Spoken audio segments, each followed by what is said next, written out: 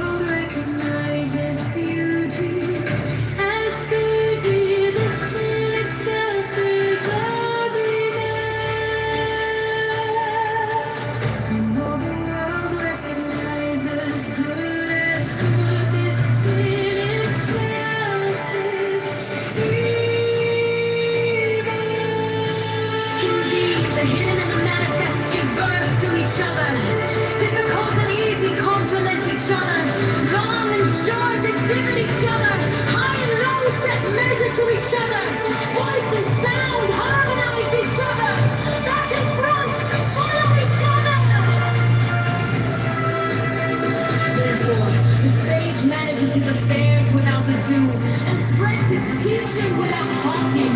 He denies nothing to the teeming things. He rears them but lays no claim to them. He does his work but sets no store by it. He accomplishes his task but does not dwell upon it. And yet it is just because he does not dwell on it that nobody can ever take it away from him. He's always manifest. We should look at its outer aspects. These two flow from the same source, though differently named, and both are called mysteries. The mystery of mysteries is the door of all sense. By not exalting the talented, you will cause the people to cease from rivalry and contention. By not prizing goods hard to get, you will cause the people to cease from robbing and stealing. By not displaying what is desirable, you will cause the people's hearts to remain undisturbed. Therefore, the sage's way of governing begins by a dare the heart of desires, filling the belly with food, weakening the ambitions, toughening the bones.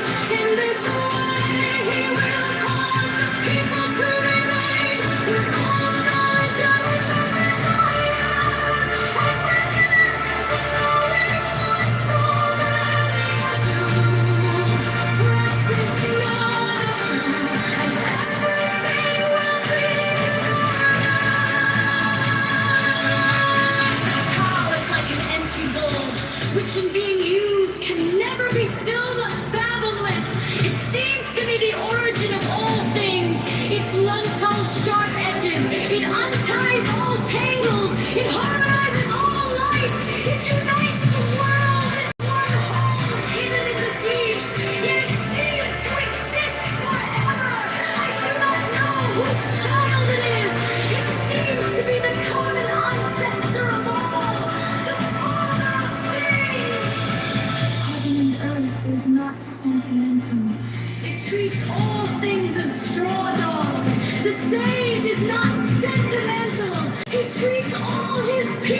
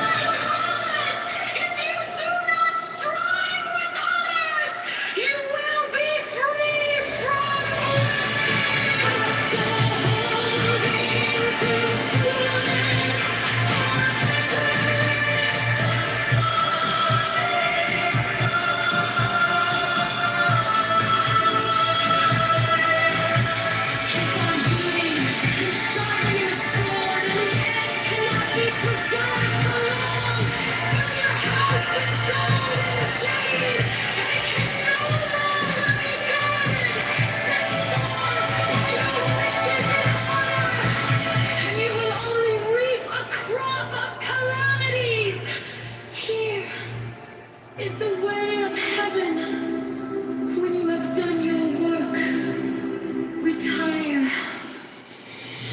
And keeping the spirit.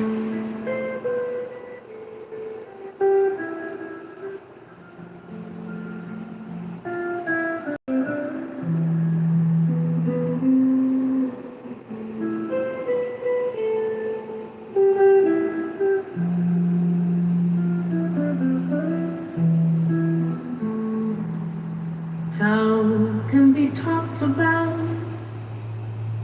but not the eternal cloud.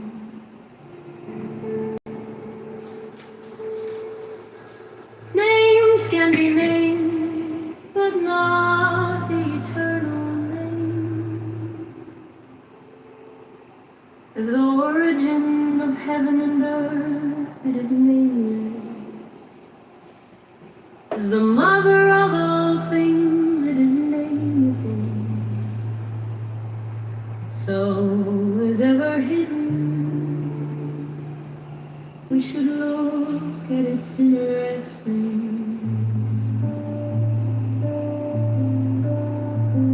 When all the world recognizes beauty as beauty, this in itself is ugliness.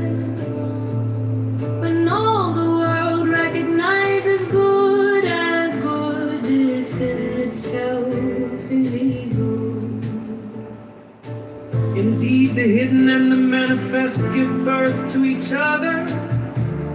Difficult and easy complement each other. Long and short exhibit each other. High and low set measure to each other. Voice and sound harmonize each other. Back and front follow each other. Therefore the sage manages his affairs without ado, and spreads his teaching without talking. He denies nothing to the team in things he rears them, but lays no claim to them. He does his work but sets no store by it.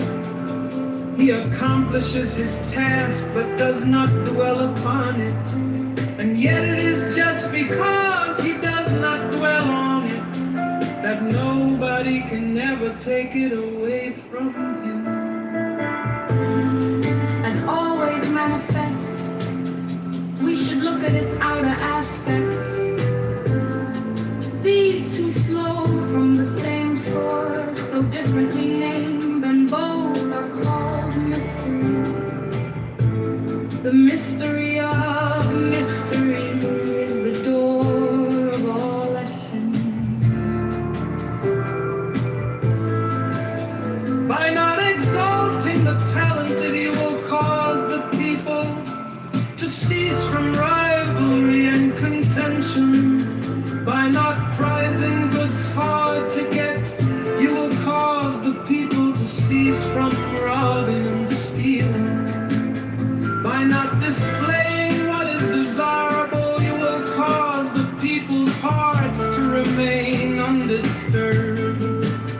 Therefore the sage's way of governing begins by emptying the heart of desires, filling the belly with food, weakening the ambitions, toughening the bones. In this way he will cause the people to remain without knowledge and without desire, and prevent the knowing ones from any error. Practice none of those, and everything will be in order. The time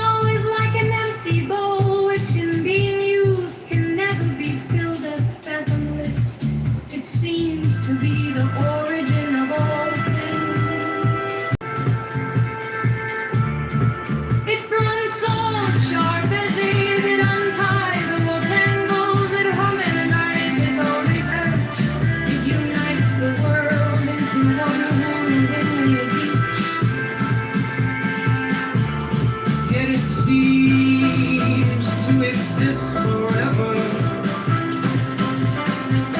I do not know whose child it is. It seems to be the common ancestor of all, the father of things.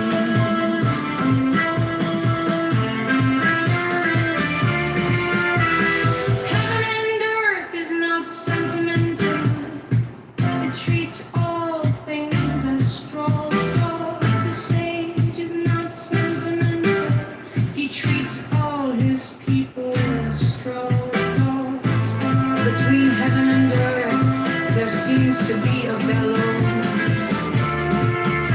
It is empty, and yet it is inexhaustible. The more it works, the more comes out of it. No amount of words can fathom it. Better look for it within you.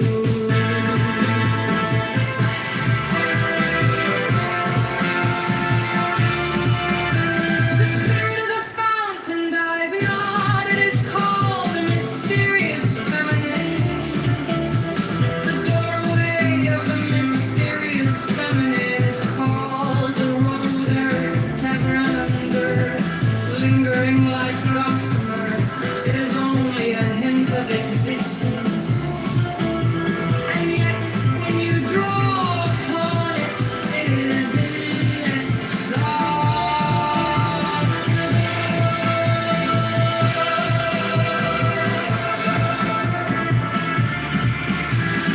Heaven lasts long and earth abides. What is the secret of their durability? Is it not because they do not live for themselves that they can live so long? Therefore the sage wants to remain behind, but finds himself at the head of others, reckons himself out, but finds himself safe and secure. Is it not because he is selfless that his self is realized?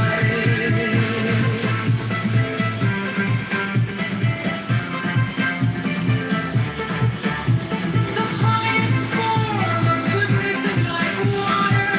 Water knows how to benefit. It moves without striving. It stays in place, is loved by all men.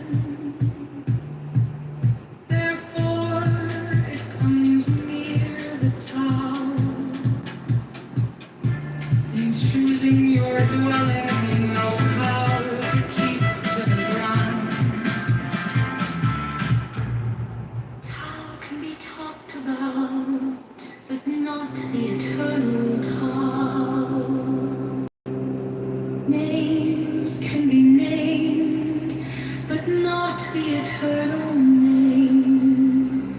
As the origin of heaven and earth, it is nameless. As the mother of all things, it is nameable. So, as ever hidden, we should look at its inner essence.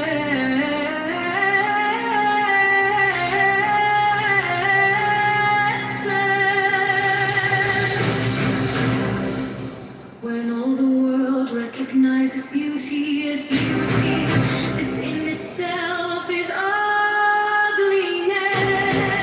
When all the world recognizes good as good, this in itself is evil.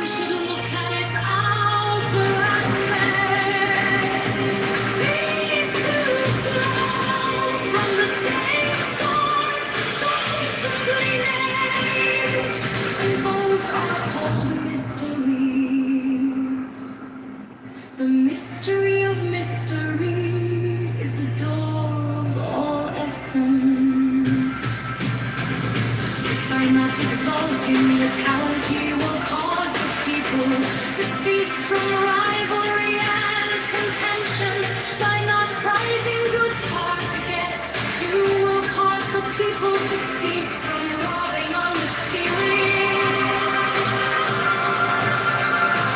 By not displaying what is desirable, you will cause the people's hearts to remain undisturbed. Therefore the sage's way of governing begins by emptying the heart of desires, filling the belly with food, weakening the ambitions, toughening the bones.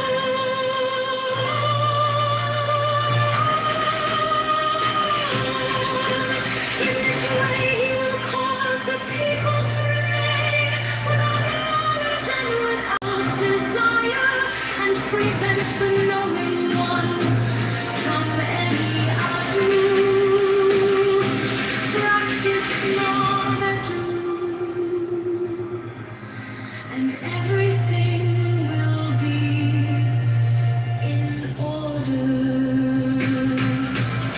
The tower is like an empty hole, which in being used can never be filled up, fathomless.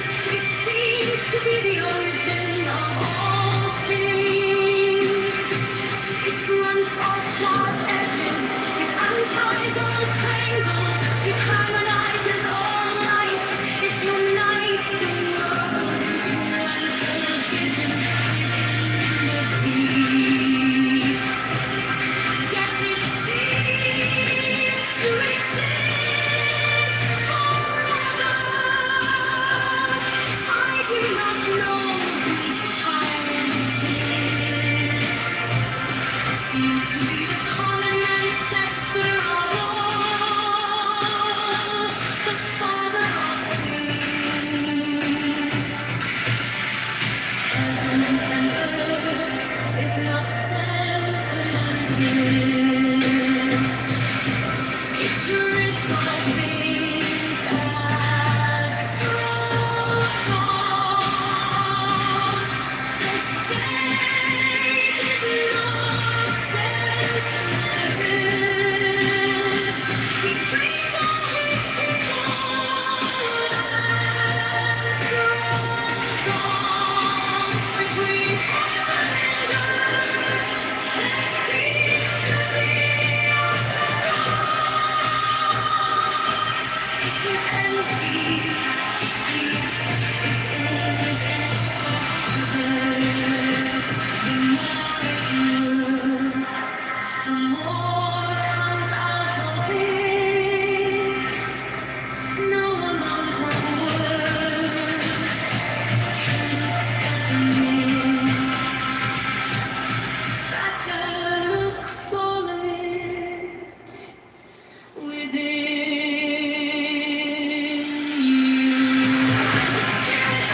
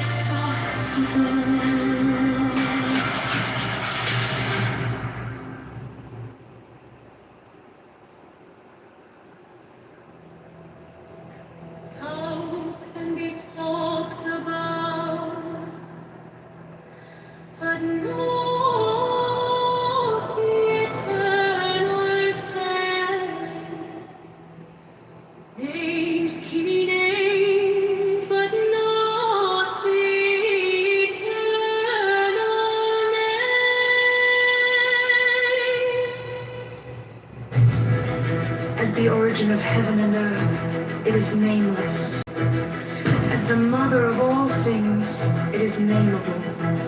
So as ever hidden, we should look at its inner essence. When all the world recognizes beauty as beauty, this in itself is ugliness.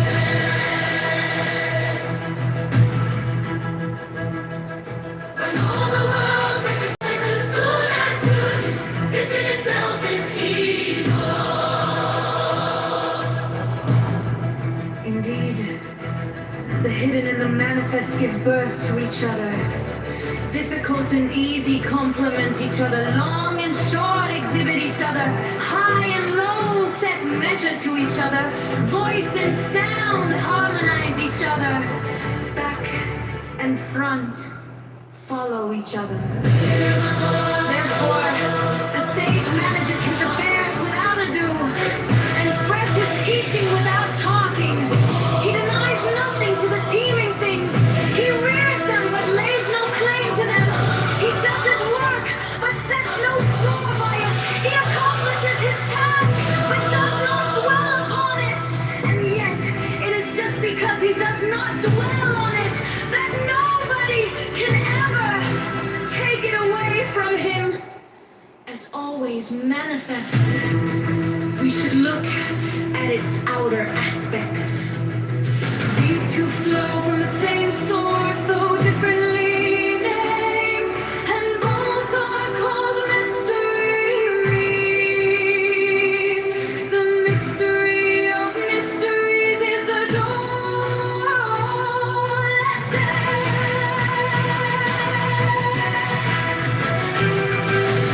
By not exalting the talented, you will cause the people to cease from rivalry and contention.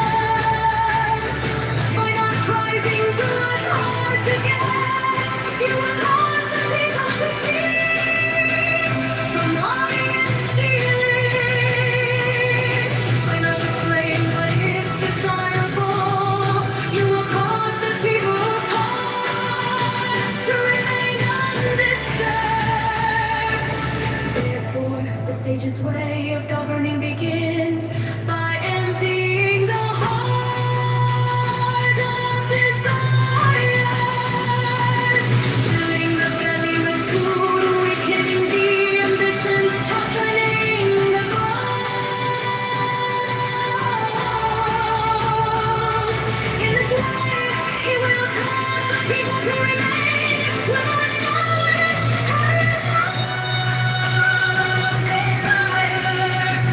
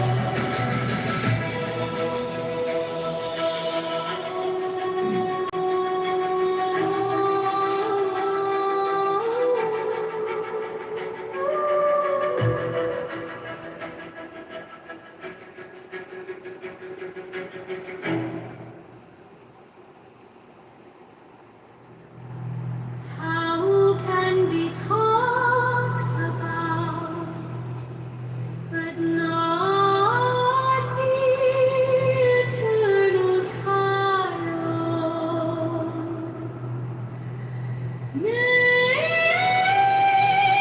can be named, but not eternal name. As the origin of heaven and earth, it is nameless.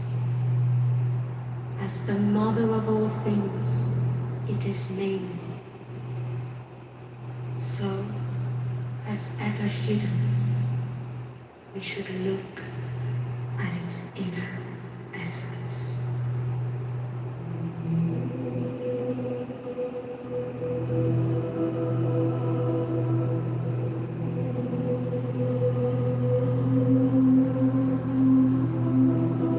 When all the world recognizes beauty as beauty, this in itself is ugliness. When all the world recognizes good as good, this in itself is evil. Indeed, the hidden and the manifest give birth to each other. Difficult and easy complement each other. Long and short exhibit each other. High and low set measure to each other. Voice and sound harmonize each other. Back and front follow each other. Therefore, the sage manages his affairs without ado and spreads his teaching without talking. He denies nothing to the teeming things. He rears them, but lays no claim to them. He does his work, but sets no store by it. He accomplishes his task, but does not dwell upon it. And yet, it is just because he does not dwell on it that nobody can ever take it away from him. As always manifest, we should look at its outer aspects. These two flow from the same source, though differently named, and both are called mysteries. The mystery of mysteries is the door of all essence.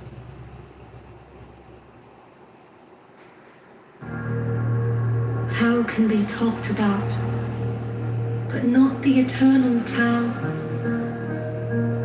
Names can be named, but not the eternal name. As the origin of heaven and earth, it is nameless. As the mother of all things, it is nameable. So as ever hidden, we should look at its inner essence.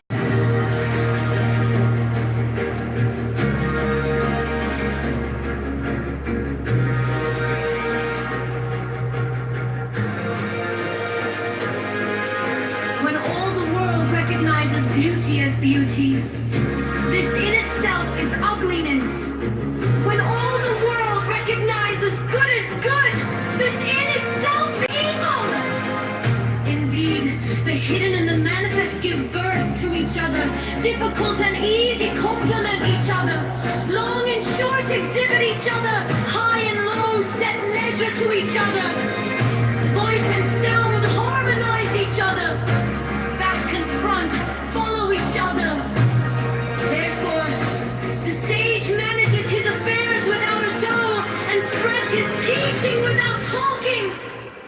He denies nothing to the teeming things. He rears them but lays no claim to them. He does his work but sets no store by it.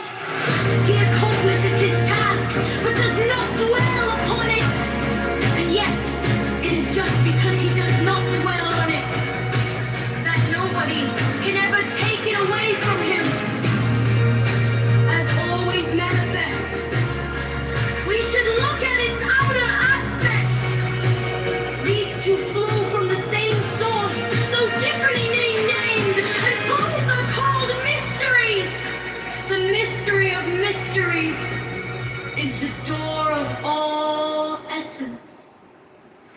By not exalting the talented, you will cause the people to cease from rivalry and contention. By not prizing goods hard to get, you will cause the people to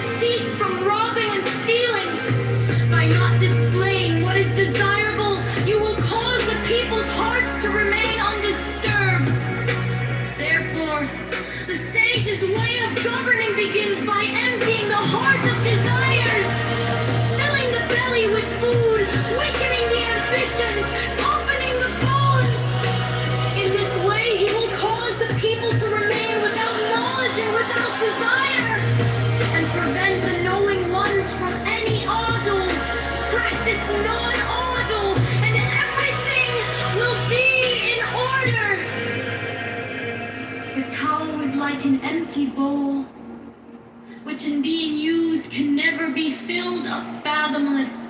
It seems to be the origin of all things. It blunts all sharp edges. It unties all tangles. It harmonizes all lights. It unites the world into one whole hidden in the deeps. Yet it seems to exist forever. I do not know whose child it is. It seems to be the common ancestor of all, the father of things.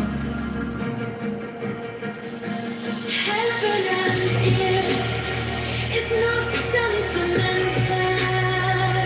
It treats all forms as stardust. The sage is not sentimental. He treats all his people as stardust between heaven and earth. There seems to be a balance.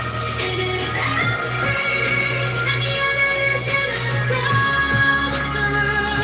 The more it works, the more comes out of it. No amount of words can fathom it. Better look for it within you. The spirit of the fountain dies not. It is called the mysterious feminine. The doorway of the mysterious feminine is called the root of heaven and earth.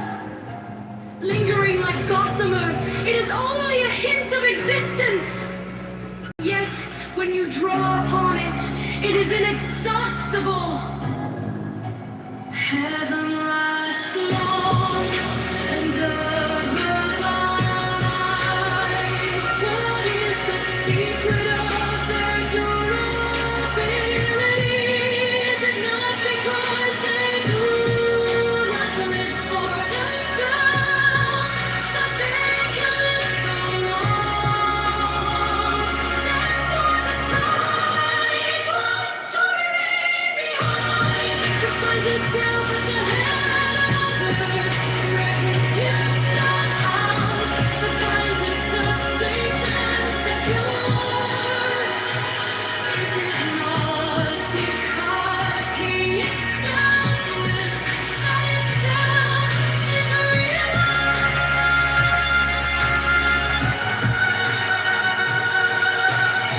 The highest form of goodness is like water. Water knows how to benefit all things without striving with them. It stays in places loathed by all men. Therefore, it comes near the Tao. In choosing your dwelling, know how to keep to the ground. In cultivating your mind, know how to dive in the hidden deeps. In dealing with others, know how to be gentle and kind. In speaking, know how to keep your words. In governing, know how to maintain order. In transacting business, know how to be efficient. In making a move, know how to choose the right moment. If you do not strive with others, you will be free from blame. As for holding the fullness, far better were it to stop in time. Keep on beating and sharpening the sword, and the edge cannot be preserved for long. Fill your house with night and day, and it can no longer be guarded, set store by your riches and honor, and you will only reap the crop of calamities. Here is the way of heaven. When you have done your work, retire. Here is the way of heaven. In keeping the spirit and the vital soul together, are you able to maintain their perfect harmony?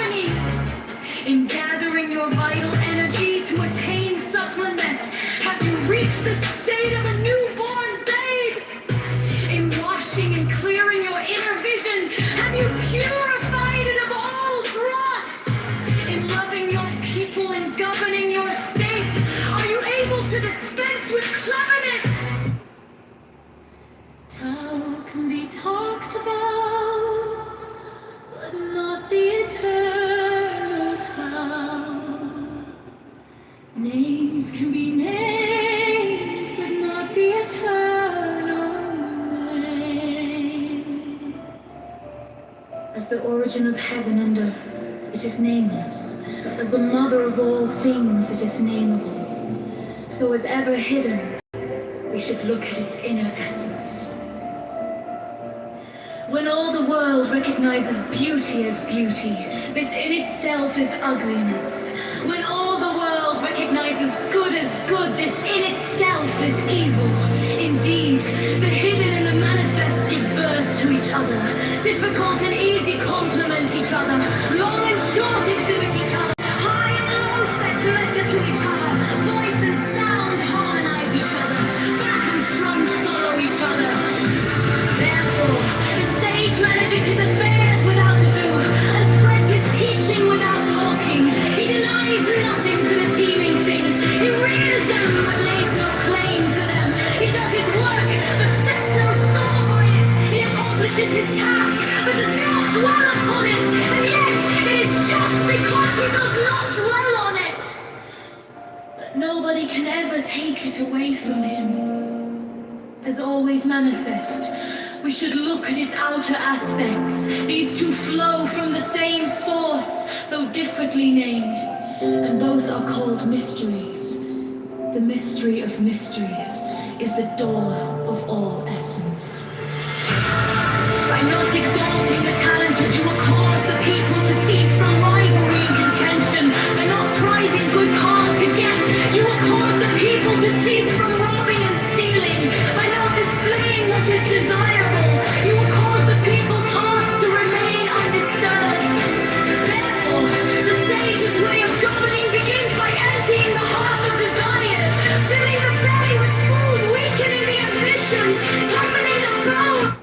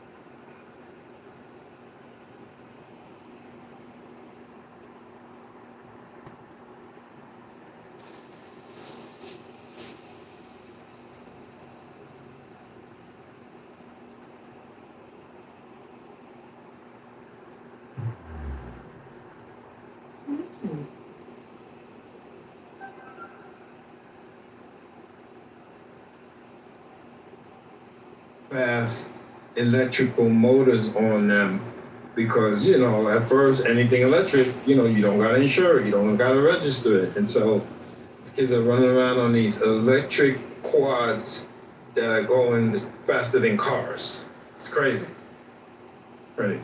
I mean, we used to do that when I worked on the golf course. We would we would take out the governor on the golf carts, and we'd be going so fast over those mounds and shit.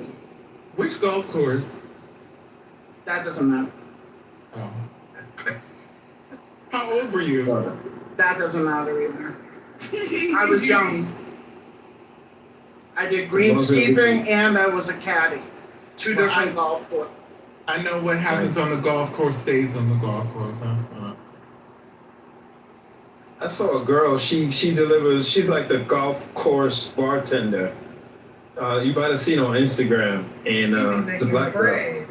Yeah, you seen her, right? She look good too, and she be flirting with him, and they be giving her $100 tips. Like, keep the change. I can tell you, I worked at a golf course recently. I haven't been there in about 2 years, 3 years. But I'd never worked at one before as a bartender. And then they started, I was just like through a temp agency, and then they started like requesting me, and it's really far. Obama's a member of it and what have you. But them boy, like, I learned a whole new culture just hanging out over there. I mean, that, people talk about, power lunches or power breakfasts, but a lot of deals that decide the world, everybody's fate in the world, happens at those golf courses. We spoke about, Van spoke about that, and I don't know. I got a homeboy, well, he's younger than me. When I used to tour, he kind of came up under me, he always shouts me out. And he loved golf because he knew that a lot of the players in the touring industry, like they off in the city, they would go play golf, and I'm not playing no golf. But he stuck at it, he got good. And he told me, he does meet some interesting people, and interesting conversations, young black brother on the golf course. But I remember when everybody's like, I want to go play golf, I want to go play golf. Like, that's where the deals are made. Yeah, it was a thing in the music biz for I'd say around 2003 to like 2007, everybody wanted to play golf. Now it's pickleball. I want to play. I'm not good. All right, so here's one more new thing. I don't even know what pickleball is. What is it?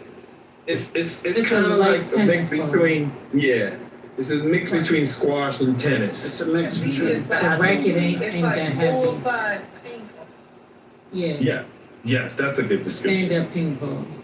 So I mean- we had a Toys we had a Toys R Us in Brooklyn, down by King's Plaza. It's been abandoned for about 10 years now. Wait, I remember that.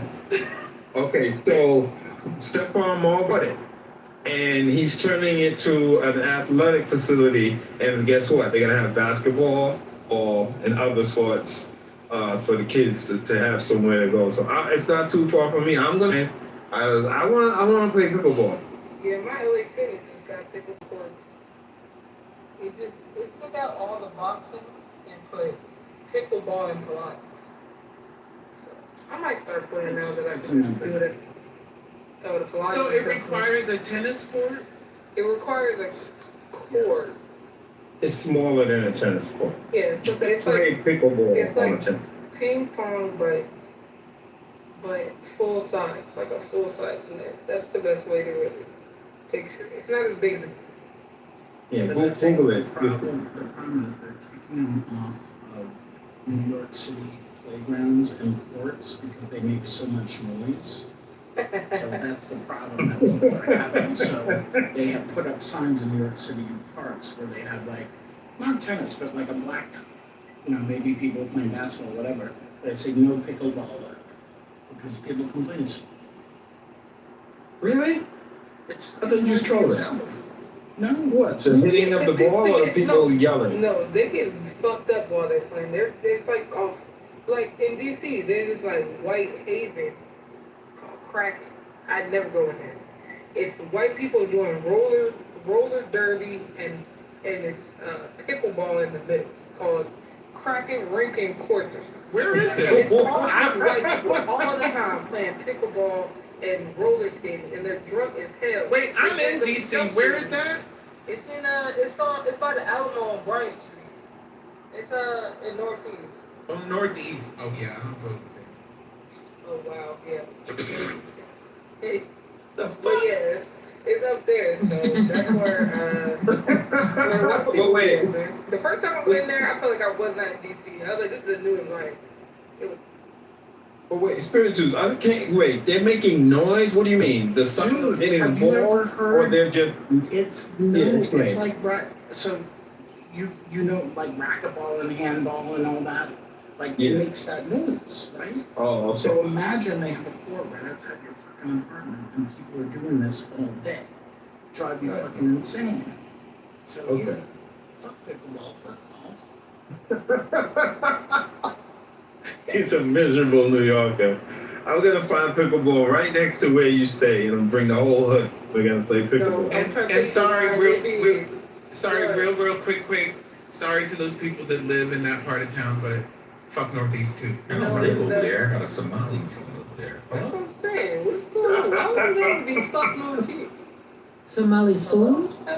No. No, I'm Yeah, well, That's the thing. We don't really have many Somalis these days. It's Ethiopian. but They're that Mexican food, over there. but he eating. Definitely. But Divine, they're drinking them seltzers and all this vodka soda while they're playing. And they're loud and rambunctious. Like, imagine like niggas hooping and talking shit, but white people that are drunk playing pickleball. That's what it sounds. That sounds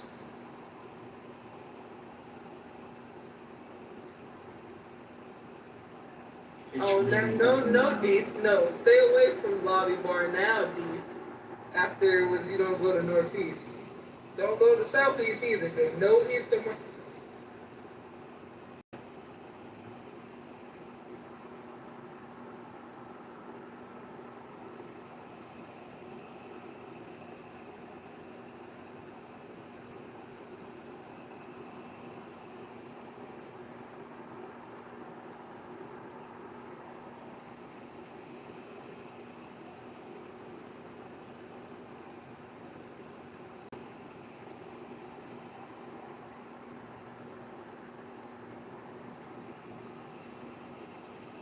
It's like the Amazon warehouse is close. Devon, are you there? Hey, what's up, brother? What's going on with you, man? Something's up. What's going on? What? What are you talking about? What happened? I was talking about the golf course. And then you mentioned the chick who serves the drinks. Right. And all you said was, oh, she looked good.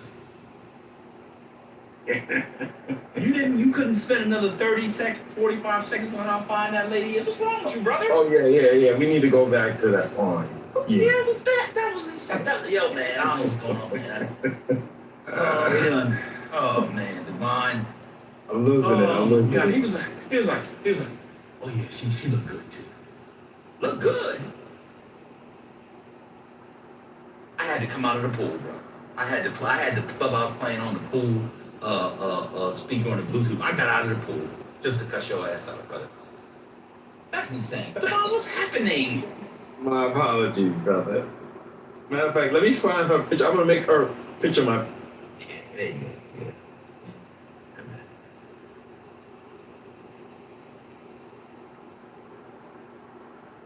I gotta check her out. She be in a golf cart. She's moving and shaking, flirting, getting extra tips. Fine They be spot right trying. there. Yeah, they be trying to get with. And let me get on Organica, Sister Deep, and others. What the fuck is wrong with y'all? Why y'all hang out in DC as black people and don't go to Northeast?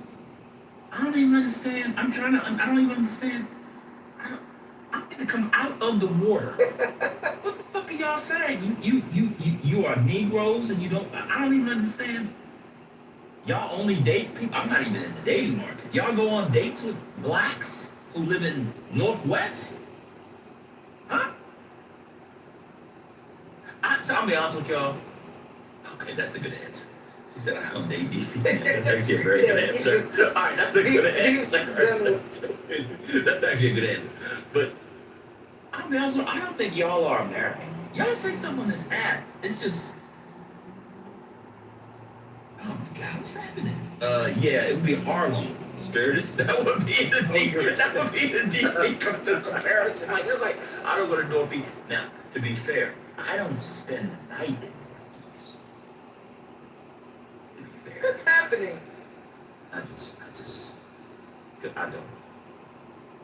I don't like to be unconscious for more than 6 hours with that high concentration of working class people around me. For my own safety. It's crazy. I'm done speaking. Shout out to Northeast. Do they have like a bunch of clubs up there? Like There are clubs. I would There are say clubs. clubs. It's not. Okay. But it's not more like loungy and bars and restaurants.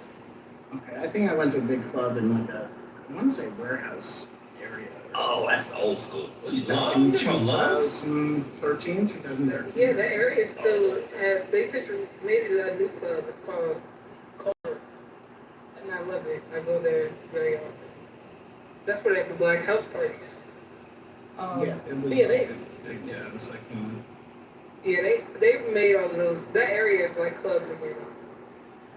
So wait, are we saying Northeast DC is like Harlem? What would we compare it to then here? Yeah.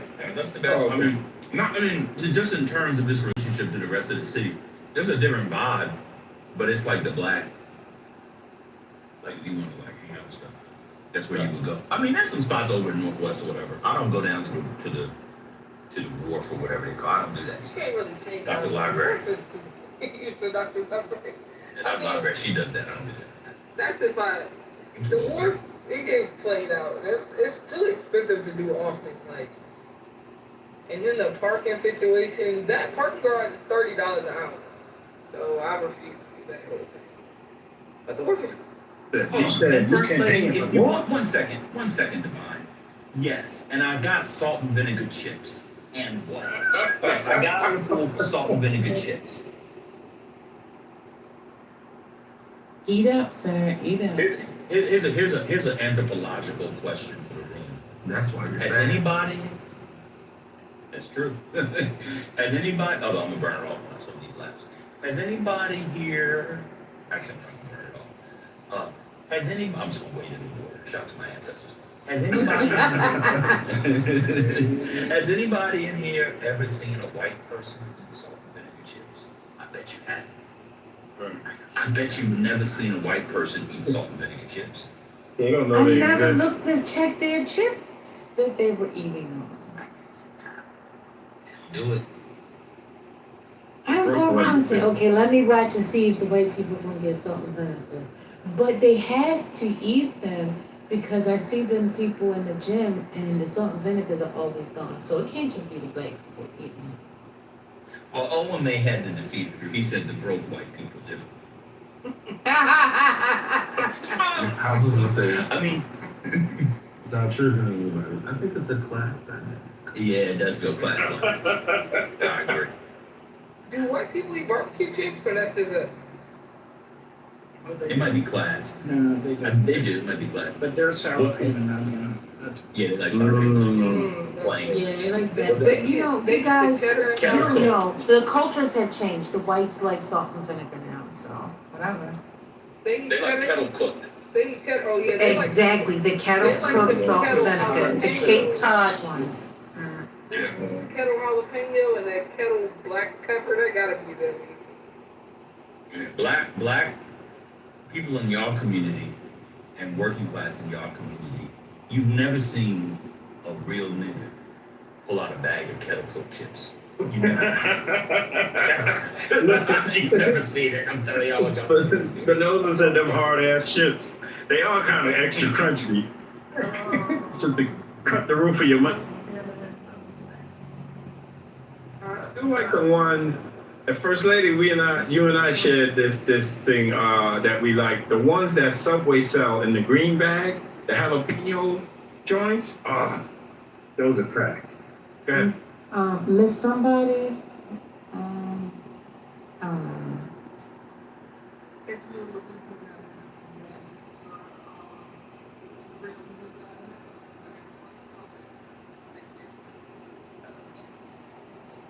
Oh, really?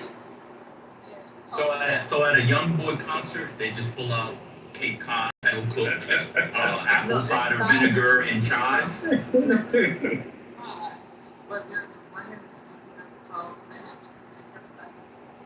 Okay. Like Creole seasoning chips.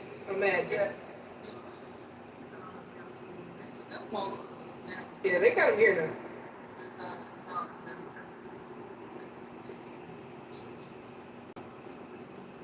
It's like Lowry's and vinegar chip.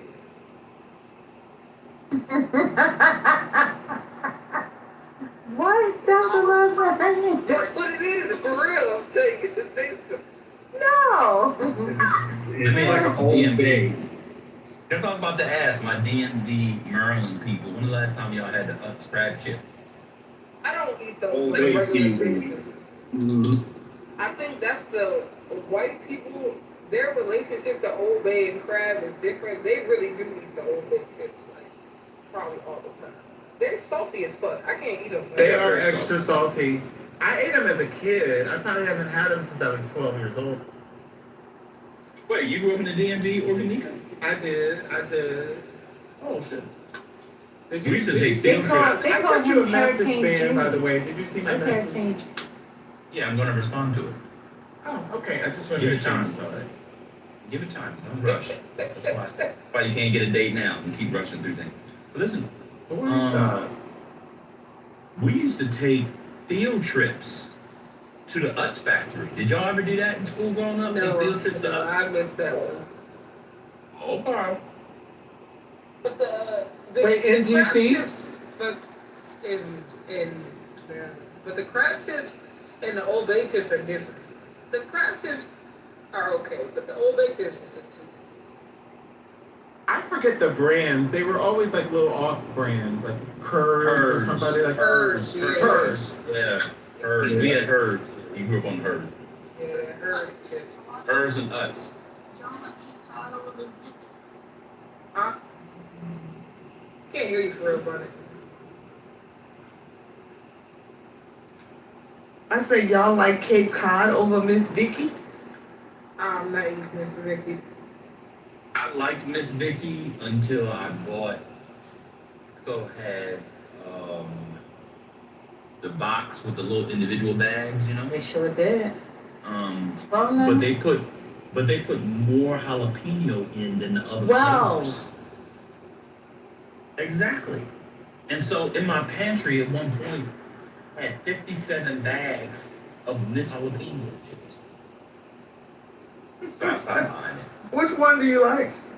I like Barbecue. all the other hopefully. ones. I like barbecue. Oh, I like barbecue. Salt vinegar version. I actually like all the other ones. But for some reason, I was just talking about this today. The box is mostly jalapeno. That shit is nasty. You know what I wish they did? Which the Lay's box is doing now? Watch this. The dill pickle chip. Oh God, The you Lay's like the dill chip. pickle Now we're chip? talking about it too. Hell no. Lay's was too salty for me. Lay's was always been too. Dill I pickle put it in chips are the superior chips. Lay's are good. I like them. Yeah, lazy guy. Not the new ones. I don't like their new ones. They're not good. A day or two ago, stay away, and I didn't know this. Stay away from Pringles. Pringles are not chips. Pringles are not chips, y'all. Google it. Yeah, I don't like Pringles Are too. not. There ain't one piece of potato in a Pringle. It's not. Zip. No. Lay's probably like 10 years ago, they had a competition for the best new flavor. And I've never had a chip better than that chicken and water. I was that chip again, bro. I was looking for the chips too. Like when I go to different countries or states, I look for the chip because it was like a limited edition and they don't have them nowhere anymore. But they sell them in Japan for like $80 a bag. That's how good. What? Dead ass. Look up the awful shit. Go on eBay or something. Japan? Yeah, I remember that. I remember that competition. Is it just me or is Lay's like all the kettle cooked now? They don't sell the regular chips anymore. Yeah, they My come. bodega. No, they do. they sell them. Yeah. They just Yeah, look the different. stores? The bag looks different. No, I opened the bag and was eating. I was like, wait, this ain't original picked the greasy wrong ass one. leg. I'm That's eating what it I'm saying. now. You picked the I'm wrong eating one. one. Hold on. One mic on me. Hold on. One mic on me. Go ahead, Pepper. I'm eating one now. I'm just like, It doesn't sound. I didn't hear any crunch. What's going I didn't on? hear no crunch either. I didn't hear you. There's not any crunch. That's what I'm saying. It's not kettle. That's exactly. It's not kettle. That's exactly the point. It's not kettle. Did you Look, swallow? it's the regular Lay's. Huh? Did you swallow it? No, I spit. Come on, I didn't hear you. I didn't hear you swallow. Somehow, some way, it goes back to That lady is D- crazy. It's her. It's that lady. That lady is crazy. The lady of the first of her name, last of her tribe. That lady is crazy.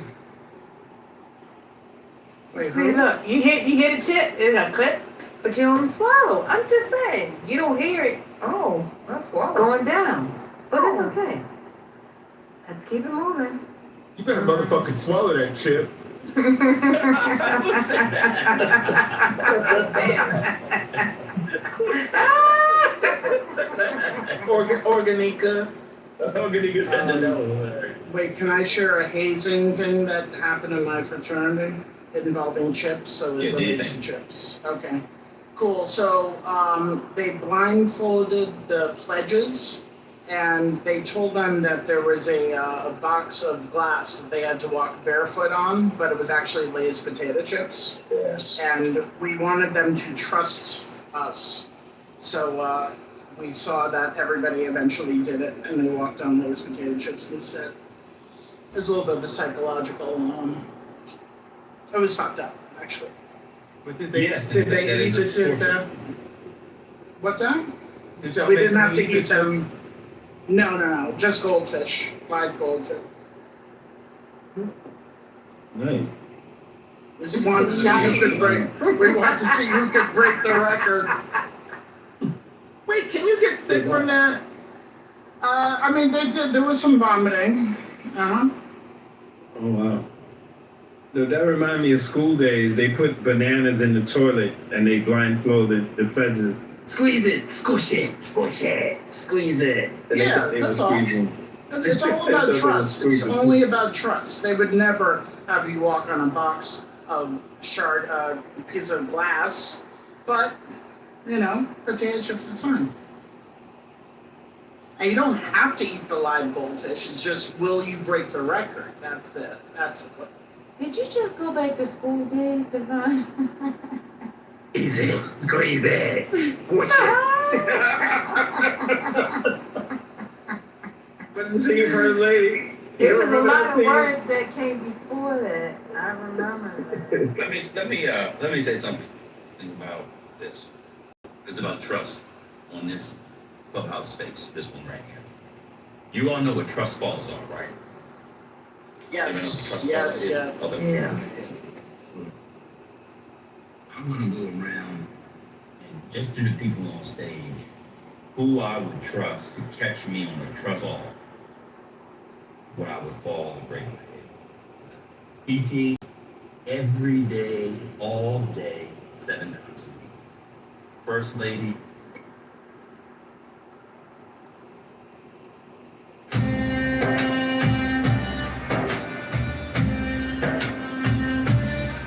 If you are walking lost in wonder, empty of self and mindful of reality, and suddenly you interrupt this piece to exclaim, how beautiful is this tree, how magnificent this field.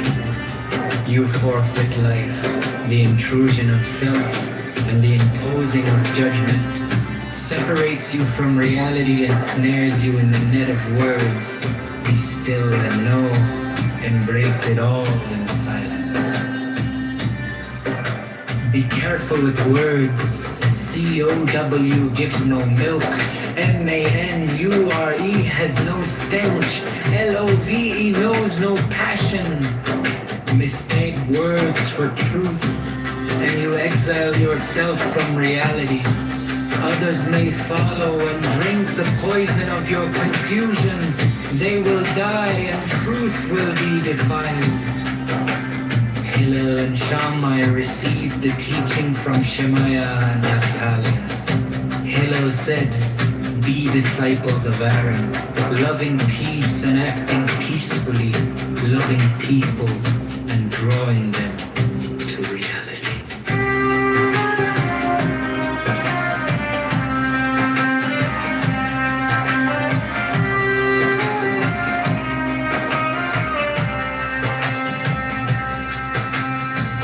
Pursuing fame is self-destructive. It distracts us from reality and focuses our energy on ourselves. Those who do not increase knowledge, decrease knowledge. But don't mistake knowledge for talk. One who knows acts knowingly. Fools talk, and their talk too often fools. Those who cease to learn cease to live. Life is learning, attending to reality. Anything less is the sleepwalk of death. Those who misuse knowledge shall not endure, for only reality endures. If you are not attending to reality, where are you? If I am not for myself, who will be for me? If I am only for myself, what am I? And if not now, when?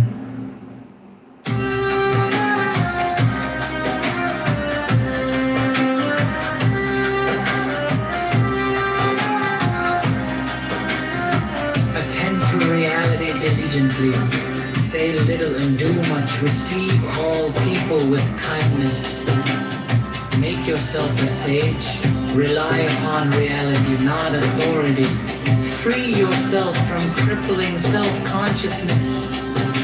Attend to each moment and act without hesitation. Do not tithe by guesswork. Justice is not a matter of whim. Today, you may feel generous. Tomorrow, you may feel stingy. Give what is just because it is just. I grew up among the sage. All my life I listened to their words. Yet I have found nothing better than silence. Study is not the goal. Doing is, do not mistake. Talk for action. Pity fills no stomach. Compassion builds no house. Understanding is not yet justice.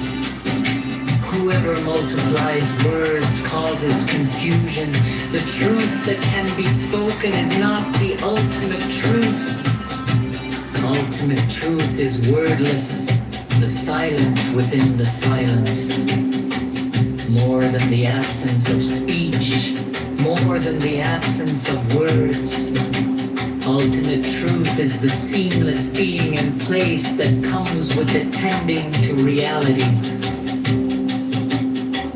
The world stands upon three things: upon truth, upon peace, upon justice. Speak truth each to the other. Establish peace and render honest judgment in your gates. What is the right path for a person to follow? One that honors both self and other. Be attentive in all you do. Do not judge one deed small and another great, for you cannot always know their significance. Be virtuous, even if virtue is costly. Avoid sin, even if sin is profitable. Remember three things and you will not err. If your deeds shouldn't be known, perhaps they shouldn't be done. If your words shouldn't be shared, perhaps they shouldn't be spoken. Act with attention, for all your deeds have consequence.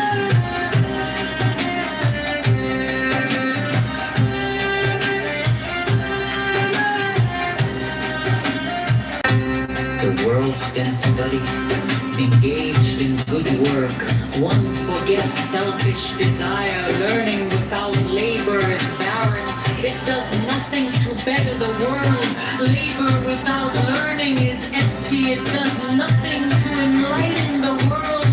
If employed by the community, labor for the people and not for power. If you carry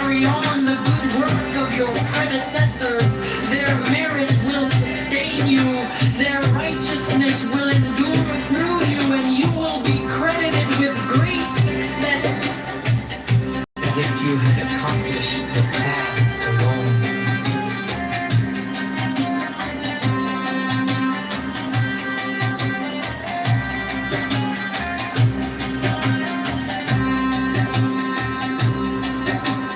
Be wary of those in power, for their friendship is often a matter of convenience. They appear as friends when it suits them, but they will not stand by you in time of need. Desire only that which has already been given. Want only that which you already have.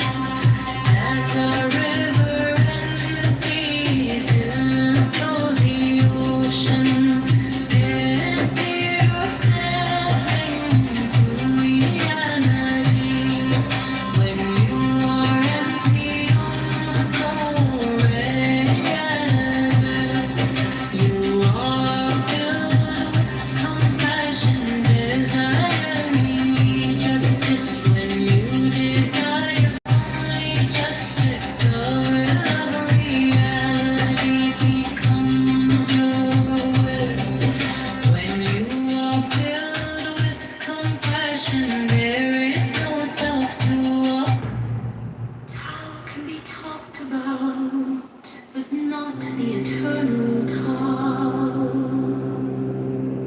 Names can be named, but not the eternal name. As the origin of heaven and earth, it is nameless. As the mother of all things, it is nameable. So, as ever hidden, we should look at its inner essence.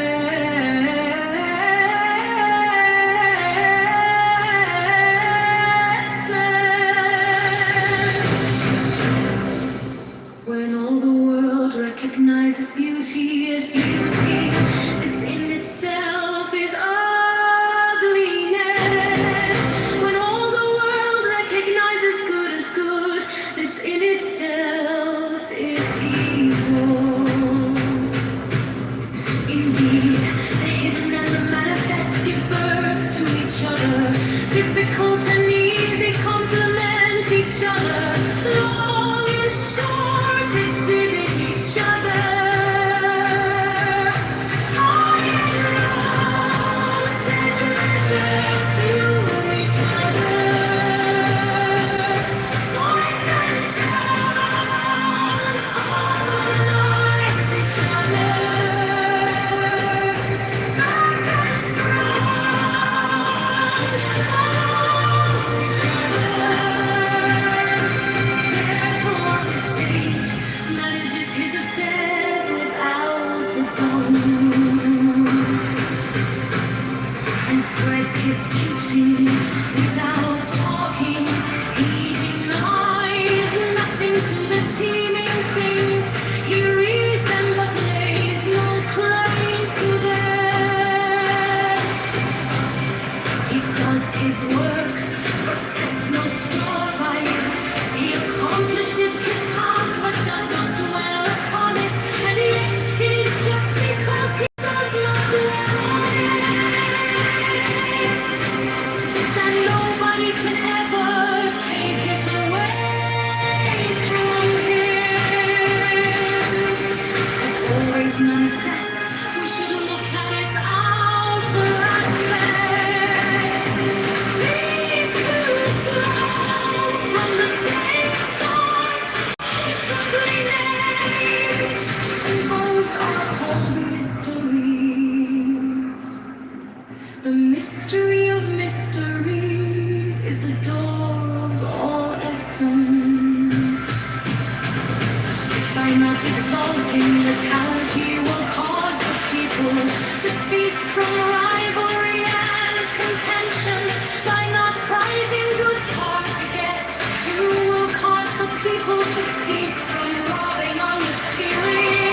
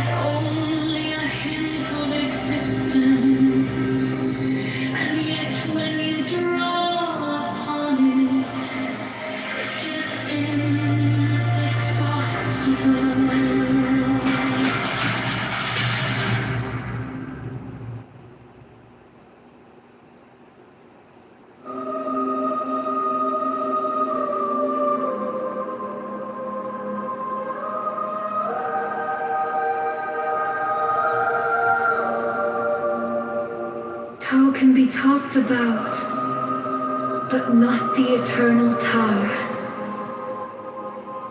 Names can be named, but not the eternal name. As the origin of heaven and earth, it is nameless. As the mother of all things, it is nameable. So, as ever hidden, we should look at its inner essence. When all the world recognizes beauty as beauty, this in itself is ugliness. When all the world recognizes good as good, this in itself is evil. Indeed, the hidden and the manifest give birth to each other. Difficult and easy complement each other. Long and short exhibit each other. High and low set measure to each other. Voice and sound harmonize each other. Back and front follow each other. Therefore, the sage manages his affairs without ado and spreads his teaching without talking. He denies nothing to the teeming things. He rears them, but lays no claim to them. He does his work, but sets no store by it. He accomplishes his task, but does not dwell upon it. And yet, it is just because he does not dwell on it that nobody can ever take it away from him. As always manifest, we should look at its outer aspects. These two flow from the same source, though differently named, and both are called mysteries. The mystery of mysteries is the door of all essence. By not exalting the talented, you will cause the people to cease from rivalry and contention. By not prizing goods hard to get, you will cause the people to cease from robbing and stealing. By not displaying what is desirable, you will cause the people's hearts to remain undisturbed. Therefore, the sage's way of governing begins by emptying the heart of desires, filling the belly with food, weakening the ambitions, toughening the bones. In this way, he will cause the people to remain without knowledge and without desire, and prevent the knowing ones from any ado. Practice non-ado, and everything will be in order.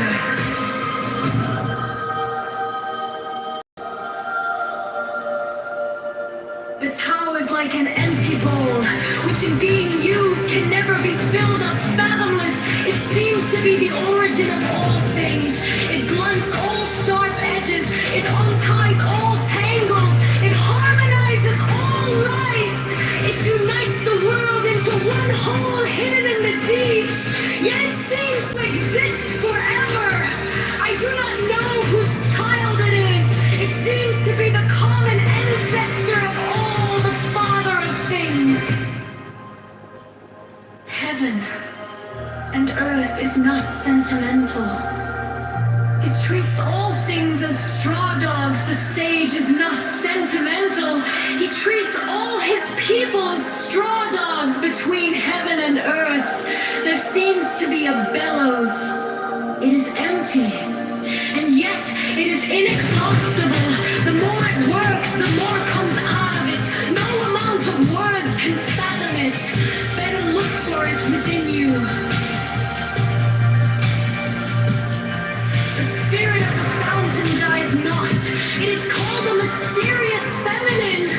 The doorway of the mysterious feminine is called the root of heaven and earth. Lingering like gossamer is only a hint of existence. And yet when you draw upon it, it is inexhaustible.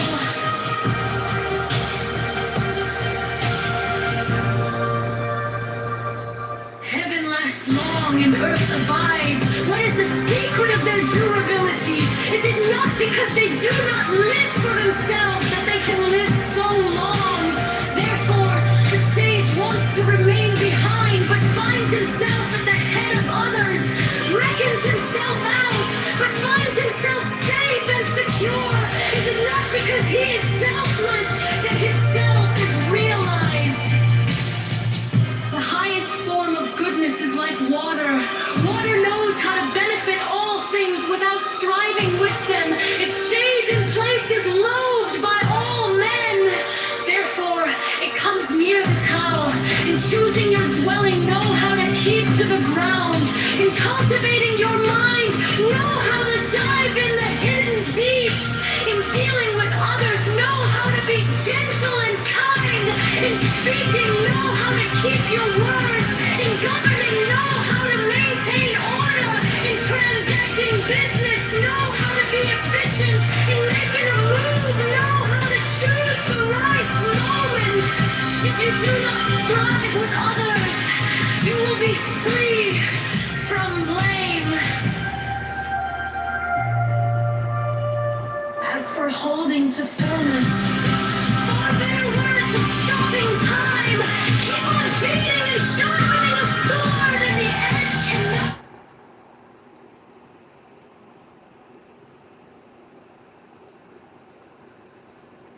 Then you're more obligated or more obliged to be moral or do certain things, and it's just not true. Because if I go out here and rack up 1,000 single mothers, the majority are going to claim that they're Christian, bro. This is just the reality of it. So that's what I'm saying. It's retarded for you guys to keep saying, oh, you need this book and you need this God, and then all of a sudden all your problems are fixed when you guys are the ones sinning the most. And it makes it look even worse, because at least with atheists, we don't have a book, we don't have a God, we don't have anything. So that kind of gives us a little more excuse to be out here running wild if that was the case. But you guys actually have something that tells you what to do, and then you guys say you fear God, God-fearing, all this. You don't fear him enough, because every day you guys wake up and said, fuck what he wants me to do. I'm going to do what the fuck I want anyways. Yeah, they all seem to forget that being a Christian is a matter of will, not just saying or professing. Right. You know, it's a lot more than that. But again, like, there are a lot of atheists who still operate under a more Christian framework, even more so than, you know, self-proclaimed Christians do. Yep. Right? And Sig knows this. Sig understands what the Bible teaches when it comes to traditional marriage and the roles of men and women when it comes to religion. It's like, but, you know, like you said, most Christians don't really abide by that. And in fact, I've come across many so-called Christian conservative women who are no different than left-wing feminists when it comes to these conversations. And then how explain This this? happened today. What was it, Massachusetts, or was that yesterday? I can't remember. I just read the article. It popped up on my feed. Massachusetts women all gathered around to sign in a law to extend abortion up to birth, and they all clapped and cheered. And then you're sitting there going, and they're like, you know, all Christian women. They go to the church and they're all clapping and shaking, and I'm sitting there going, your dogma doesn't really fucking it just doesn't match. I personally don't think the government should be regulating your body, period. But overall, like, you can't cheer for that. Like, that's just it just strikes me as like weird. And then you had turn around and have one of your famous libtard fucking feminists sitting there on a fucking show trying to freeze her eggs. Like, oh my god, someone make an omelet out of those. But I mean, fuck. Like at this point, I don't understand you guys. I really don't. Like you women are a lot different from when I was a young man in the world. Like you guys just have flipped shit around. I was gonna say too, and I'll give you some more evidence. What you're saying, Notorious, is bullshit. I'm an atheist. Free's an atheist. I don't think Vikings. I think Vikings a pagan. He's not an atheist, but he's a pagan. But he doesn't subscribe to Christianity at all. And yet we all preach for the last 5 years. Have been preaching about nuclear families and the benefits and values of a husband and wife together raising kids and marriage. And Brad was married for umpteen years. I was married for umpteen years. You know.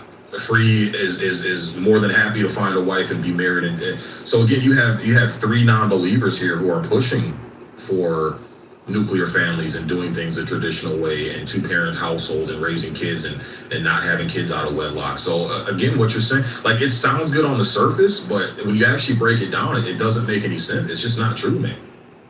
It sounds like your atheism is driving you crazy.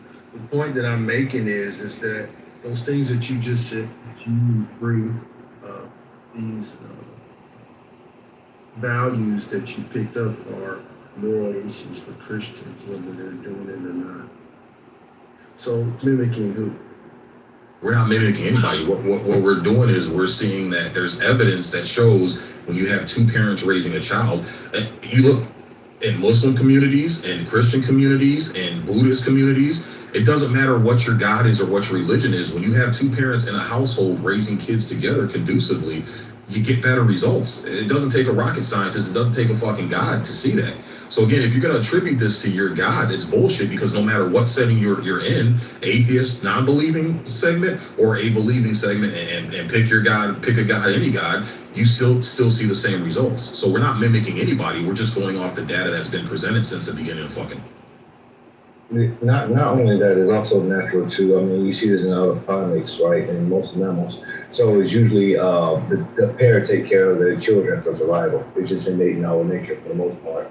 So it's not like something that has to be taught and to be fair. Most religions are essentially men teaching philosophy, basically. I mean, they cover it up with the authority aspect of a God character, but basically men throughout all of history just implementing the ideas of philosophy, the way they see the world and the way they think the world should operate.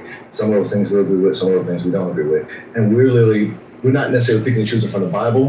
What we do in general, we pick and choose philosophy that's typically aligned with what we want to see the world to be, which is perfectly fine. I don't need the Bible for that, but for the fact I was raised up with the Bible, I can agree with some of the things, and then some of the things in the Quran and other philosophies. So it's not necessarily mimicking anything. It's just that you, like I, like the rest of us, we're picking and choosing the way we see the world because we have a particular view or a recipe of what we think will make the better environment for everybody.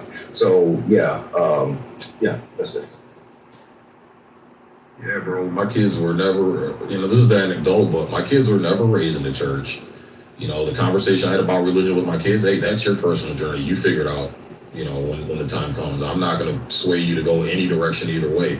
And my kids are perfectly fine, not in trouble, hardworking, productive young men, bro. And they've never read a Bible, never been to church, they don't even know the deep dives of Christianity or any other religion. They just wake up, use common sense, do what's right, observe the world around them and say, hey, when people do this, bad things happen. When people do this, good things happen. So I'm going to stick with doing the good things because I see better results come from them. So, again, man, it's a farce, man. Sorry you guys fell for it, but it's just not true.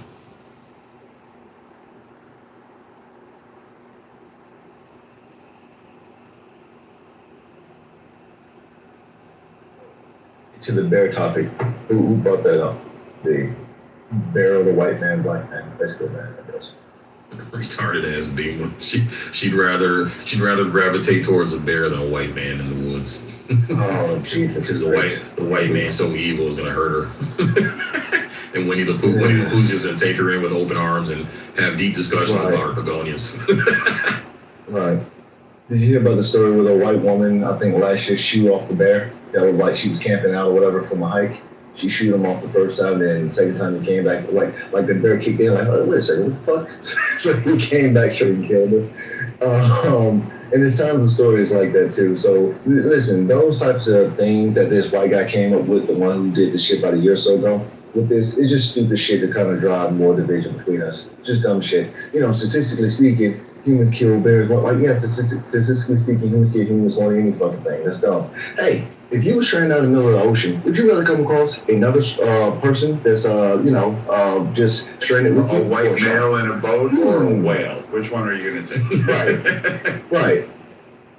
Yeah, like statistically speaking, clearly you want to be with another fucking human because the other thing is not going to help you. Now, there's stories of people being helped by actual whales, but not by sharks. So any other fucking animal in the world, you want to come by another human, and then second to that, probably another number, whether it's dolphins and whales, etc. Because statistically speaking, they don't fuck with us. But the bottom line is, it's just dumb reasoning to try to bring up an obvious non-point. Because if we lived around bears, and I know you do, Viking, if most of us live around bears, we probably have more interaction with bears that would likely be fatal. Okay, and especially with grizzlies. Black bears, you probably fight them off. Grizzly, you're getting fucked up. So it's just dumb shit. You know, hey, would you rather be raised by a bunch of hillbilly rednecks or a pack of wolves? I'm black. I think I'll take my chance with the fucking hillbillies. The wolves might just eat me at some point, or I will not fucking speak English and take it, just roll around in my own shit, like just stupid fucking logic. Yeah, it's not great, but it's still a better option. So last thing I'll say on this, I'm the type of person that I do go hiking routinely. On these hiking trips, I come across groups of men, groups of women, individuals all the time. All these women are walking past all these men, even in groups like me, because I typically go solo, and we don't know each other, because most of us are not fucking psychopaths. So statistically speaking, out of all the times these individual women encounter all these men, whether collectively or individually, there is no bad interactions. So statistically speaking, you're clearly safer around men than any other fucking creature. Well, but you're gonna use some. Go ahead. Yeah, free. It reminds me of the Jim Bro Ho videos that you see online.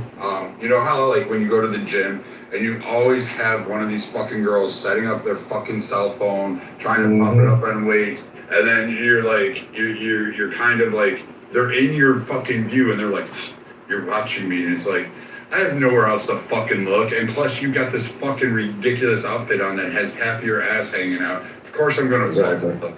Like, if you didn't want to go to women's gym or stay fucking home or wear fucking sweatpants, like, I don't know what the fuck you're doing. And then you're doing a stupid TikTok dance on a machine that I'm waiting for, and you think somehow or another I need to do it, which is why I hate fucking gyms, is because, A, I thought the guys that pose in the mirror and fucking spend 30 minutes doing that, taking videos, was fucking lame as fuck. Like, you can't imagine what I think when I see some fucking girl sitting there trying to pull her fucking yoga bra down over her fucking nipples and try to go, oh, look at these guys are staring at me. Yes, because you're flashing us, because we're looking at you as if you're stuck on stupid. And the same thing hiking. Like, the number one thing I told everybody, free, I hike a lot. The one thing we ask when we pass by people, if we see you're struggling, do you have water? Like, do you have enough water? Especially if I'm going out and you're going in, because I'll give you what water I have if I'm leaving the area. I'll make sure that you do, because I've seen and ran into people like that. Or I say hi and move on. But nobody, I've never encountered absolutely any of this shit. In fact, generally, the women come up to the men while we're hiking. Like, we were out in the woods, we don't want to fucking talk to you, and you still find a way to try to intrude on our solitude. Yeah, and that's the thing about it. That's one of the elephants in the room, so to speak, is that the human can help you. If you come across, if you're stranded because of premise, if you're lost in the woods or whatever, yeah, the human will help you. Even if it's a shitty human, you should have a better chance of survival, because you can probably kick the human's ass. Even if it's a man, you probably can kick him in the nuts. You got a lot of vulnerable spots, carry a weapon, etc. But the logic of the matter is that you're trying to increase your chance of survival. But these hypotheticals are only meant to just point out the disdain they have for men, essentially. That's what it is. That's the whole goal. Like, well, man, do all this stupid shit. Like, yeah, bitch. All right, try go walk in the area where bears are known to be and see how that fucking turns out. She lived in bear country.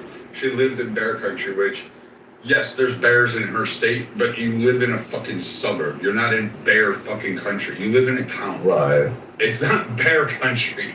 Like, yes, bears may walk through your neighborhood from time to time. Like, fuck. I just the other day I walked past an outcropping, and up above on the shelf there, tucked away, was nothing more than a mountain lion, and I'm like, God, fuck, please don't jump down, please, because this is gonna be a really bad fucking day. You know, you take your pack off, you loosen that hip belt, and you're like, all right, what do I have on me? I'm not using mace because this is going to be real close. Let me grab that knife out and let's see, because I know I'm probably going to get one shot off and drop it and have to fight with my hand. So, you know, like, I don't know. I can't stand fucking idiots out in the wild. I just can't. Like, as somebody who's out there so much, these fucking people aren't out there. Oh, speaking of, just last week, a woman was eaten and killed by a mountain lion. Yeah, they had to fucking put it down, and they had to put down another one that was nearby, which they wasn't sure if that was actually, while they was looking for her remains, there was another one stalking the guys that was looking for her remains. They was following them, so they had to put that fucker down. So 2 lions died because of a fucking woman. And unfortunately, you know, the body cam where they had to tell the parents, you know, that their daughter wasn't coming over because that was her next stop supposedly. It's just shit like that. It's like, you're not safe by yourself in general in the woods amongst animals. Definitely around men, for the most part, but not animals. And when you are by yourselves, you get fucked up. Y'all can look online right now, see camera footages of men in the woods with their fucking GoPros, and a mountain lion is stalking them, a bear is stalking them, all types of shit. And there are cases where women survive too, where the bears are stalking them, whatever. But a lot of times, that shit ain't fucking, like, the reason why we can walk outside in most of our areas and just go to the store or go for a walk without worrying about getting attacked by a pack of wolves or coyotes or any fucking thing, because we created an environment to where these creatures can't be amongst us and pose a threat on routinely. And that's mostly men. So all the things that all the disdain they have towards men, they have to also in the same breath give us praise, because the safety and comfort they have is due to men creating an environment to where they don't have to worry about those threats routinely. So yeah, shit is annoying.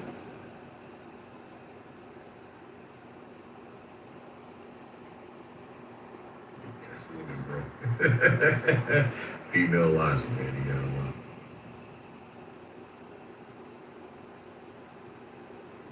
But like I said, I tell you all the time, I don't even like talking about this type of shit because it gets redundant and stupid. It's like the obvious, but this whole victim thing, like, oh, you know, woe is me and fighting against oppressor, punching up bullshit, it provokes us to defend ourselves by just, you know, jogging in memory, like, hey, you know why you're here? Like, you know why you have these freedoms and these privileges in life? Yeah, but 100 years ago, you wouldn't be able to do none of this shit. You couldn't just sit on TikTok all day or talk shit about any and everybody. You can just put on makeup because half the shit that you use didn't exist. Like, you're fucking privileged to be alive at this point in time in all of human history. Enjoy it. Stop bitching. Like, find something productive to do. Stop talking shit all the time. Bro, just the fact they don't have to worry about men from other societies raping them and dragging them off to procreate to make their fucking lineage bigger, bro. Like that was a frequent thing, you know, way back in the day, bro. Just the fact you don't have to fucking worry about that shit, man. It's just crazy, yeah. It's fucking crazy, man. I wish time machines were a thing, man, so we could send some of these women back so they can realize how good they fucking have it now, bro. I mean, shit, even today you go out to fucking go out in the fucking Congo and shit, man. What's the Houthis and what's the 2 tribes warring out there? Houthis. Rwanda. Yeah, you understand how many women get dragged out of their fucking huts and villages and shit by the opposing side and fucking raped, bro, and murdered and shit. Dude, when we went for that, the fucking RUF revolution in Sierra Leone, like that shit was fucking insane, seeing the bodies stocked up on the fucking piers, women's like fucking decaying corpses with their breasts fucking cut off and fucking their vaginas hacked open, kids like split, like it just, like, I think a lot of people just don't understand how the world really works and, you know, what's going on, and saying like, oh, one race, I'm, you know, absolutely 100%, like, no. And like I said, most of us people that like have to volunteer to come save you out in the wilderness, or come out during a flood, or do swiftwater rescues, etc. down the list, most of us that do that are volunteering on our own time out of our own fucking pocket. Like, I have 6 packs here ready to go, depending on the scenario that exists. Although I could get rid of 2 of these because these are for cold weather. But these packs are set up so that I can just grab one and go based on the environment and the current conditions that I'm going to be going into, and going ahead and trying to go track you down in the wilderness, cut and sign, and doing all of that is a pain in the ass. And you're going to sit there and say, you know what? I don't want your help. I'll trust the bear. Well, go pet the fluffy cow. Go have fun. Go do that shit, because I can promise you, it ain't going to end well. And for the bear attacks, most of them do run away. Yeah, if you make enough noise and do that stuff. But you surprise a bear, and the question was asked, you're face to face with a bear or a white man. Which one would you choose? Face to face, I'm sorry, I take the white man. I still don't get it. I would take fucking Marilyn Manson over the fucking bear. At least I know I got a shot against Marilyn Manson, not a fucking bear. I don't think I can stack that shit. It's fucking weird.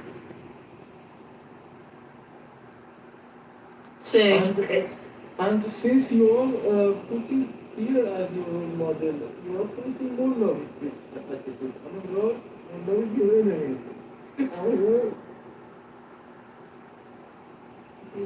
Man, you gotta translate. Take that cotton out your mouth, bro. Cotton ball out your mouth. Whatever. You're right. Yeah,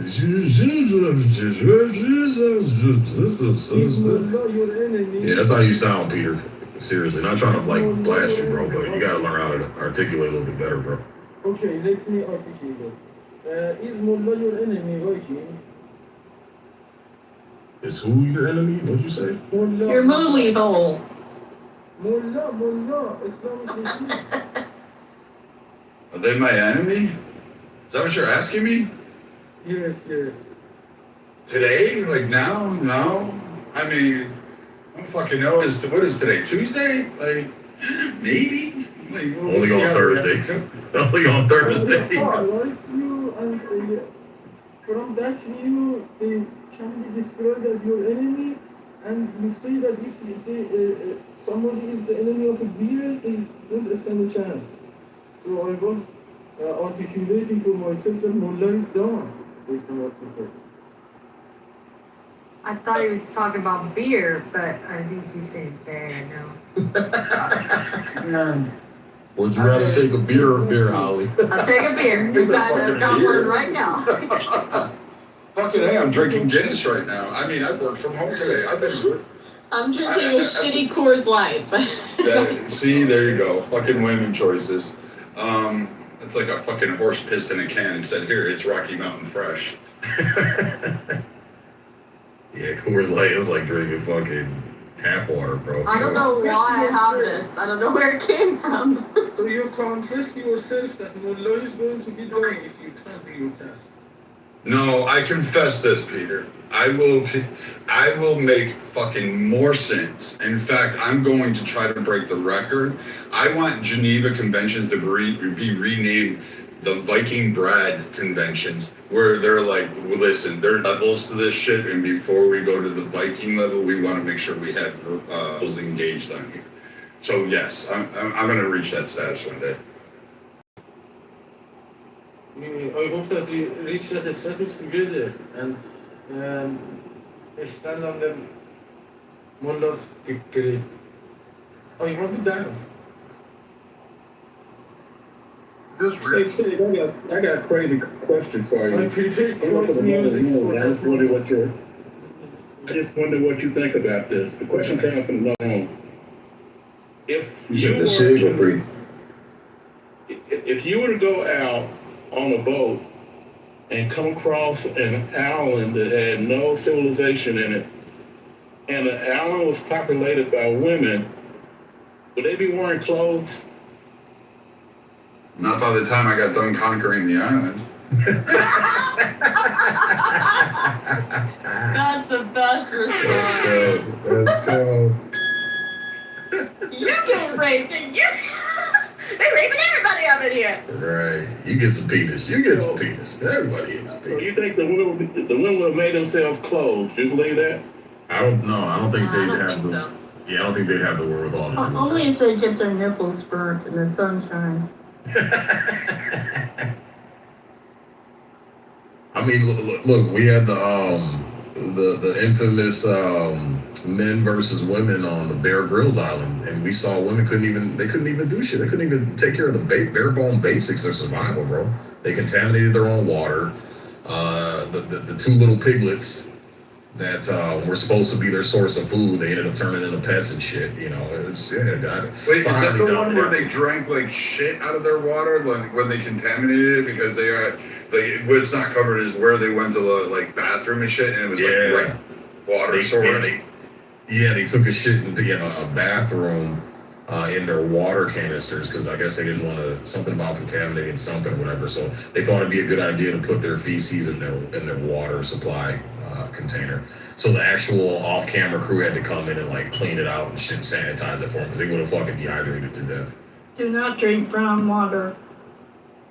Tell the women that they didn't get the memo, Joe B. So the bigger question was, do women dress for men? That's what kind of brought that question to fruition. Does the average woman dress for a man? Yes, absolutely. No, that's a tough one. Because when I get dressed, like, I like to feel like, ooh, feeling pretty makes me just feel like awake and alive and like ready for the day, like confidence. But I don't really think of like, are the guys gonna think I look hot? I don't really think about that. Well, subconsciously, that's why you're doing it, Alan. That's why you're getting dolled up. Because even though you're married, like you have a family and everything like that, but biologically and subconsciously and evolutionarily, that's why you guys get dolled up, because your beauty is the number one attraction trigger to gain a man. That's how you get men knocking on your door. So that way you can pick the best one that's going to take care of you. So yes. you mean we want to rack up penis? Yes, that's one of your guys. Even do it in the wild, like for you, Hike.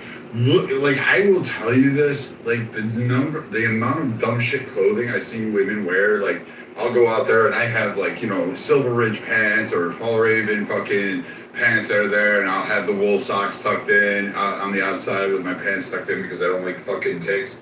You guys go out there in yoga shorts that are like giving you the utmost wedgie with a whale tail sticking out of it and this like little strip out there, and then you're swatting all these bugs, and I'm looking at you as you're trying to like walk by with your like little Powerade and hip walk on your hookahs, and you're sitting there and all of your legs are covered with ticks, and I can see that sitting in there, and I'm like, yep, you're a Lyme disease death waiting to happen.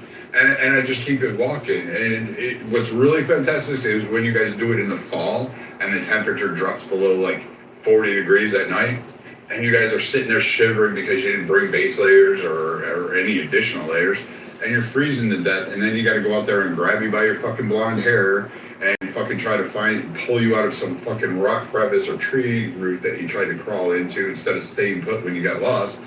And go ahead and save you some fashion. Like go look at the women's outfits. Go out into the wilderness, go on a trail, and go watch what women wear, and you're just like, yeah, this is why men are explorers. Well, think about the things you guys prioritize when you dress. Makeup, right? Your whole MO to dressing is to make yourself look younger. Why do you make yourself younger? It's because younger is attracted to men. So like I said, this is ingrained in your guys' DNA. You guys do a lot of shit you don't even realize why, the evolutionary factor and the mating strategy factor that's behind it. So, push-up bras, you make your breasts look more robust. Why? Because historically, when men see women with bigger supple breasts, that's a biological indicator that, hey, she's got enough food supply to keep my offspring young. Like she can develop milk very well, right? And that's going to be better for keeping my children alive, for them to breastfeed. The wide hips, men go for wider hips. This is why you guys wear things that slim your waist down, and you guys wear certain stripe patterns and stuff to give the effect that you have a thinner waist with wider hips, because we understand the wider hips a woman has, she's got a better probability of successfully bearing children, right? That aren't going to die or having birth complications, shit like that. Your high heels, reason why you guys like to wear heels is because it makes you look taller. So if you look taller, then you're going to be able to attract a man that's taller than what you really are. And a taller man is conducive to being more successful surviving out in the world. So if you add an extra 3 inches to your fucking height, okay, boom, instead of only qualifying for a man that's, 5'10", you add an extra 3 inches to your height. Now you can get a guy that's 6 foot, 6'1", right? Because you're going to be looking like you're towering over the shorter guys. So it's all mating strategy, man. It's all evolutionary mating strategy.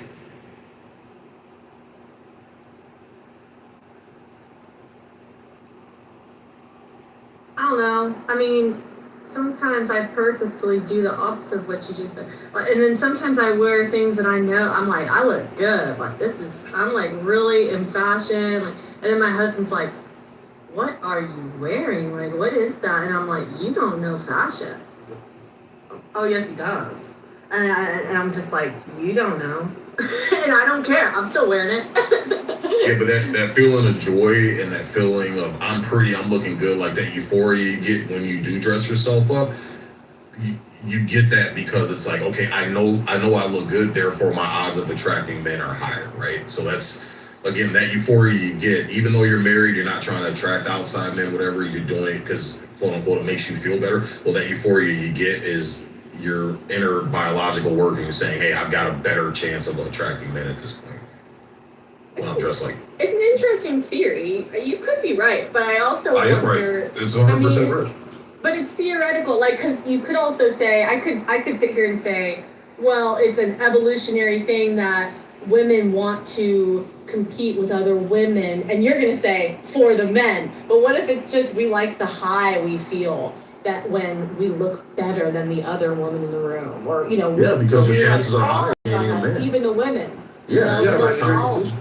You're doing it for attention first and foremost. So you get your gratification there. But then, secondly, when it depends on the environment. If I'm taking you out to dinner, absolutely. A ballroom, yes, absolutely. We're going to a ballet, an opera, or a play, yes, absolutely, 100%. We'll get the limo and everything. However, if I'm taking you into the mountains, that is not the time to sit there and worry about the 20 pounds of makeup and shit like this. Because the last thing, first, somehow or another, you convinced me to take you into the field, which is really difficult to do because I find it annoying to take women with me. Secondly, you are now going to slow me down or cause issues because you're worried about your looks, and I have to now worry about your survival along with mine while maintaining absolutely everything out there because we are literally in the wild, and the closest help we'll probably get is maybe 4 to 5 hours away, and that's by air. So, I mean, I don't know. I just wish women would really pay attention and stop trying to be cute all the time because, frankly, sometimes we just like you plain. I really do. Sometimes just that natural beauty kicks in. Little sweat on the forehead ain't gonna kill you. They don't care if you're huffing and puffing. You're trying. I'll concede that. But if you're doing it because you're like, oh, look at my ass, look at my tits, look at my face, look at how my makeup is so perfect. Hold on a moment. Let me make sure I touch all this up behind a tree. I don't know. I just find it annoying. Well, that's a certain type of girl. There's a lot of us, myself included, we know how to conduct ourselves when it comes to camping and adventure activities. We're not putting on I don't even wear makeup when I do that type of thing. You would have loved me this weekend. I was looking like shit all weekend camping. So you would have loved it. We ain't saying we want y'all looking like shit now. Come on. I mean, we don't mind a little plays, but we don't want you looking like shit out. Come on. After your third or fourth day where all you've had to clean yourself up in is either creek water, maybe a couple of bar soap if you brought it down, or a couple of slivers in a Tic Tac case that you used that just kind of pummel it out of your hand. I mean, you're kind of you're gonna smell like ass too. I did brush my teeth. I did brush my teeth. I mean, I'm not asking you to sit there and swallow the long pole because I'm sure as hell not going to go muff diving between your legs after 4 days in 100-degree weather hiking it up. I'm not looking to see what's Oh my god. My father-in-law's next to me listening to this. He's probably agreeing with me. I mean, I'm just saying, we go out in the woods and the women come, it's he said, he just said to tell you you're his kind of guy. Yeah, but Him and I tell him the next time he comes to Houston, he'll have a bottle of bourbon waiting with his name on it. Yeah, he's actually from, what town are you from again? Lufkin? Lufkin, Texas, yeah. He's deep south Texas. If you listen to him, you go, he talks like this. That's where my family's from, Lufkin, Texas. Oh, is that right? Oh my gosh, yeah. That's where my husband's family is all originated from, but they moved to North Georgia when my husband was little. But yeah, so Nacogdoches. Yeah, but I mean, like, who gives a shit about, like, how, like, I mean, at some point after what, day 2, maybe the morning of day 3 is about the extent you can go.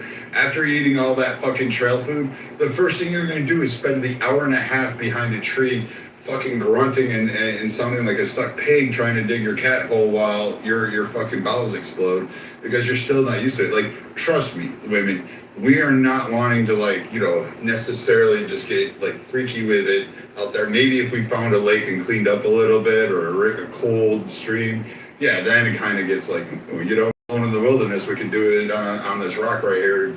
Nobody will see us. But I mean, really, nah, man.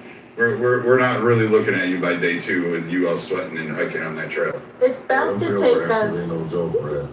Field rashes will blow your ass up, bro. I We were know, out because I love pheromones. that field exercise training, bro. Yo, we were shit. Like literally, you squat down, pull your drawers down, squat down, and take a shit. It's coming out liquid like you're pissing, bro. It's disgusting. Then you get a chafed asshole, man, because you ain't showered in 4 fucking days. It's Your hair is like all sticking to it. You're trying to put those fucking those little white things on it. You're like, oh, this fucking sucks. And then some guy's like, oh, look, I got the $6 bidet top on the water bottle. Yeah, sure. I'm gonna squirt down my asshole with the fucking only fresh water we have. Like, yeah, I want to do that shit too and waste my water, so I have to go clean other water. For some guys, that's a kink.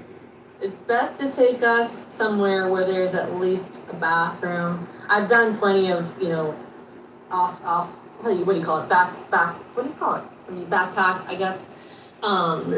Roughing it. But it's not ideal. It's not enjoy taking a dump in the woods. That is not enjoyable to me. But I've done it. I've sucked it up and done it many times. Well, there's I'll tell you what, man. When we were in Iraq, there were times we couldn't shower because we had like a big, huge water tank in our compound, and the water trucks would come fill it up, and then we would get gravity-fed showers and shit, right? So sometimes those water trucks would get blown up en route, or you know, stopped or seized, whatever, and we couldn't get our water delivery on time. And you're talking baby wipes and like using bottles of water to try to clean yourself. Let me tell you that to smell fish in Iraq in 130-degree weather with some of you women, oh my God, it is like the fish smell starts coming out, man. It's disgusting. Yeah, the guy in the chat said not showering for 3 days is. Oh, I don't know dude, what shit. this word Try is. Try it It's for not a like a big fucking deal. 10 days straight, like where all you're doing is just taking fucking water on a fucking handkerchief or like a bandana and just wiping yourself down. And that's it. And then you're carrying fucking quartered out fucking elk with you out of the mountains. Like, Yeah, how fucked that? I was just gonna say to this guy, I mean, he probably isn't an outdoorsy guy, but it's really not a big deal, especially, I mean, unless you're like in the desert, but wherever I've camped, you just go swimming, you know, you go in the river, you splash yourself, you go for a swim, it's not a big deal. You can even bring, like, they make so many cool things for camping, and, you know, go to REI, you see, like, you know, portable shout, like, you can see some fancy stuff to even still, like, Yeah, but you gotta carry that shit in, and nobody wants Yeah, to carry over yeah. 30 or 40 pounds in a bag. right, you gotta pick what's important. Yeah, you're carrying everything light, and all these guys that bring in like the showers, like, yeah, okay, I mean, I can cut a trash bag, hang it in a tree, fill it with like fucking water from the stream and go ahead and wash, but I mean, I don't need a shower that bad, I can just dunk under the water, fucking keep it moving and go Yeah, ahead. it does the Wash. trick. It refreshes you enough. I just have to brush my teeth. That's the number one. I mean, that's easy to bring. It's easy to brush your teeth. That's the only thing I can Oh, do. I'll tell you what, I did find out though, I didn't know this, my buddy Marion sent me this, he runs an outdoor store, and this dipshit sent me these like really tiny packaged fucking paper towels, or like, what do they call, like, what did you say earlier, those moist towelette thingies, right? The wet wipes. But they're in like almost, they look like a fucking pill. They look like an yeah. acid tablet, and you just pour water on Yeah, it, and then they expands. can balloon out. Oh, man, I'll tell you what, these are great, and they take up no space. They don't weigh a lot. You're like, oh, finally. And they get a container to keep them dry, or a plastic one, whichever one you want, and fucking just leave it on the bag. You can fit like 15 of these things in there, and I'm like, this is fucking amazing. Thank you for the inventions of technology. Whatever black person invented that thing, I'm gonna give you a hats off, because I know. Gotta be a black guy invented it. Yeah, As we learned earlier, that they are such avid outdoorsmen. that's right. Yeah. We invented that shit in ancient Egypt, ancient Sumeria. Yeah, that's ours. We'll say. Some white guy probably stole that one though. Yeah. So Brad, you can thank us. You white people can Ollie thank us for giving you the ability to wash your ass in the woods. Oh yeah. Thank you, Vic.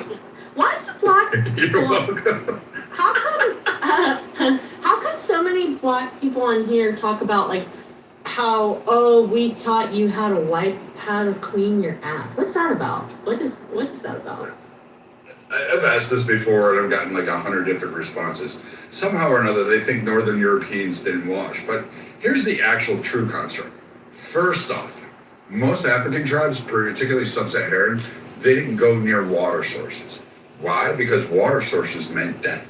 Like, there was a whole lot of fucking big-ass animals out there that wanted to kill you, including bugs. So you had everything from fucking malaria, tsetse flies, all these things. You had 100 snakes. You had these things called these like hippos. Those hippos will kill you, alligators, and then you had every predator from fucking hundreds of miles around coming in to fucking drink from these like limited water holes. So you guys didn't really bathe that way. You also didn't dig irrigation things. Were you clean? Yes, just like any other. You adapted to the own. You used sand. You used various mud and clay ingredients to help care for your skin, protect you from the elements, use as bug repellent, all these things. The same thing happened in Europe. Like, Vikings were desired because they were big, they were clean, they used berries, they washed, they bathed daily. Like, that was one of their things, is that they were actually hygienic before encountering anybody from fucking Africa. The same thing with a lot of tribes, like China, Indians, somewhat. I mean, Native Americans, various tribes did different things. It's just dependent on the region, the country. So this idea that they had to show everybody how to take a shower is just absurd. And it's just one of these things that I think they'll do with a doorknob. There's way more black supremacists on here than there are white supremacists. Not today. I was the conquering white ape. Yeah, there are more black supremacists on this app than white people, period. Period. Yeah, I mean, some of hate white people. It's sad. Yeah. But, this is coming from being raised by a bunch of angry black women who are struggling, and they point the finger at white supremacy and shit. So this is being taught to our kids, that hey, white people they hate you, they're out to get you, they're out to keep you down, and so it develops a nasty chip on her shoulder towards whites. All right, dumbass white teachers. Old fart. Oh yeah. Beamos, it's your Beamos that are teaching this shit too, man. Yeah, or not teaching it, but perpetuating it, keeping it going. Yeah. Yeah, I mean, some of the shit that you hear on here, every time I hear it, I'm like, imagine if I said that to you. Like, I would never say that shit. Like, the things that they say, I'm like, I don't know any white person that would ever say anything even close to how nasty it is that you just said about us. Pepe would. But Not even Pepe. Not even Pepe, dude. Whatever. I literally heard a guy say yesterday on here that black men should rape women that look like Holly. Yeah, wow. Just go out and find a woman that looks like Holly and rape her. Oh, I get that all the time. Yeah. Well, you should have that conversation with Bima, because she believes that never would happen. Yeah, Bima doesn't listen to us. No shit, Joe. He doesn't listen to Brian Big on the average. I know. Yeah, you're wrong. He wanted to target you. He specifically wanted to target, for example, to make you scared. She can't do that. The only thing she could ever like fucking do to me is probably sit on me. But I mean, even then, that's not gonna work. Pocket said something wild once. I'll never forget it. She said, "I feel safer living in the hood than I do in the suburbs." That I could see. Yeah, there's some truth to that because and it's the same thing with light skinned people. Like, there's this thing: the lighter your skin is in the black community, like the more of a pass and more pedestalized you get. That's why light skinned people, you know, they if you ask them about their life living around black people, it's going to be different than someone who's, you know, a dark skinned person. But yeah, white girls tend to get pedestalized in the black community. You know those black girls will beat her the fuck up. That's what I'm saying. Well, until she puts on the lashes and the braids and pops out a couple bastard kids and she's accepted as one of them, then they'll take her on. Yeah. Once she becomes a degenerate, so she has to come in with it. She has to like get a starter kit, a degenerate starter kit. She'll be fine. Oh, so yeah, I gotta tell you this joke Gerard told me. What's the difference between black women of yesteryear and black women today? Difference between black women yesteryear and black women today. A husband? Nope. The lashes. Oh my gosh. Oh my god, that's dark, bro. That's a Oh good my gosh. Okay, I've got one. What do you tell a black man in a suit? Hello? You're guilty. Guilty. Close. Will the defendant please run? Oh yeah. You were. Be preserved. If you are walking lost in wonder, empty of self, and mindful of reality, and suddenly you interrupt this piece to exclaim, "How beautiful is this tree! How magnificent this field!" You forfeit life. The intrusion of self and the imposing of judgment separates you from reality and snares you in the net of words. Be still and know. Embrace it all in silence. Be careful with words. C-O-W gives no milk. M-A-N-U-R-E has no stench. L-O-V-E knows no passion. Mistake words for truth, and you exile yourself from reality. Others may follow and drink the poison of your confusion. They will die and truth will be defiled.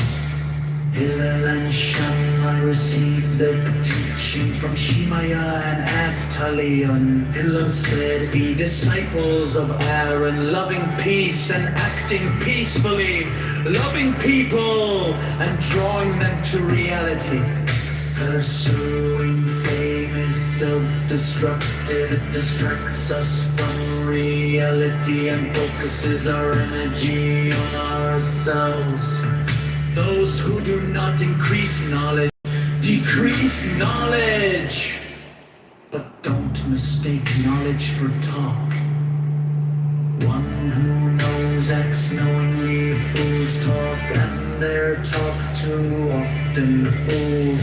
Those who cease to learn, cease to live. Life is learning, attending to reality. Anything less is the sleepwalk of death. Those who misuse knowledge shall not endure, for only reality endures. If you are not attending to reality, where are you? If I am only for myself, who will be for me? If I am only for myself, what am I? And if not now, when?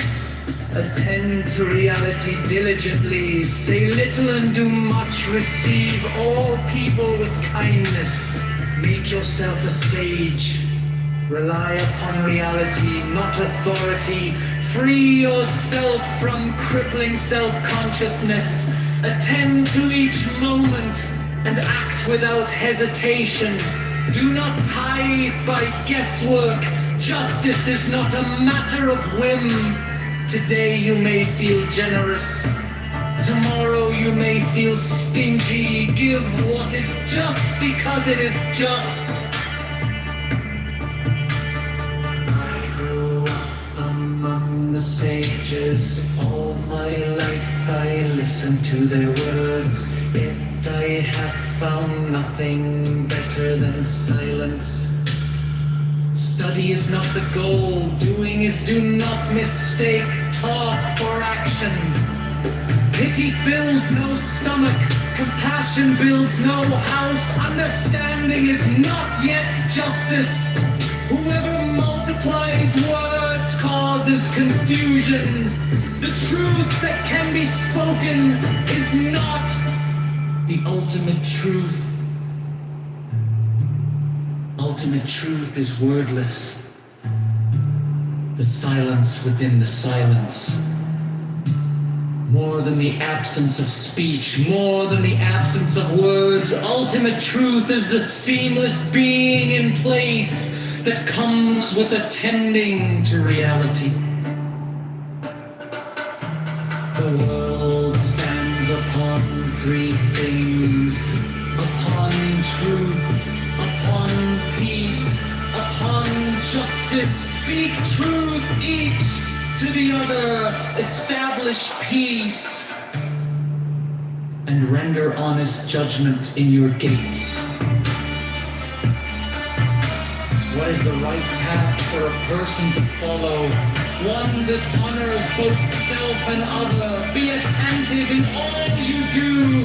Do not judge one deed small and another great, for you cannot always know their significance. Be virtuous, even if virtue is costly. Avoid sin, even if sin is profitable. Remember three things and you will not power. If your deeds shouldn't be known, perhaps they shouldn't be done. If your words shouldn't be shared, perhaps they shouldn't be spoken. Act with attention, for all your deeds have consequence. Engrossed in study, engaged in good work, one forgets selfish desire. Learning without labor is ban. It does nothing to better the world. Labor without learning is empty. It does nothing to enlighten the world.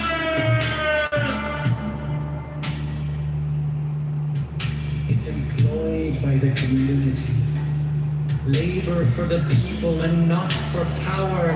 If you carry on the good work of your predecessors, their merit will sustain you. Their righteousness will endure through you. And you will be credited with great success, as if you had accomplished the task alone.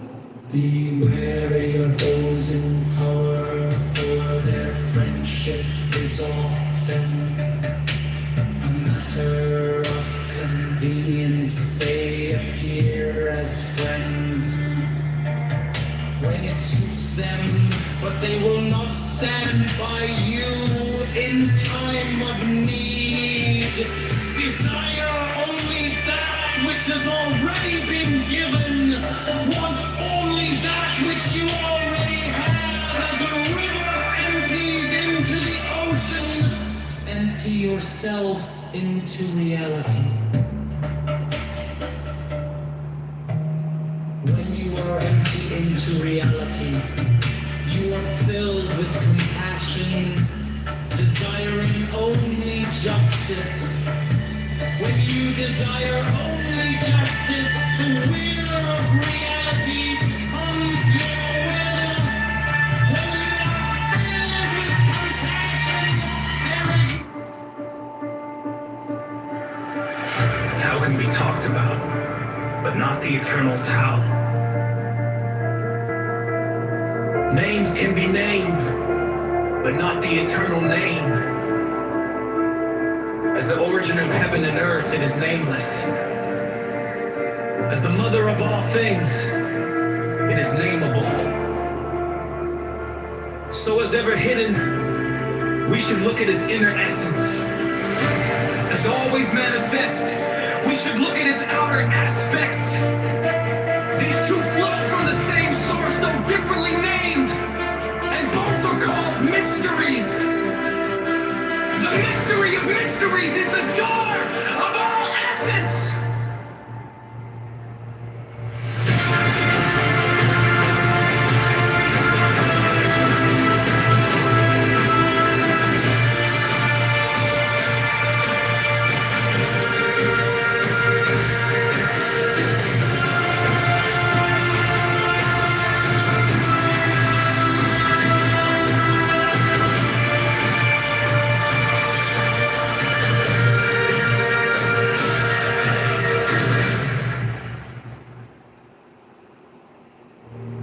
Tao can be talked about, but not the eternal Tao.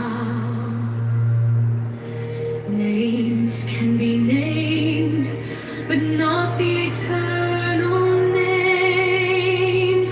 As the origin of heaven and earth, it is nameless. As the mother of all things, it is nameable.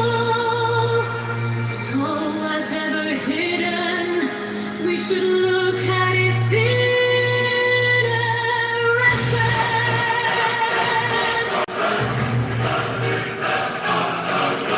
When all the world recognizes beauty as beauty, this in itself is ugliness. When all the world recognizes good as good, this in itself is evil. Indeed, the hidden and the manifest give birth to each other. Difficult and easy complement each other. Long and short exhibit each other. High and low set measure to each other. Voice and sound harmonize each other. Back and front follow each other. Therefore, a sage manages his affairs without ado and spreads his teaching without talking. He denies nothing to the teeming things. He rears them but lays no claim to them. He does his work but sets no store by it. He accomplishes his task but does not dwell upon it.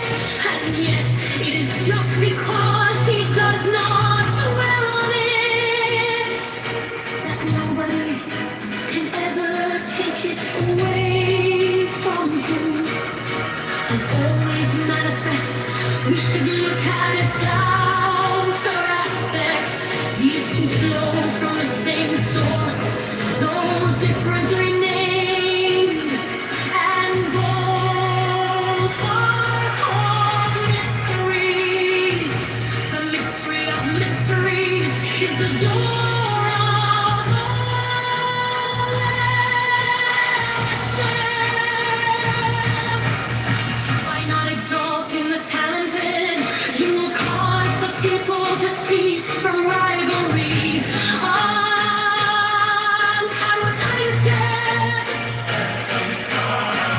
by not prizing goods hard to get, you will cause the people to cease from robbing and stealing.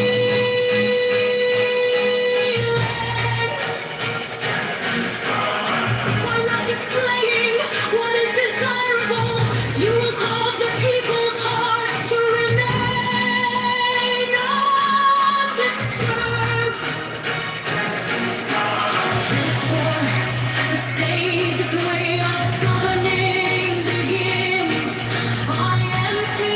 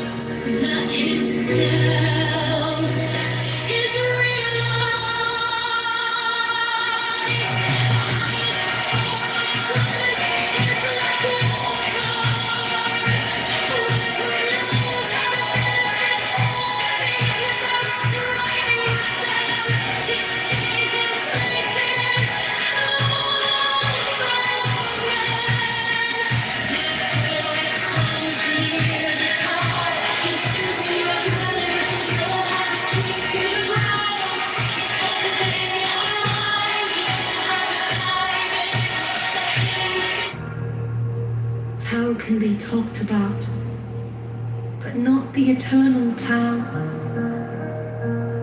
Names can be named, but not the eternal name. As the origin of heaven and earth, it is nameless. As the mother of all things, it is nameable. So as ever hidden, we should look at its inner essence.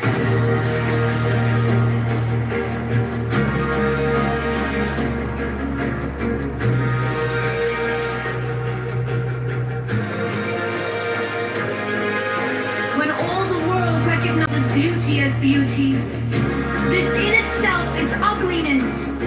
When all the world recognizes good as good, this in itself is evil. Indeed, the hidden and the manifest give birth to each other. Difficult and easy complement each other. Long and short exhibit each other. High and low set measure to each other. Voice and sound harmonize each other. Back and front follow each other. Therefore, the sage manages his affairs without a dough and spreads his teaching without talking. He denies nothing to the teeming things. He rears them but lays no claim to them. He does his work but sets no store by it. He accomplishes his task but does not dwell upon it. And yet, it is just because he does not dwell on it that nobody can ever take it away from him. As always manifest, we should look at its outer aspects. These two flow from the same source, though differently named, and both are called mysteries. The mystery of mysteries is the door of all essence. By not exalting the talented, you will cause the people to cease from rivalry and contention. By not prizing goods hard to get, you will cause the people to cease from robbing and stealing. By not displaying what is desirable, you will cause the people's hearts to remain undisturbed. Therefore, the sage's way of governing begins by emptying the heart of desires, filling the belly with food, weakening the ambitions, toughening the bones. In this way, he will cause the people to remain without knowledge and without desire, and prevent the knowing ones from any ardor. Practice non-ardor, and everything will be in order. The Tao is like an empty bowl, which in being used can never be filled up fathomless. It seems to be the origin of all things. It blunts all sharp edges. It unties all tangles. It harmonizes all lights. It unites the world into one whole hidden in the deeps. Yet it seems to exist forever. I do not know whose child it is. It seems to be the common ancestor of all, the father of things. Heaven and earth is not sentimental. It treats all forms as stardust. The sage is not sentimental. He treats all his people as stardust between heaven and earth. There seems to be a balance. It is empty, and yet it is exhausted. The more it works, the more comes out of it. No amount of words can fathom it. Better look for it within you. The spirit of the fountain dies not. It is called the mysterious feminine. The doorway of the mysterious feminine is called the root of heaven and earth. Lingering like gossamer, it is only a hint of existence. And yet, when you draw upon it, it is inexhaustible. Heaven lasts long.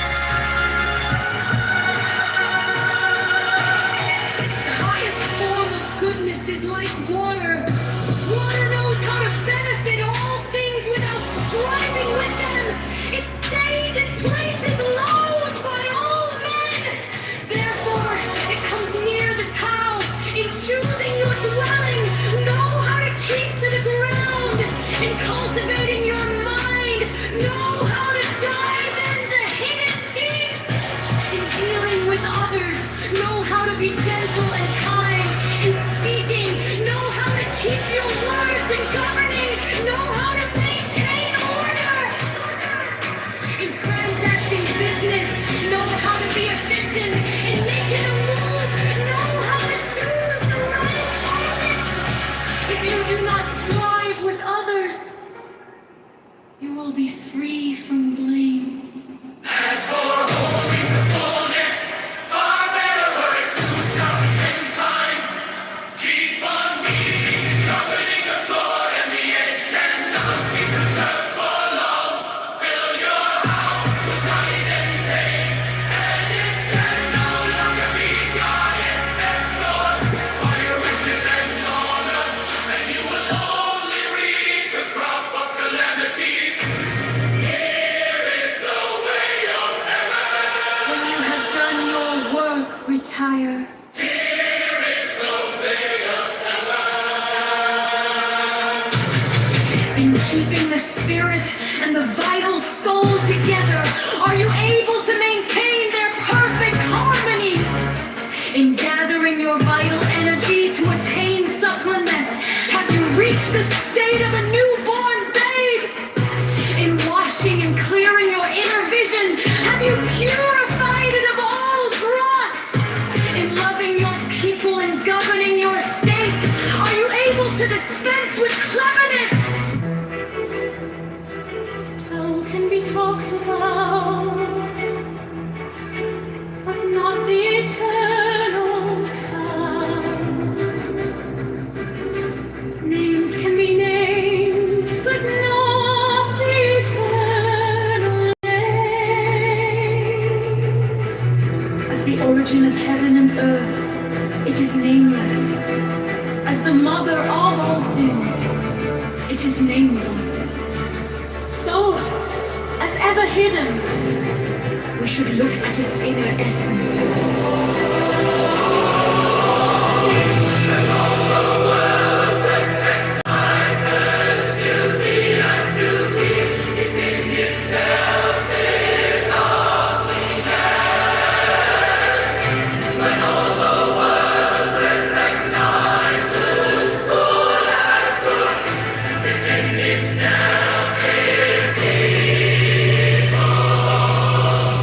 Indeed, the hidden and the manifest give birth to each other. Difficult and easy complement each other. Long and short exhibit each other. High and low set measure to each other. Voice and sound harmonize each other. Back and front follow each other. Therefore, the sage manages his affairs without ado and spreads his teaching without talking. He denies nothing to the teeming things. He rears them, but lays no claim to them. He does his work, but sets no store by it. He accomplishes his task, but does not dwell upon it. And yet, 'tis just because he does not dwell on it that nobody can ever take it away from him. As always manifest, we should look at its outer aspects. These two flow from the same source, though differently named, and both are called mysteries.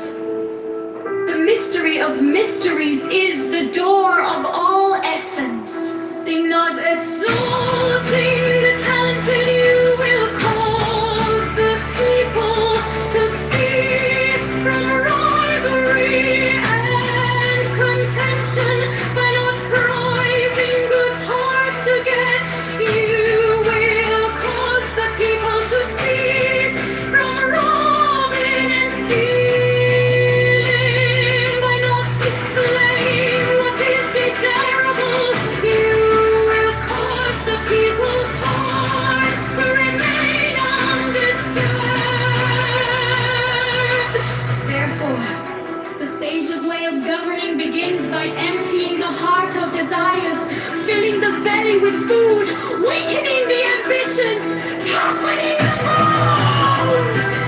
In this way, he will cause the people to remain without knowledge or without desire, and prevent the knowing ones from any ado.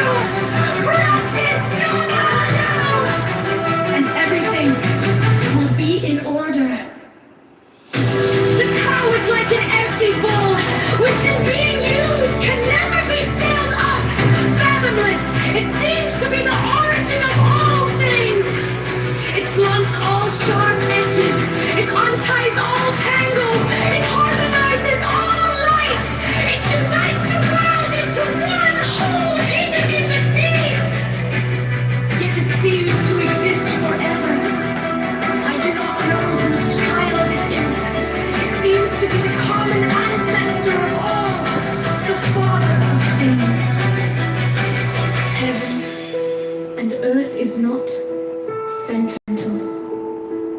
It treats all things as straw dogs. The sage is not sentimental. He treats all his people as straw dogs between heaven and earth. There seems to be a bellows. It is empty, and yet it is inexhaustible. The more it works, the more comes out of it. No amount of words can fathom it. Better look for it within you.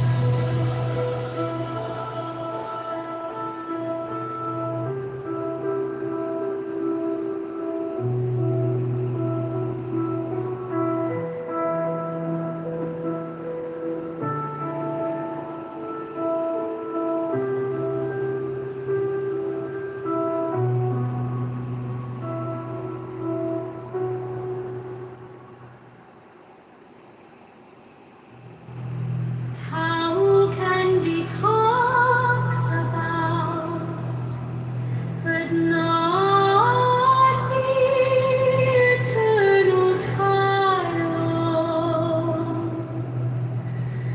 Names can be named, but not eternal name. As the origin of heaven and earth, it is nameless. As the mother of all things, it is nameable. So, as ever hidden, we should look at its inner essence.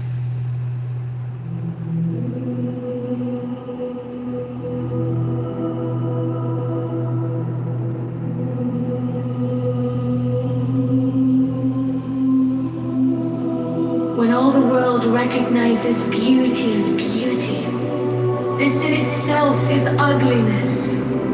When all the world recognizes good as good, this in itself is evil. Indeed, the hidden and the manifest give birth to each other. Difficult and easy complement each other. Long and short exhibit each other. High and low set measure to each other.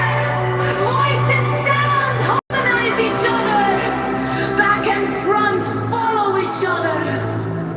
Therefore, the sage manages his affairs without ado and spreads his teaching without talking. He denies nothing to the teeming things. He rears them, but lays no claim to them. He does his work, but sets no store by it. He accomplishes his task, but does not dwell upon it.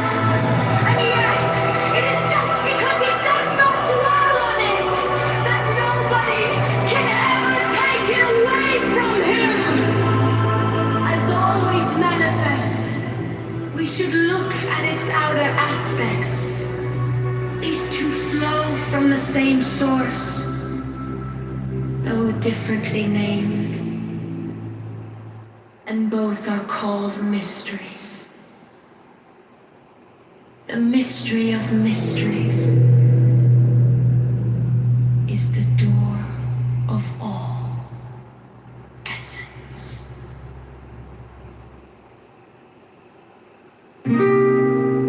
Tao can be talked about, but not the eternal Tao. Names can be named, but not the eternal name. As the origin of heaven and earth, it is nameless. As the mother of all things, it is nameable. So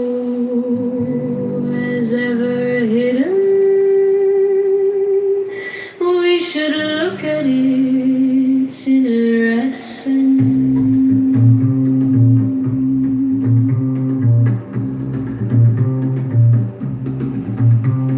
When all the world recognizes beauty as beauty, this in itself is ugliness. When all the world recognizes good as good, this in itself is evil. Indeed, the hidden and the manifest give birth to each other. Difficult and easy complement each other. Long and short exhibit each other. High and low set measure to each other. Voice and sound harmonize each other. Back and front follow each other. Therefore the sage manages his affairs without ado and spreads his teaching without talking. Hidden ears, nothing to the teeming things. He rears them but lays no claim to them. He does his work but sets no store by it. He accomplishes his task but does not dwell upon it. And yet it is just because he does not dwell on it that nobody can ever take it away from him.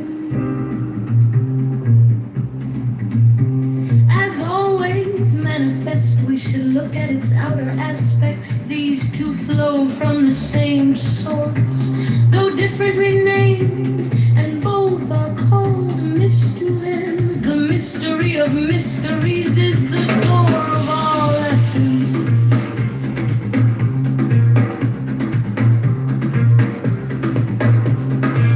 By not exalting the talented, you will cause the people to cease from rivalry and contention. By not prizing goods hard to get, you will cause the people to cease from robbing and stealing. By not displaying what is desirable, you will cause the people's hearts to remain undisturbed. Therefore, the sage's way of governing begins by emptying the heart of desire, filling the belly with food, weakening the ambitions, toughening the bones. In this way, he will cause the people to remain without knowledge and without desire, and prevent the knowing ones from any ado. Practice none ado, and everything will be in order.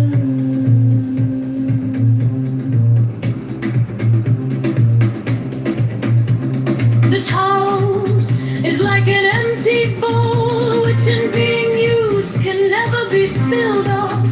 Fathomless, it seems to be the origin of all things. It blunts all sharp edges, it bends out is all tangles.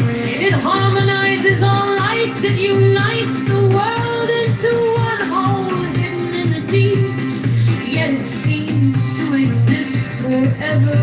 I do not know whose child it is. It seems to be the common ancestor of all, the father of things. Heaven and earth is not sentimental. It treats all things as straw dogs. The sage is not sentimental. He treats all his people as straw dogs. Between heaven and earth claims to be a bellows, it is empty and yet it is inexhaustible. The more it works, the more comes out of it. No amount of words can fathom a better look for it within you.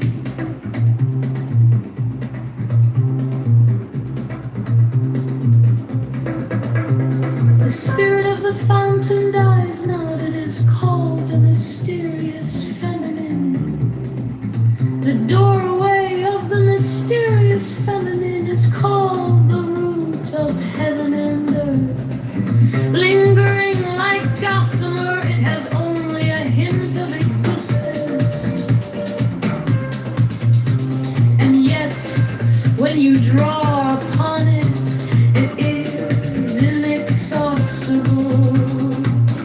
Heaven lasts long and earth abides. What is the secret of their durability? Is it not because they do not live for themselves that they can live so long? Therefore the sage wants to remain behind, but finds himself at the head of others, reckons himself out, but finds himself safe and secure. Is it not because he is selfless that his self is realized? The highest form of goodness is like water.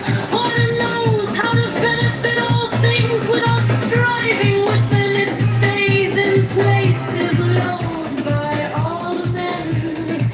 Therefore it comes near the town.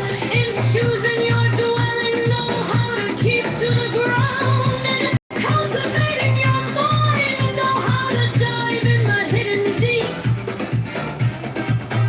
In dealing with others, know how to be gentle and kind.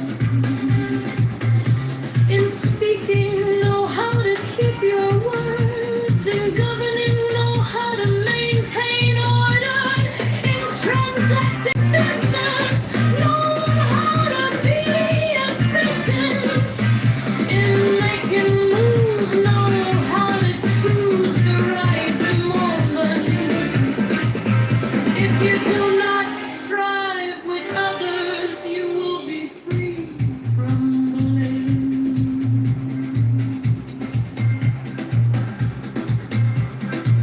As for holding to fullness, far better were it to stop in time. Keep on beating and sharpening a sword, and the edge cannot be preserved for long. Fill your house with gold and jade, and it can no longer be guarded.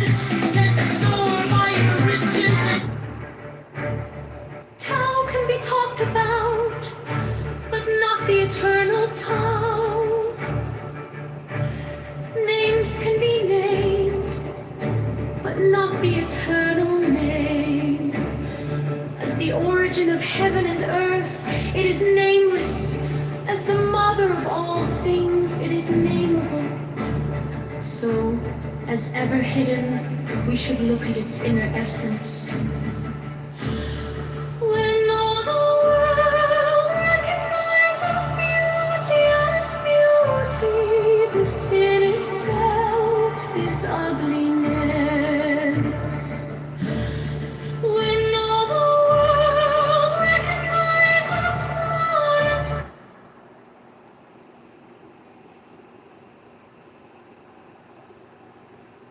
Well, I'll be proud to be American when we get into the Olympics and shit. Man, I will say this though. See, do it other than private Yeah, security. there's also this judicial branch. They were interpreting the law in it too, right? It's like the whole apparatus. Yeah, exactly. That's what the Yeah, was a Supreme Court decision. And then like the executive branch had to enforce it too. Yeah. I don't know. Like, But the British did abolish it though, so does that mean to say we get some money?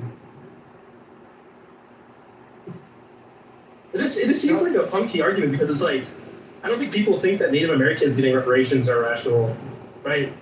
And like no one read the logistical fucking aids when they gave them those reparations, or no one runs that argument now. So like, this impacts me as very potentially could happen. And to that end, I want to add to another line of thought that maybe Trump doesn't have to declare a national security emergency because of the midterms, the foreign intervention, because like people say, it might get challenged and not pass. But there are other national security emergencies he could declare. For example, the national oil reserve has fallen under 300 million barrel, and depending on what's happening in the Middle East, he could very validly declare a national emergency when it comes to oil reserve and other things. And he could even start rationing oil to different states to fine tune the voter turnouts as he please. That's just, I don't know how practical that would be, but just open up for some ideas. There are other types of emergency you could declare. Excuse me, is this Tiger speaking or Stephen Miller? Because those are the kind of suggestions that you would expect from Stephen Miller. Thank you, Tiger. We'll go to William, followed by El Normal. Hey, Gary, Scott, Marshall, everybody else.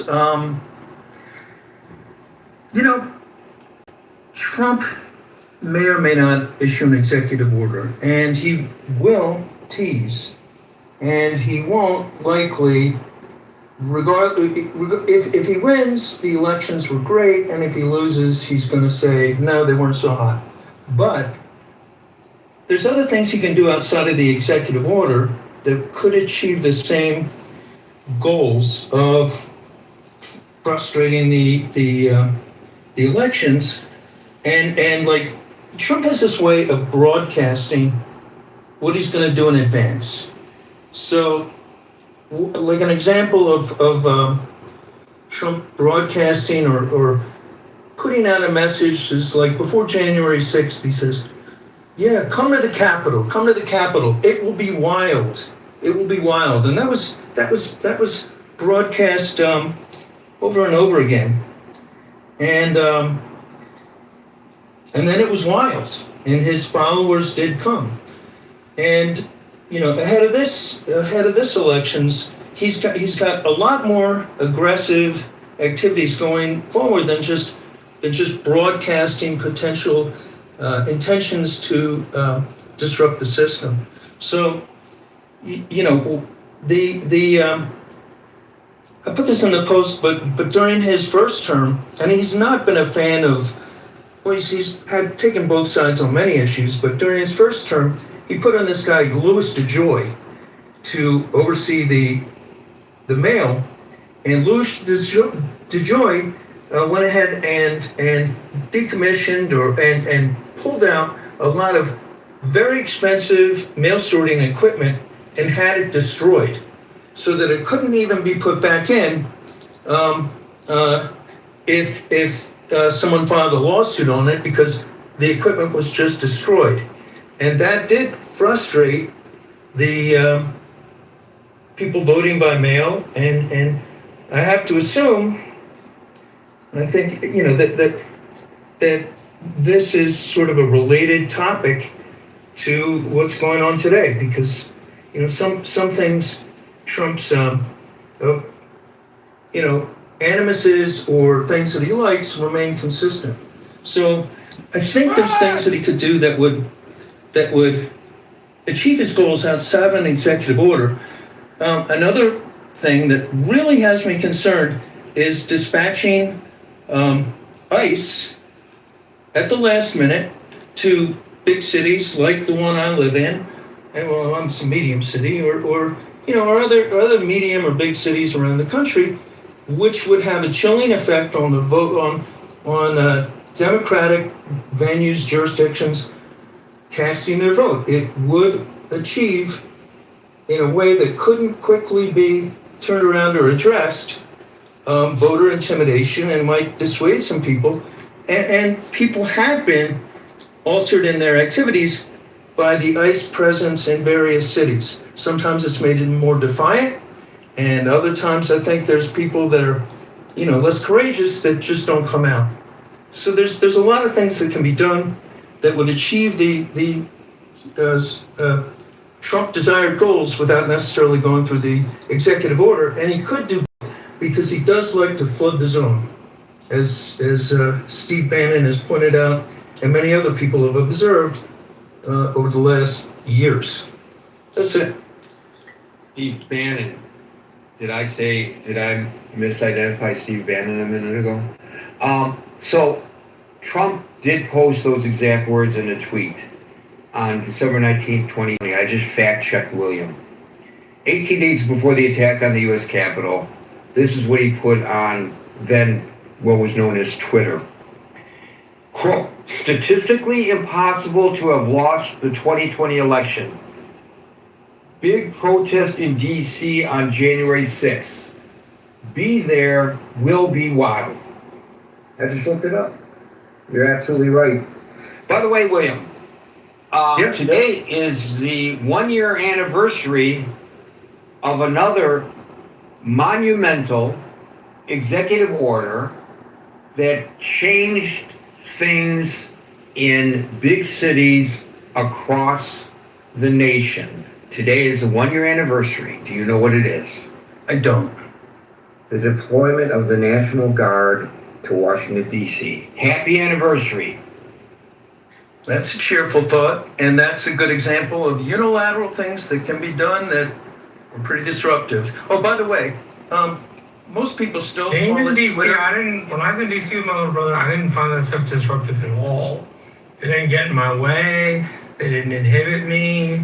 They were just extra present. So they really didn't do anything to me. Like, you could talk to them, but like, they didn't impeach you or anything like that.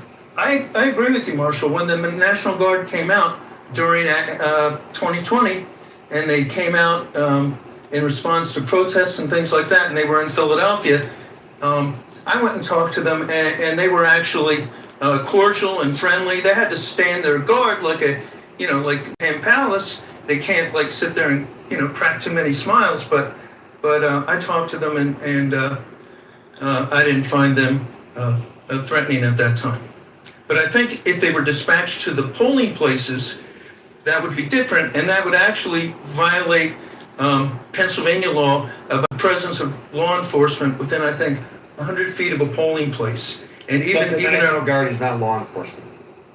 I understand that, but here's the thing that I believe that these tactics really are designed to do. They're designed to intimidate. Now, maybe in the case of the National Guard, Washington, D.C., it was designed to intimidate the criminals. Maybe that's what the National Guard is there for. I mean, they use the National Guard occasionally here in New York City at transportation hubs when they may have a threat assessment where they want to have more uniforms at the transportation hubs. Nobody's ever told me, by the way, whether the arms that they carry are loaded or not. That's a closely guarded secret, which makes me think that maybe they're not. But at any rate, it's a case of intimidation. Look, let me give you a real-life example of ICE today in a community not far from where I live. So if ICE is out rounding up people who they believe are in the country illegally, is that an emergent situation? Not really. It's like if I'm a police officer and I'm on the warrant squad, and my job is to go out and find people for whom there are outstanding warrants, mainly FTA, fail to appear warrants. They have squads that go out looking for people like that. Get the arrest numbers up.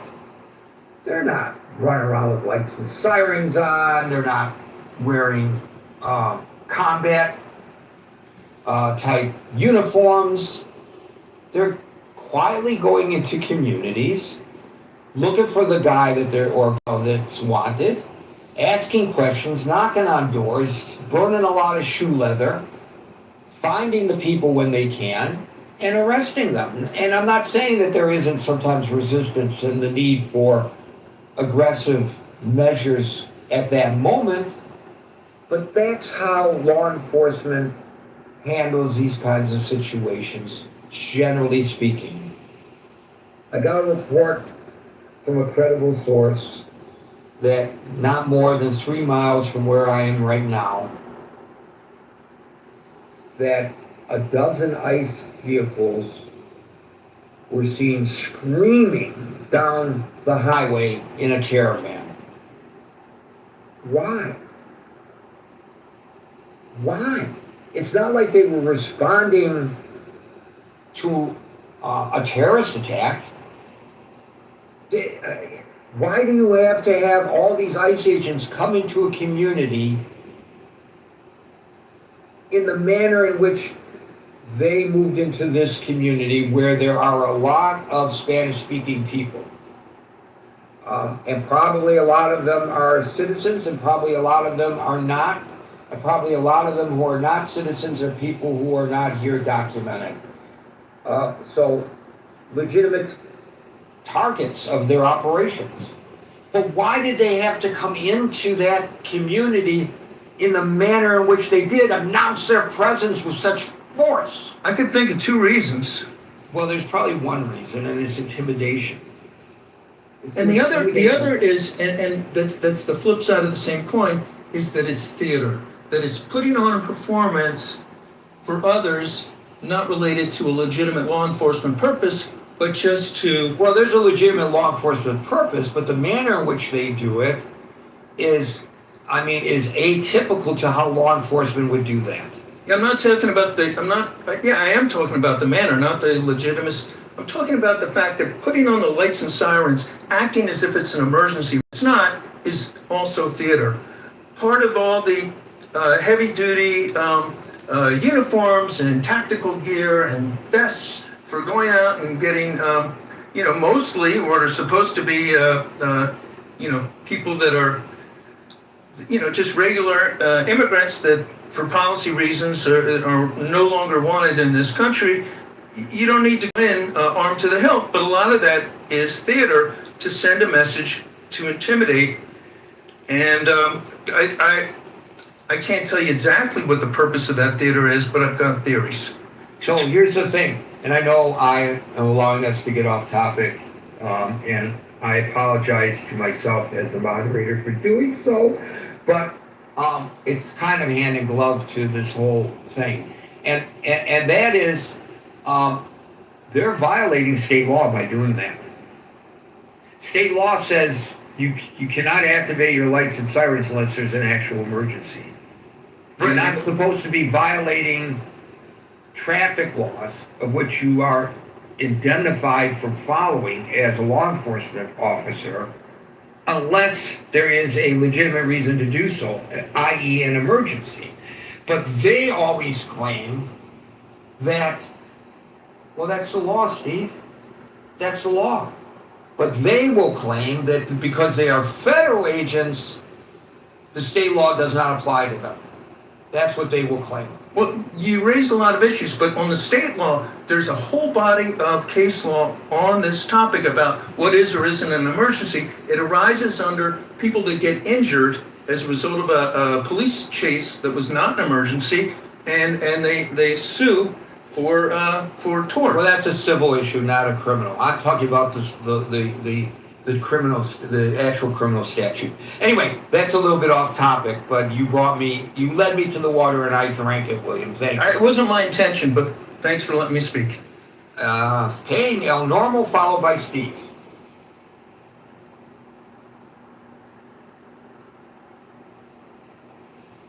El Normal. What's going on today? So many people come to the stage and they're not there when I call them, and I feel like I'm being ignored. And I'm very thick-skinned about these things. And I started with, I was feeling so good in the very beginning. Marsha said, "How you doing, Gary?" And I said, "I'm doing great." But now you're the third person to ignore me when I call them. Norm, please speak. Can you hear me? Yeah, we can hear you. Am I? Okay, so you got me worried that you couldn't hear me. Well, I can hear you when you open your microphone. Well, that's a detail. So, I want to make. I made a point earlier to some of the people back channel. Nixon was never impeached. So it's interesting the way legends over time become accepted as truth. That's number one. Number two, Trump lost the 2020 election. I don't want to upset you or him or anybody, but he lost in 2020. And it is a weird quirk of his personality that he can't accept it. Even though he's probably in a much stronger position now than he would have been, say, in 2022. Right? In other words, if he was 2 years into a 2020 term. For a variety of reasons. And this time he won the popular vote, which is quite a mandate. So now to the question, I really like what Marshall said, and I agree with him. It's enough with the frivolous impeachments that we know are not going to result in removal. I think it was Marshall who the DEFCON 3. This is the ultimate recourse that we have for an elected official to be removed. I think Supreme Court officials also can be removed this way. So it should not be done casually. I guess I also want to point out that early in his first term, he said that he thought once he won the election, the press would stop giving him a hard time, and that didn't happen. So he's surprised. And he is a combative, a belligerent kind of guy, and if you punch him, he's going to hit you back 5 times harder. And he was punched, I think, sometimes unfairly, both in the Mueller investigation, which was an exercise in absurdity, because he obviously didn't collude with Russia to influence the election, and also in the 2 impeachments. These were also absurdities. I mean, why do that, knowing that you're going to lose? And it didn't even slow him down, apparently. So we have a loss of integrity in government on both sides of the aisle. The investigation and the 2 impeachments were done to throw mud at him, to smear him. The same thing with the Kavanaugh hearing. It was done to throw mud at him and to smear him. I even personally feel that the Stormy Daniels case was absolutely nonsensical legal case. Again, done to smear him with each payment that he made to Michael Cohen to pay off the NDA that he got from Stormy Daniels was charged as a felony. It was 7,000 here, 8,000 there. So Trump is capable of responding with equal or greater pettiness. That's why I list all those things, because he knows how to fight back, and if his opposition is going to fight dirty, then he's going to fight dirty right back. And I would not put it beyond him at all to, I got to put the phone down. I hope I'm not getting pulled over here. I'm not. Okay, good. All right. Stop me. He is not above pulling some sort of monkey business when it comes to the midterms. I would definitely not put it past him. Now, I didn't see the announcement, so I'm just taking it from you, Gary. So I'm just giving you my opinion.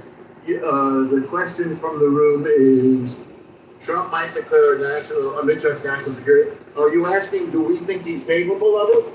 He sure is.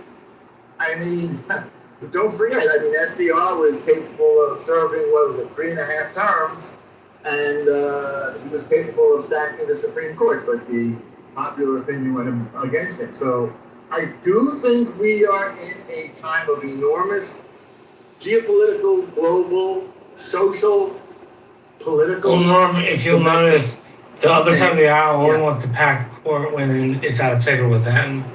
But when the conservatives, when it's out of favor with conservatives, we don't want to pack the court. Right. Well, I don't know if Hello, ever everybody. came up with that. Hello.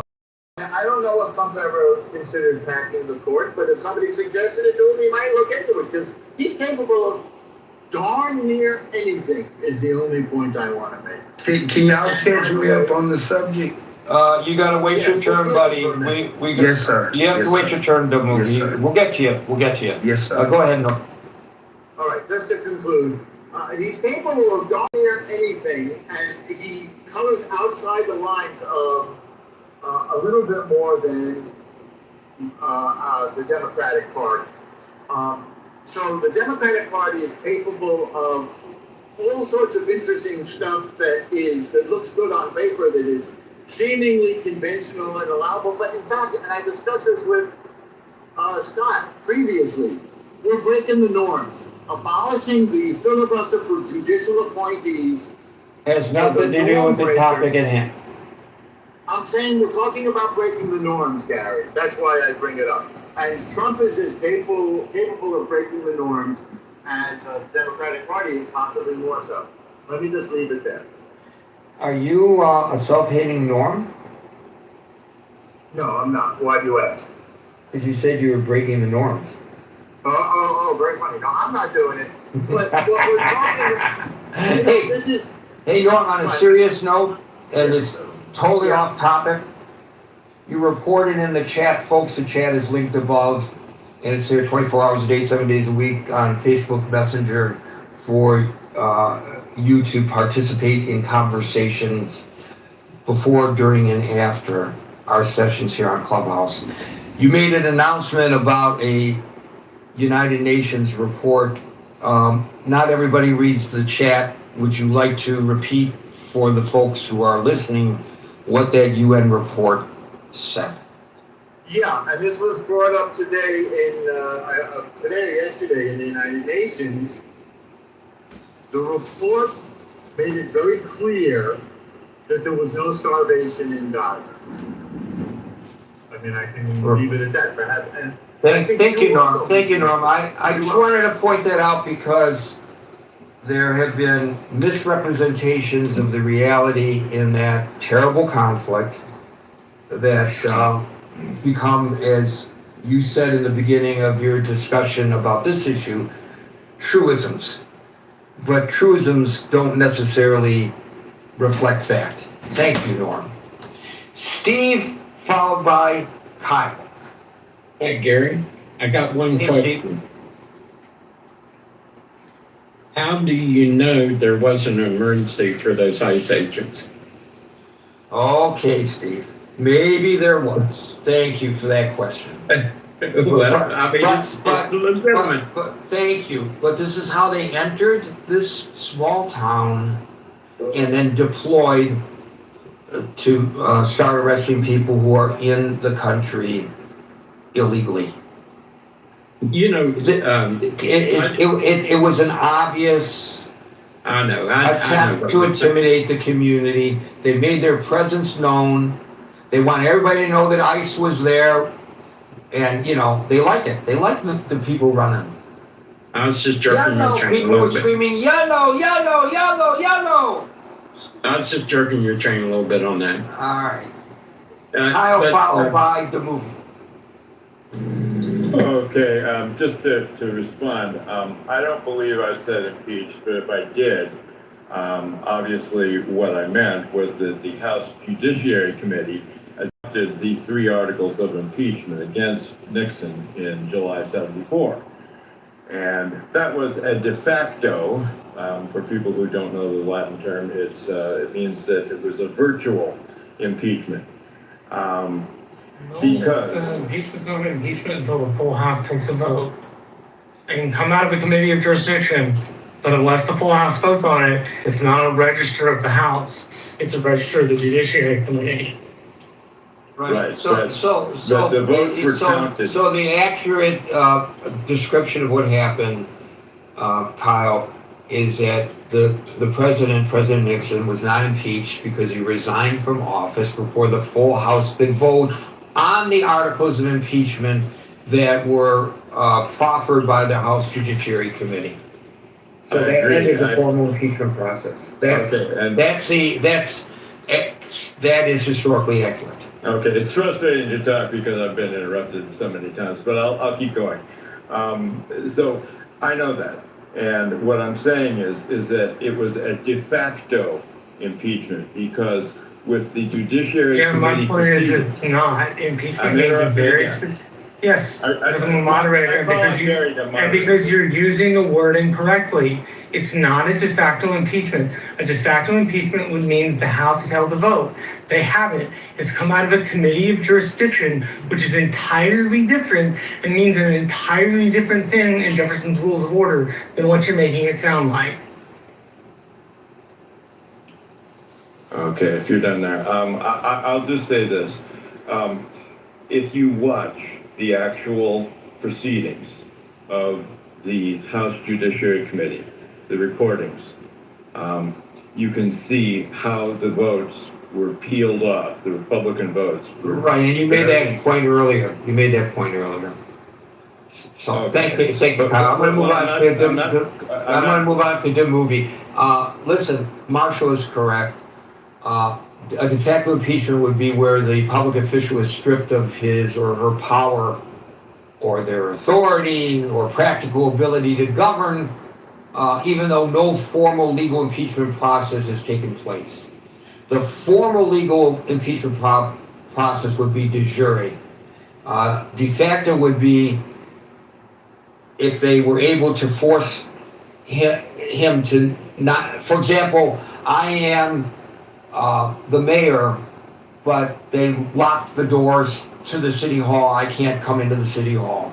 I have not been removed from office, but I lost my practical ability to govern. That would be a de facto impeachment of the mayor.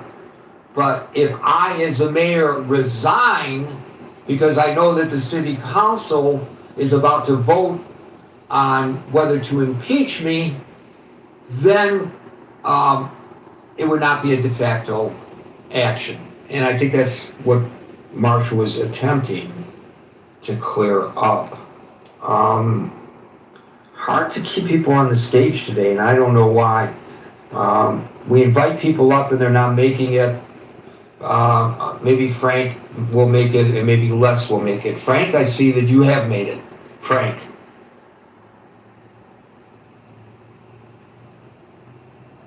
That's the other thing. I've been calling people today and they haven't been answering. I'm beginning to think that it's not them falling asleep at the switch. I think there's some kind of a clubhouse problem. Les is trying to get glitch. Yeah, see, it's there's a problem here today. Okay, well, we had a good discussion nonetheless. Folks, we're here Monday through Friday at 5 o'clock New York time, so until 5 o'clock New York time tomorrow for the next edition of the Critical Thinking Forum. Everybody be safe, be well, and peace out.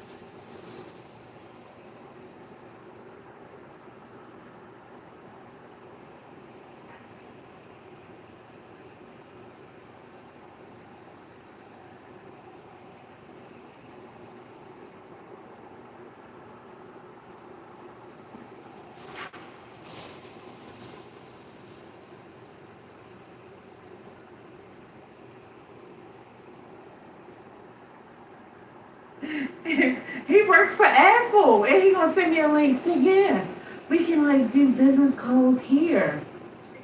No damn clubhouse. What in the hell? I'm not clicking on this link.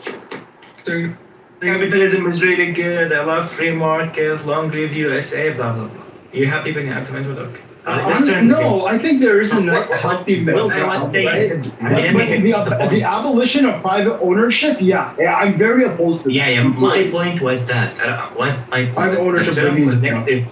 Communism works at the community level. By the way, people, this is a study expert. Like you really need to be really educated about that. Well, why is it that you think that free will is the solution to the problem of evil? And what's he really going to say? I mean, the problem is he's a bit of a motor mouth, so it's like he has a lot that he'll spew out. But what it is like a bunch of stories, you know? Yeah. And this is what becomes frustrating for me, is that it's just like, well, you're just like doing narrativization and kind of just so stories based on the data. So it's like, yeah, you can tell me a story about how free will is related to like evil arising in the world. Right? But that's not actually a response to the argument, because what you want on the argument is to show that like you start from like perfect being theism or classical theism. I gave the argument that, okay, from this, you should have a very low expectation of evil arising in the world. And then the idea is that the only way you're going to respond, the only way your story is going to work to respond to that is if it like falls naturally out of the hypothesis, and it seems like a lot of people don't quite get that, It's like, you could add on a bunch of auxiliary hypotheses and my argument is still correct, that like, but conditional on perfect being theism is unlikely, but conditional on perfect being theism plus a bunch of other stuff, it becomes like.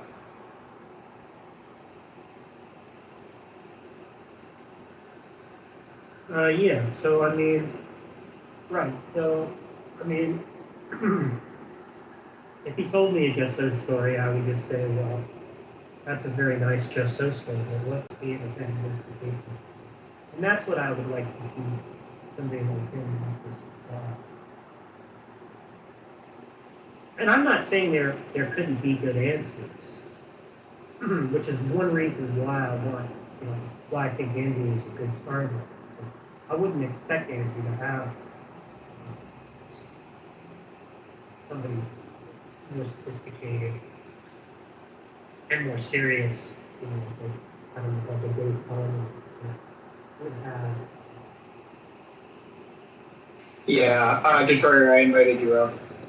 I don't know. Dave Coleman is like, I think his response to it is going to be one of these, like, sure, it's evidence against, but I have way more evidence in favor kind of thing. And No, but I find wasn't that to be talking a big about. angle. I wasn't talking about the evidential problem itself. I was just talking about appealing to free will as a response.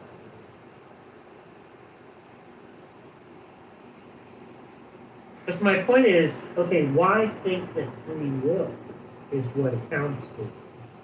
Like, I could grant, if that was what God cared about, or if free will was good, or whatever, any of these things, I could grant that, for the sake of argument, that it could be used in the construction of a theodicy. My point is that I'm not seeing what the independent justification for thinking that's what God cares about is, because it's not clear to me that there's much on a scriptural basis for it.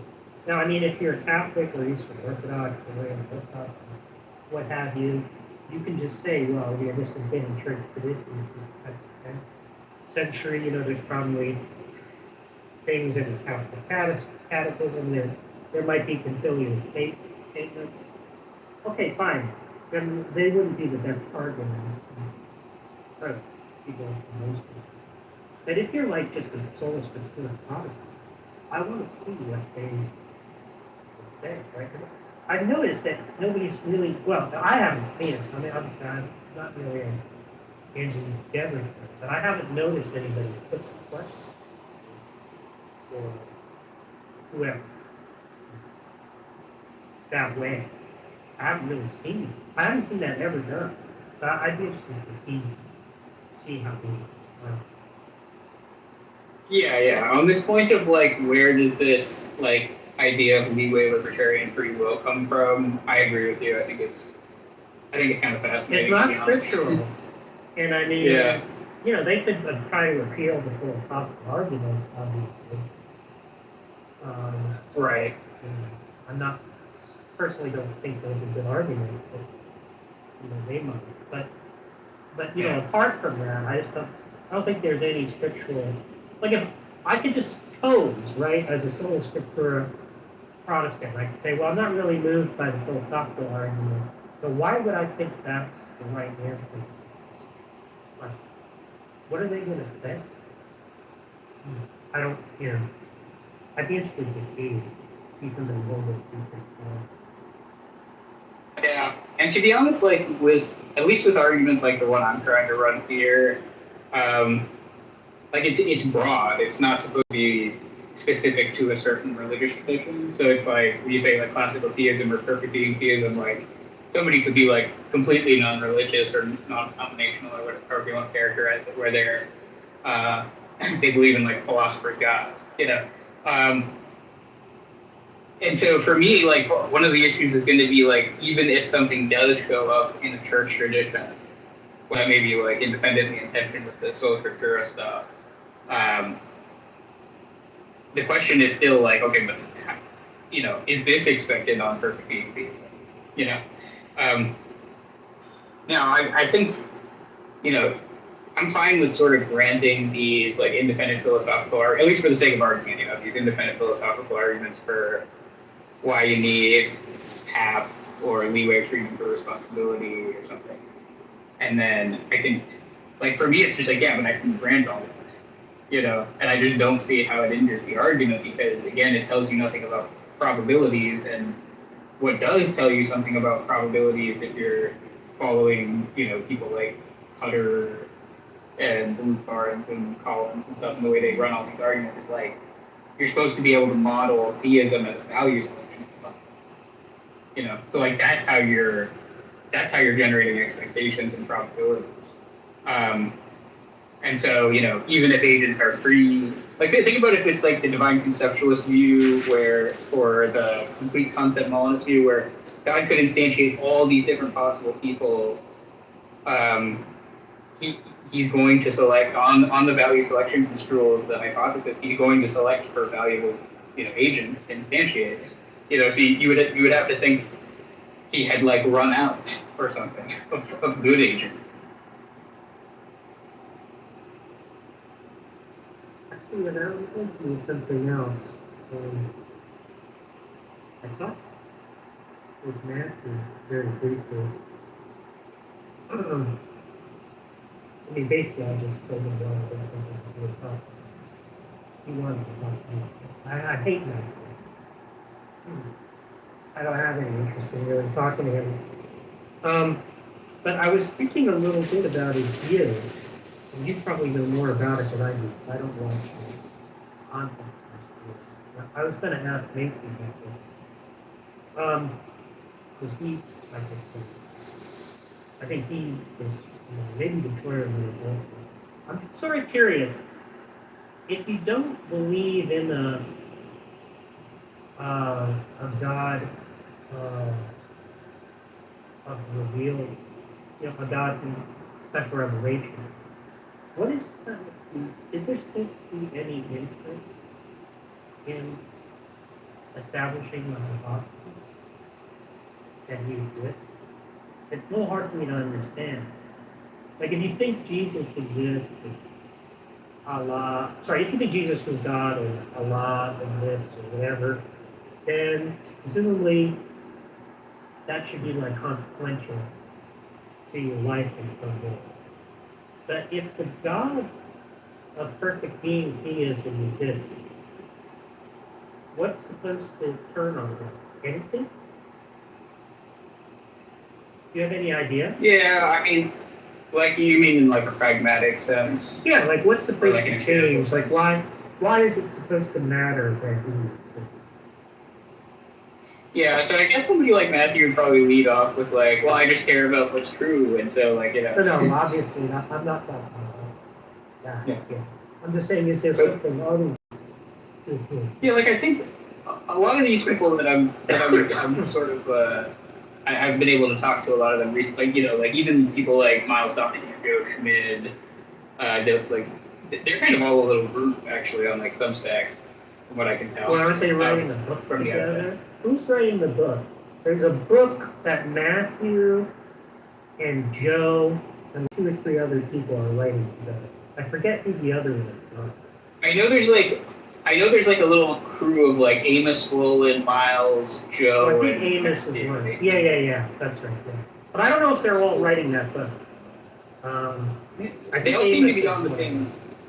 Yeah, they seem to be on the same page about a lot, which is like he is maybe Joe. Yeah, maybe Joe is like the most. Oh, look, kind Rogers here. I think Nathan was Nathan.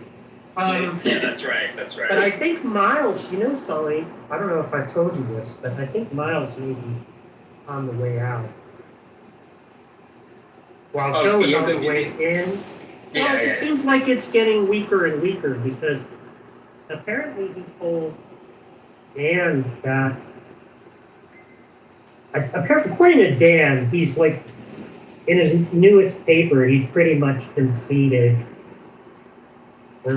that Dan's objection goes through, or he's very close to conceding. Yeah, I wouldn't. So I read it. He actually sent it to me too. Okay. And I wouldn't say that it's like a concession on the argument. But he is saying like, I think he takes that objection, this like he calls it the Kitover physics objection. He takes that to be like the most serious, and he thinks that. Oh, Roger, you got feedback, Roger. Oh, sorry. It might be me too. Let me do it. No, I think it's Roger, but yeah, probably. So, in that, so I don't want to say too much about it because like obviously it's not published yet or whatever, but he does admit to certain like he's there's a whole section where he's saying like I don't think there's like so basically he proposes a response to several versions of the objection that he thinks is successful against those versions, but then there's just he writes a whole section about a case that he doesn't think it works against, and so he's kind of saying like, yeah, against this, like I don't know what to say. So to some extent, yeah, he is kind of like he's like admitting defeat about that point, at least maybe in a kind of like provisional sense.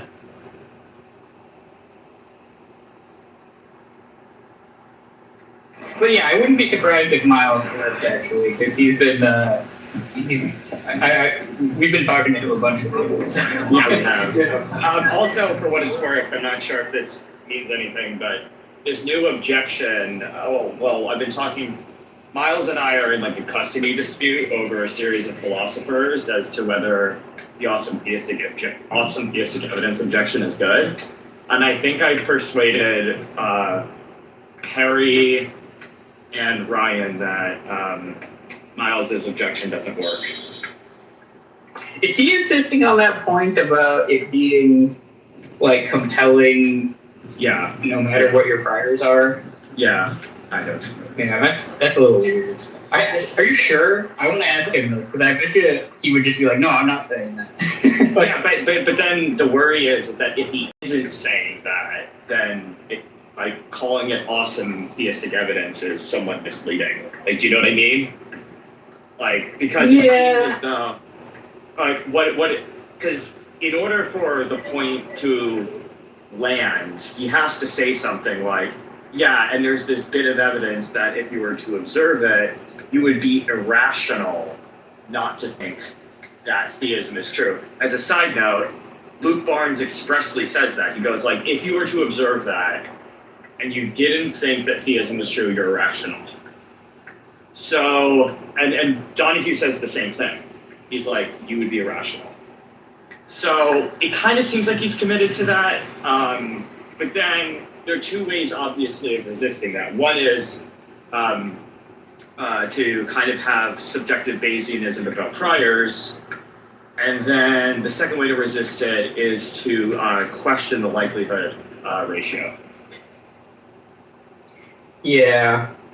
Yeah, Detroiter hates my argument, I realize now, though, because we disagree. Detroiter and I disagree about this, like, key point that my whole argument against fine-tuning turns on, and it, like, makes me sad. But, Okay. I mean, the thing about Miles is, what's kind of interesting is, I'm not sure about all these guys. I'm not sure about Amos Warland. I think Matthew, Joe, and Miles are all kind of motivated. And Miles pretty much said as much, right? Like, 'cause I think Jason brought him in. Yes. Yeah, I did. The other day, and he more or less said, it's just, I feel like my life is a lot better believing in God than not. But what's striking about it is that even though he probably is motivated, and that probably does explain why he's accepted a lot of this reasoning, what is interesting is that he is willing to modify his position. And he's conceded a lot of points in the past year or two. And plus, even when he was in the room the other day, in Andrew's room the other day, he was, they asked him about the problem of evil, and he was just like, I really don't know what to say about it. Right? Which I thought was a very healthy stance. If you could turn all this into, if you could construct an argument, if it were legitimate to construct an argument on this basis so that, you did have some good evidence, well, by the same token, right, it seems like there's going to be all this counter evidence. What are they going to say about it? And, people like Matthew, and to Joe's credit, I think Joe concedes this one. People like Matthew, of course, totally fucking dishonest, but he's much more motivated than they. What do you think about the interchange between Matthew and Lance Bush on Substack? Well, I'm not sure I totally approve of everything that Lance has done, because I haven't followed it that closely. But I do think Matthew is dishonest, and the way that he made fun of Lance, saying, Lance is denying concepts that every 6-year-old has. And Lance, of course, correctly pointed out that that's an empirical claim which Matthew hasn't investigated, unlike Lance, and so he shouldn't glibly say stuff like that. I think that sort of shows what a fucking dishonest piece of trash Matthew is, why people shouldn't even bother talking about it. I mean, I will say, so I know something about the history between Lance and Matthew, because I used to talk to Lance all the time. And, from my vantage point, I get what you're saying, that, Matthew will reach for stuff. If he thinks that there's a rebuttal, it's like a chess game for him when he's debating, I think, where it's maybe he doesn't think a rebuttal is that good, but he's going to give it the strongest presentation he can, or this or that, and maybe he's dodgy sometimes, that's probably true. But Lance was a complete dick to him for pretty much no reason. Well, that could be. I don't even know dislike enough Lance. about that. Yeah. I don't know enough about that to know. I do think Matthew is a very dishonest, distasteful individual, and so it would seem, that may not justify the way Lance treated him, because Lance may not have witnessed that. But if you watch this thing that got uploaded a couple of days ago, Mason and Eric. And just the way that, he tried to mock Mason for saying, I don't accept this concept, that's the kind of thing that really makes me despise Matthew. So I don't, I really feel like it's, he should be treated like, treated like with respect. The Eric part, I forget exactly what what his case was against it. But he was and they were bringing moving up, between different arguments. yeah, he was bringing up stalking horse issue, but they didn't get to fully play it out because at some point Matthew said, well, I've talked to you for a while, so why don't I talk to some of the other people? Yeah, it seemed like he was doing almost like an anime thing. I'm not sure. I saw that video, but I wasn't there, so I don't know what this event was. Yeah, me either. And yeah, Eric was running stalking horse.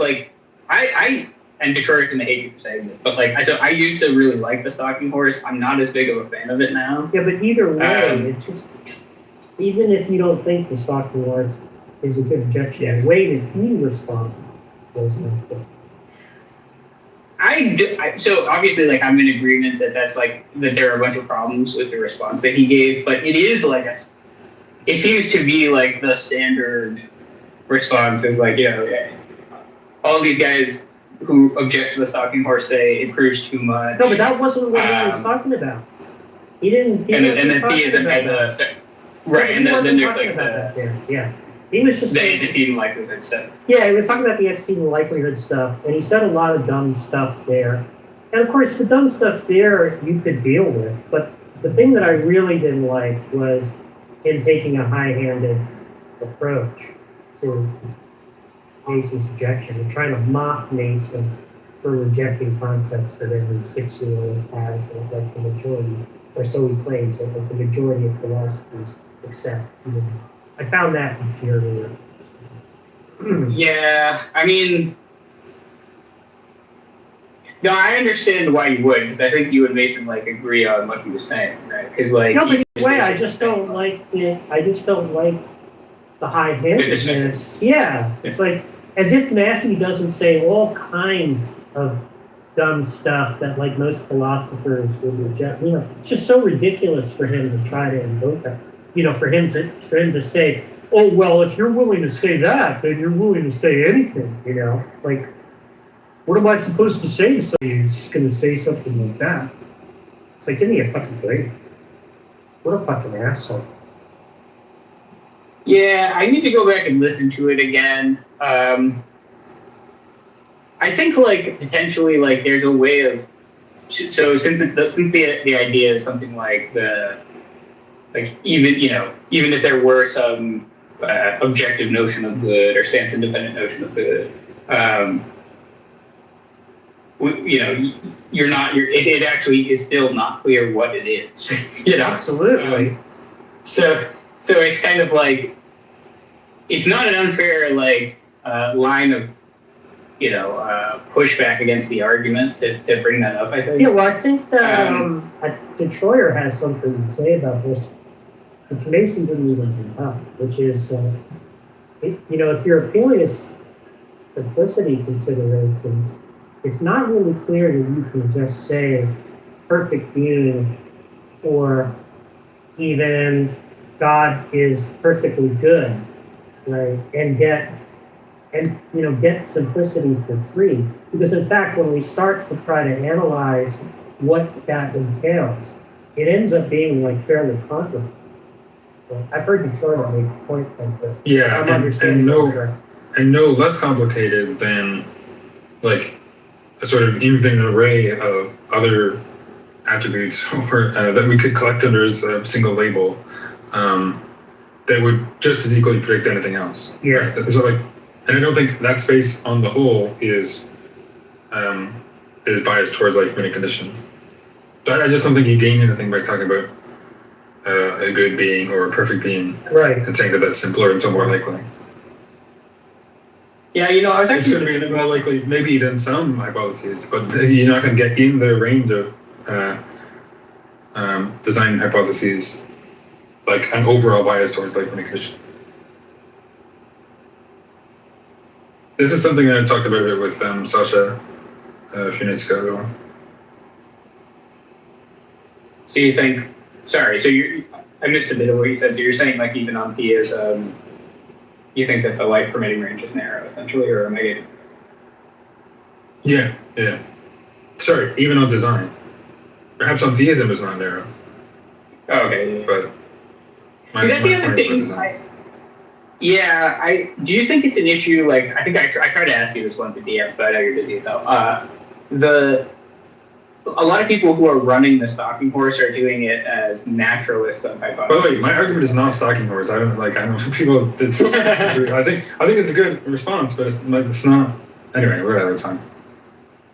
Yeah, that's fair. Maybe I'm being unfair by like combining those two. You need to give your argument a name other than like Detroiter's argument. Sorry. Yeah, I mean, I think people maybe are conflating them some of the time.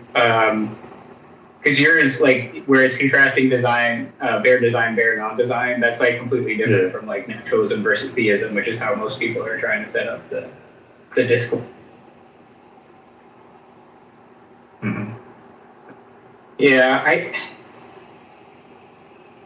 So I mean, some of your argument though, I think the reason they get grouped together is because they want to say, yeah, but look, you could basically slot in anything. Like L is almost irrelevant, in your argument, where it's like that could just be anything. Well, it could be, but whether the constraints that I forward are correct will depend, right? Yeah. It might not be. Yeah. I try to defend this point. It's also, of course, background dependent, but Right, and you think like the semantic cases are stronger in favor of design, right? Like if it's like star writing or a message or something like that, you think that that's more expected on bare design than bare non-design? Well, so it depends, right? On the sort of background that we're using, we're typically assuming in the standard fine-tuning case, no. But that's just because we have no background on which those sorts of displays would be like significant, evidentially significant. They're just like, there could be anything, right?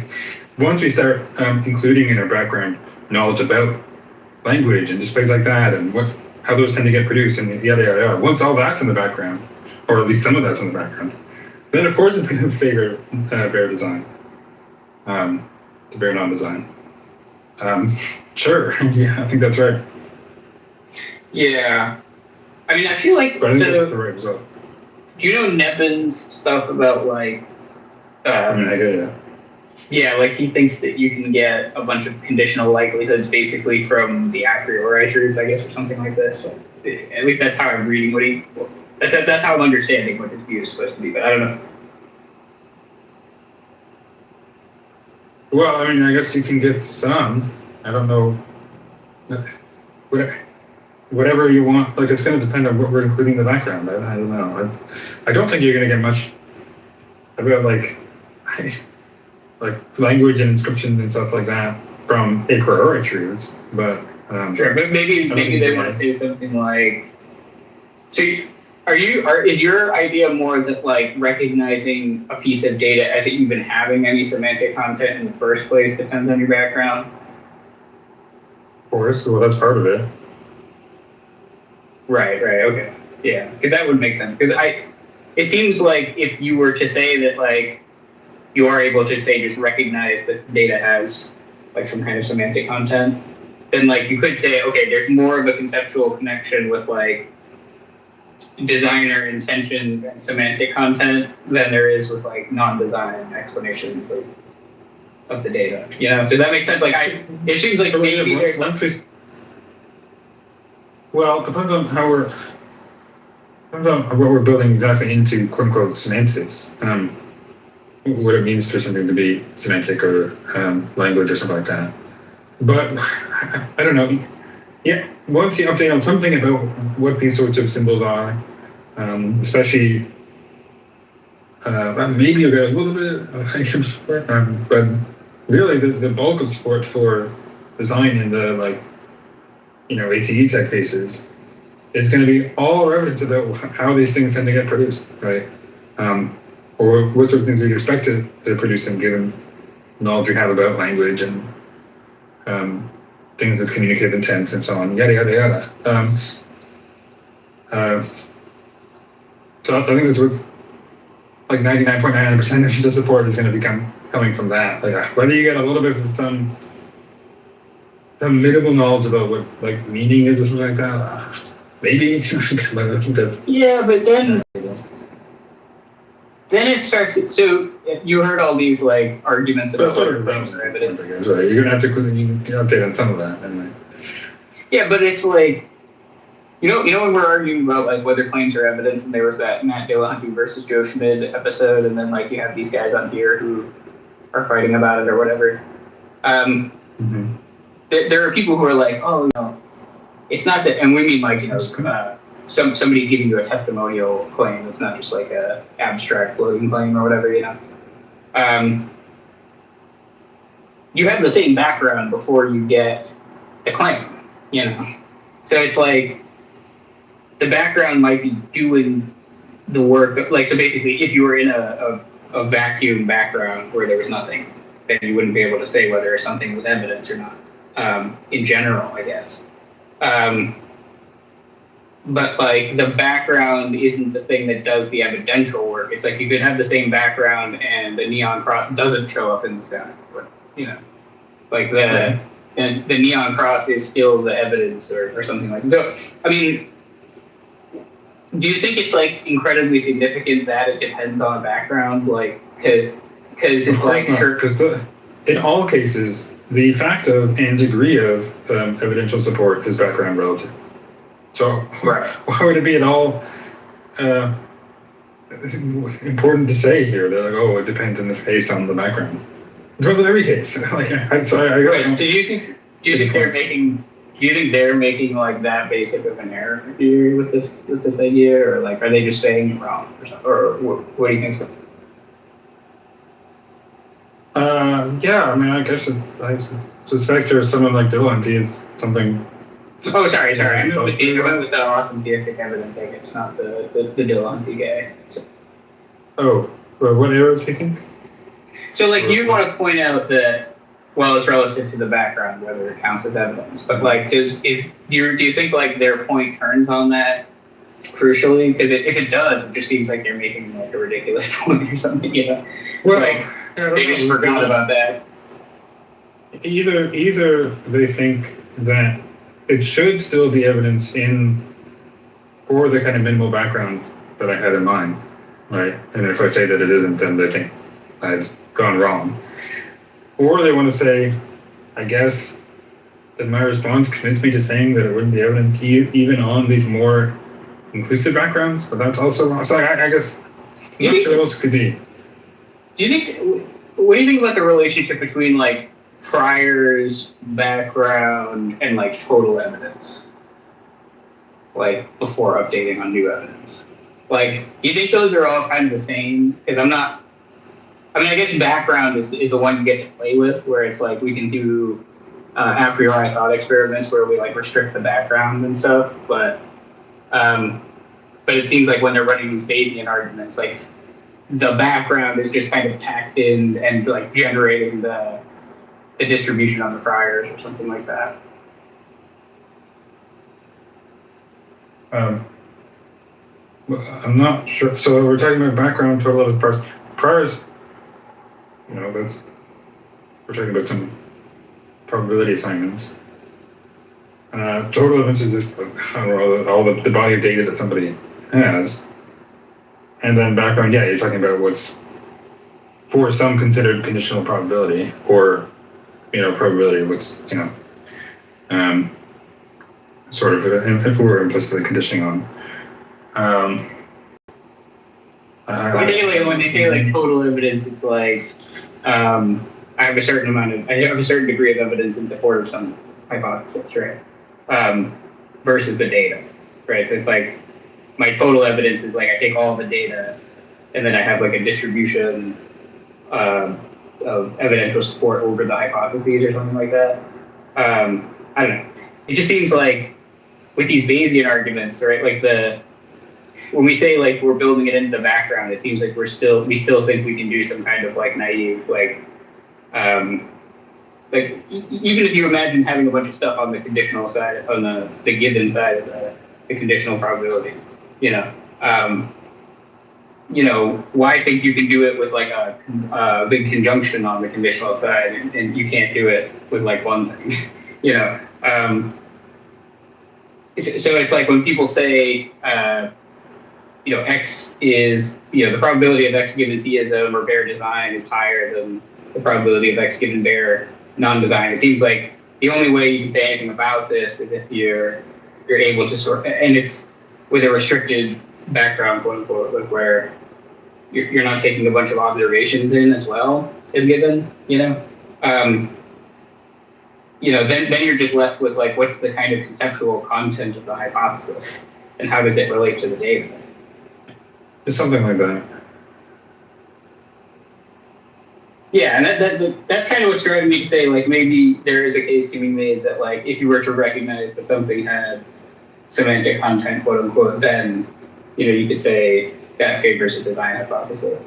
But I don't know. My worry is that if you can't say that, then the argument's too strong. No. Well, so as I said earlier, it's going to depend on what it is to have semantic content. Like we're sort of building in that, because depending on what that means, I mean, you might get no closer to. Like it might still be irrelevant to design versus non-design, depending on what's included. It might give you a little bit, depending on how much is built in, or might not. I don't. Again, I guess I don't know how much turns on that. Actually, no, that's being more strong. I think nothing turns on that. Well, no. I'm just saying, like, so say you have your second constraint, right? Yeah. And the idea is that, like, you don't want that to just hold in general for anything. Like, if L were to represent like anything you want, right? You want to say like, no, it's not. It doesn't. Or do you think it does, like, actually hold universally across like whatever L? As I already said, no, obviously. Right. But then what sorts of things is it false for? I guess. On what background? I guess I.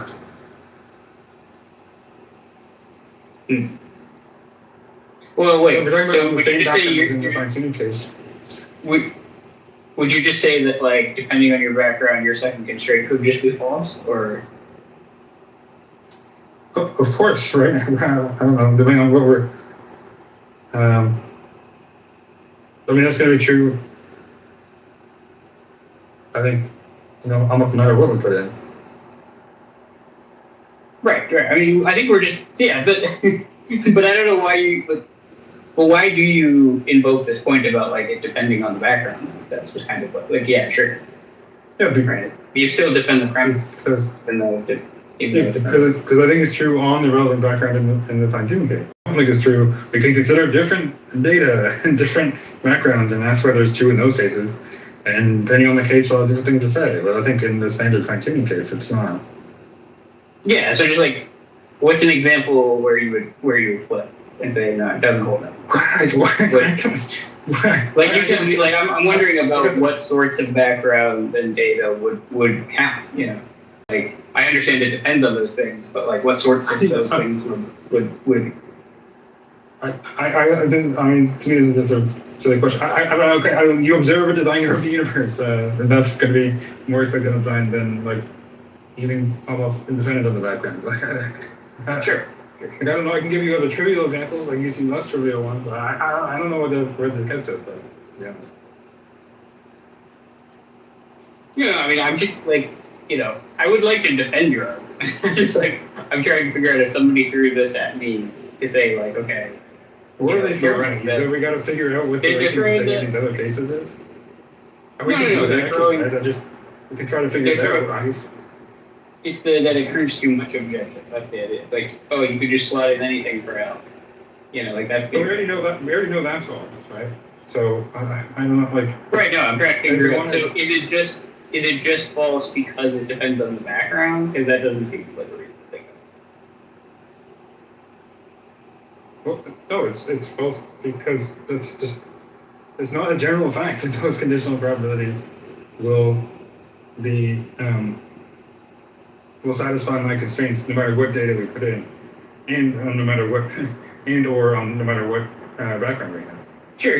Like, so You can give examples if you want, I guess, where you vary the background and or you vary the data and you get the same result. Okay. So I guess. the thing is like, okay, so the way that you defend the second constraint, right, is to say something like, well, the space is like, so basically bare design tells us like almost nothing about the design, you know. Yeah. And that's kind of the defensive premise there, right? But of course, you know, on what sort of background we have is also relevant there. Because, you know, based on that, fair design plus what we have in the background just tells us this is more or less no expectations of what sort of things or what sort of universe the designer would make. Right. Yeah. And I'm not saying that I think that you're wrong about this, right? It just like does it not seem like on that same basis I could you know, okay, instead of L I'm gonna put P, you know, in the second constraint, and that's just gonna be arbitrary. And then I could say, look, well, it's still true because bare design doesn't tell us anything informative. You know, so like I guess what I'm asking is like, when would it be informative? So I mean, I feel like I just gave a case for this, but you asked me to give a case where the second constraint would be false for a piece of data on the same sort of background that we use in the fine-tuning case? I guess so. Yeah, yes. Yes, I give a trivial example where you observe that there's something designing the universe. Right? So that's a kind of trivial example where it's false. I can give less trivial ones. You can also note that you could have a more you know, complex observation where we include, you know, just take the trivial case where we observe the facts about language and such in the ATE, right? And it's not independent of that conjunction, right? So where the data is that conjunction, the second constraint would be false, you know, or analogous version of the second constraint. I mean, I could multiply other examples. I just have no idea what this is supposed to get us, though. Yeah, so I mean, okay, I guess if you think like you can just observe the universe being designed, then that would be fine. Yeah, I mean, that would obviously a trivial one, but like. I mean, in most of these cases, we're thinking we can't just like straightforwardly observe that the hypothesis is true or something like that, you know. So. Okay, but it's still. I'm sorry, so, as I said, but that you have a non-invalid. Do you have like a non-invalid one? What was Well, I kind of missed the first part. Well, I mean, you could make that one a little bit less entailing, like, oh, it sort of looks like a center. Anyway, but yes, you can have less kind of obvious ones, I suppose. Like this, which is I gave it. The example I just gave was another example of that. You know, where you had that, you know, you observe those two facts, and one was kind of writing and initial conditions, and the other was, you know, observe things about language and such. Okay. Those two things are not going to be independent. And so the second case to be false on those is sort of trivial because recall, as I said earlier, it's going to be, the second case is going to be false for ATE with those things in the background, right? But now I'm just pulling it into the observation, then in fact, that's no different than, you know, in their probabilistic terms, that's mathematically equivalent to having one of those conjuncts in the background. And so you'll get the same result, but I don't know, I can give other examples, but again, I guess I don't see the point of the exercise. No, like I said, it's to try to, I'm trying to use you to give me ammo if I run your argument. Yeah. And the idea is like, this is kind of the objection that I'm always hearing to it, is that proves too much, you know. So the idea would be to like give reasons why. Yeah, I guess, but like the response to it would be like, here are the reasons why this sort of stuff counts, and then this other stuff doesn't count, and the fine-tuning data falls into that side that doesn't. But you know, where this is where your second constraint is true rather than false. Mhm.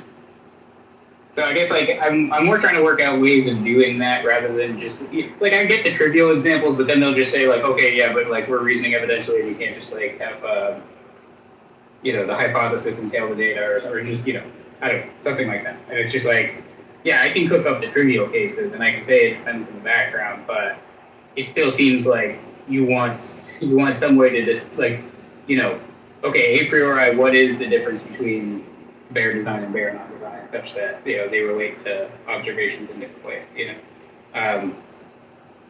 Because it just seems like if you're defending the second constraint by saying like bare design is like basically like the possible observation spaces like overlap because you could observe anything on either hypothesis if we're excluding the entailing observations. And you just say they're both like equally non-specific, so they have the same, whatever the probability distribution is, it's the same for both of them. Or something. Yeah, but as I said, even excluding the entailing ones, obviously we're not going to be. You're going to get cases, into the many cases where how the second constraint would be false. So. There's going to be a lot of simple observations where, yeah, the hypotheses are on par, on a really uninformative background, right? But that's largely because, yeah, I think that for those simple observations, design doesn't really predict a whole lot. Just a bare kind of design hypothesis doesn't predict really much anything about what sort of thing could be. But yeah, like I don't understand. Why is a store so tiny? Also, what of A1?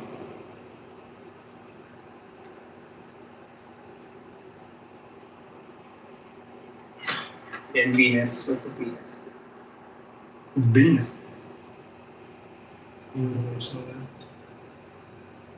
Let's go G. Venus or Venus?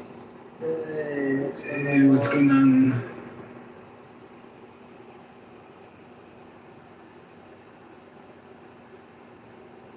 I can't believe that there's like Venus put the Sully case in his paper.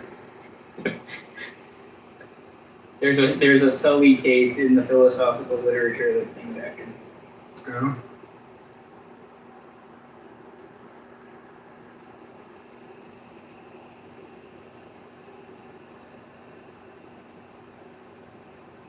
What is it? He just uses my name, so it's not really a joke about me. It's just like he gives this case of a person who really trusts Fox News or something. And the person's name is Sully, and then he keeps referring back to it as the Sully. Makes sense. Seems appropriate. Yeah, it's kind of funny. You gotta put your friends' names in your philosophy papers to sure, It's something there, actually. Something there. Are you working on anything now for like publication, or are you like taking a break?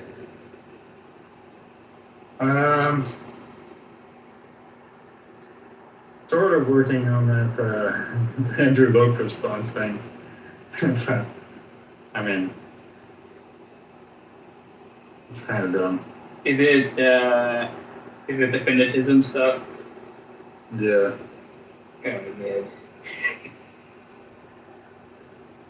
I mean, so It was funny when Malpass came in and he was like talking about all this, like how it's like nobody, it's like all these people there. It's like, yeah, actually, no one here disagrees.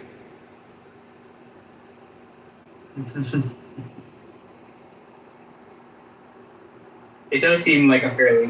Is Rasmussen still on that train too? Because I feel like he's like a heavier hitter than Lowe. I totally forgot about that because I was making that blog post reply to Rasmussen. I totally forgot about that. I gotta finish that. Because he had made this kind of bad argument that infinite regress requires a circle, explanatory circle or something like that. Yeah.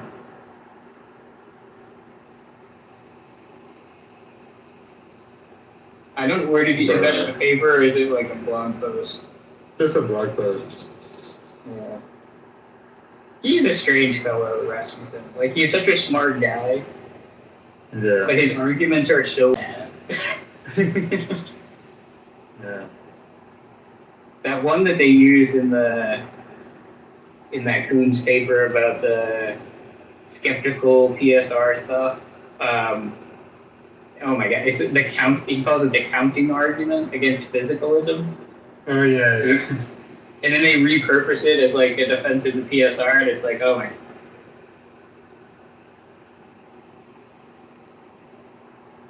Right.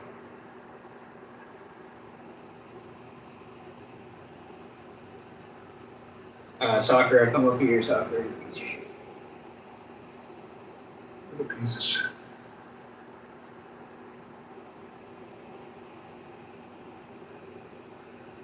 No, that's cool though. I mean, I like the causal fences and stuff. I guess I'm just so thoroughly convinced, and I just see all these other arguments against it as really bad now that it's like somewhat.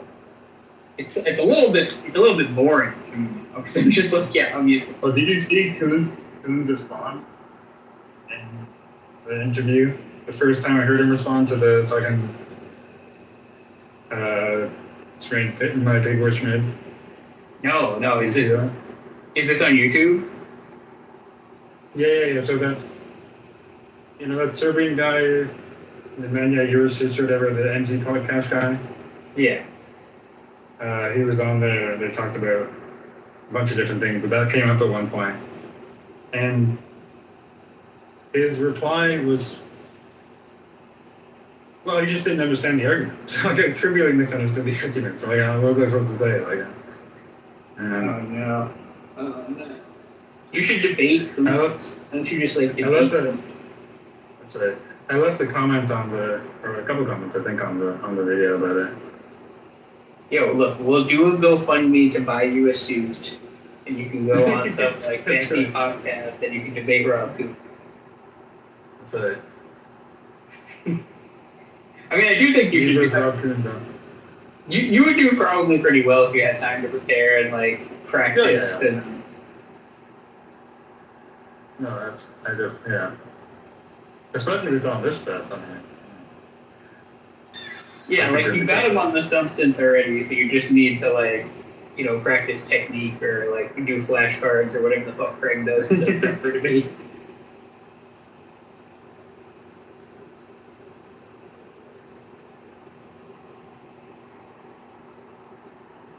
Although I don't know, is Coons like a debater even? Like, does he really debate? Not really. Yeah, I feel like I've mostly seen him do interviews. I feel like I've seen him do at least one debate. A while. Yeah. Well, he had one with Graham Oppie, and then I guess he sort of had that one with Schmidt. Okay, yeah, I think I have seen those. The Schmidt one was on that channel, like Intellectual Catholicism or something. Intellectual Catholicism? And he was kind of not a good interlocutor. Yeah, it would probably be dry, No, in the sense that I think he was like unreasonably like condescending and aggressive, that sort of thing.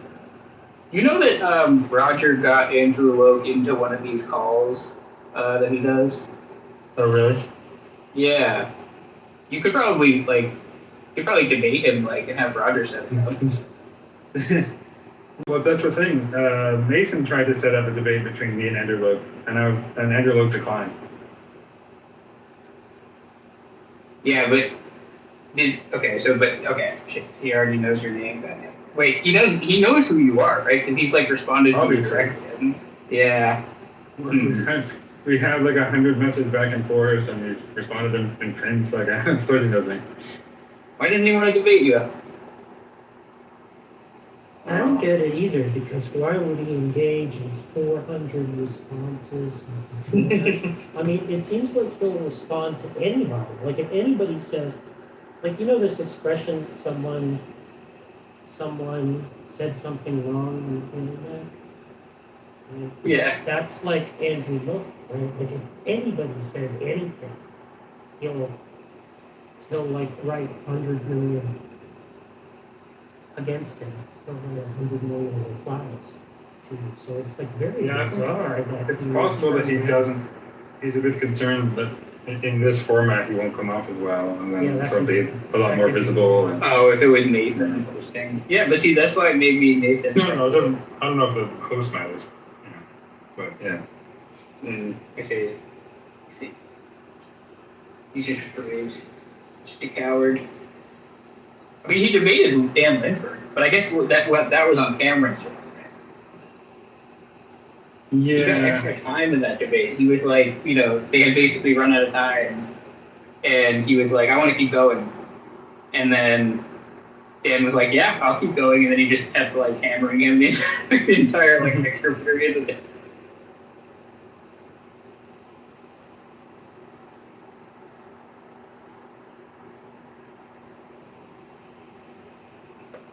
Yeah, it's probably not going to happen on Catherine Christian based on that. It's unfortunate.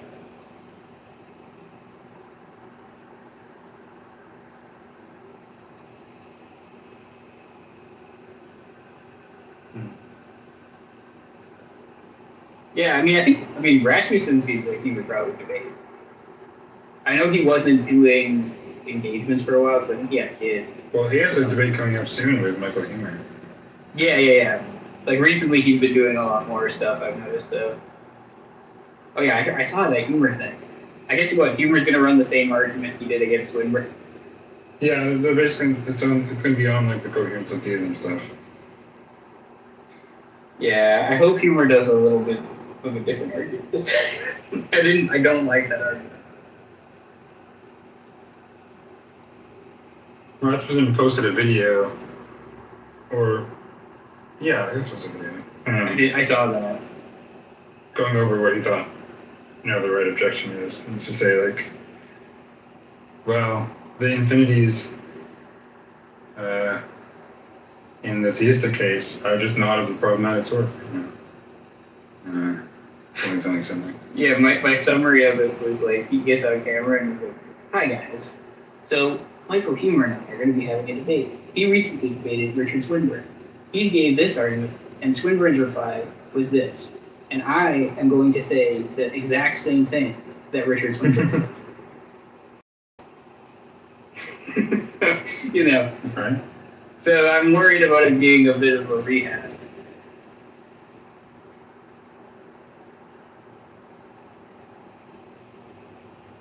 Although maybe Michael Huemer will like have cooked up some more responses by then. Does he seem like a lone gunman to you? He seems like a guy who just kind of sits in his laboratory and like thinks up shit and like doesn't really bounce ideas off other people. Yeah, I don't see that way. I don't know. It's possible there's people in the department that really get something like that. So.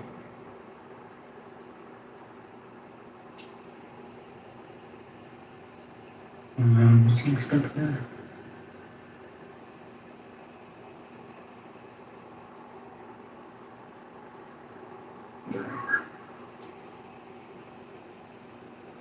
You playing chess? No. You making something? What are you making? I'm making two different things. One, I was just making a dough for pizzas I have another time. And the thing I have in the oven is a rack of ribs. Oh shit. Yeah. Love rib. I'm a big fan. I had only had like shitty ribs my whole life until I was like somewhat older. It's like a relative, like, who's a really good cook, like, makes ribs. So I was like, oh my god, this is what they're supposed to taste like. So then I developed an appreciation. Well, I make a mean rib. All right, let's see what the temperature is on this. I'm going for about 210. Oh, you're using Fahrenheit to throw it? Yeah. Isn't that like sacrilegious up there? Depends on what you're using it for. You know what the shit. They're standardly installed in China. have you ever heard the imperial unit for density?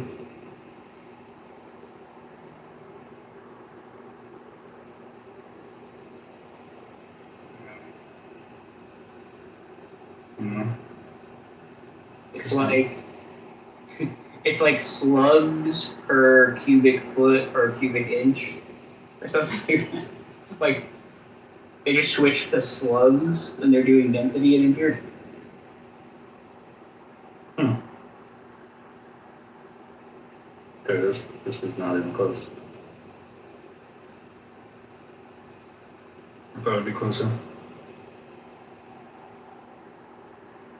Hello, Mr. K9.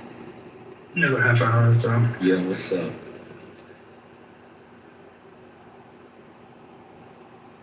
Not much. We're kind of at a lull. Detroiters talking about cooking stuff, so let's go.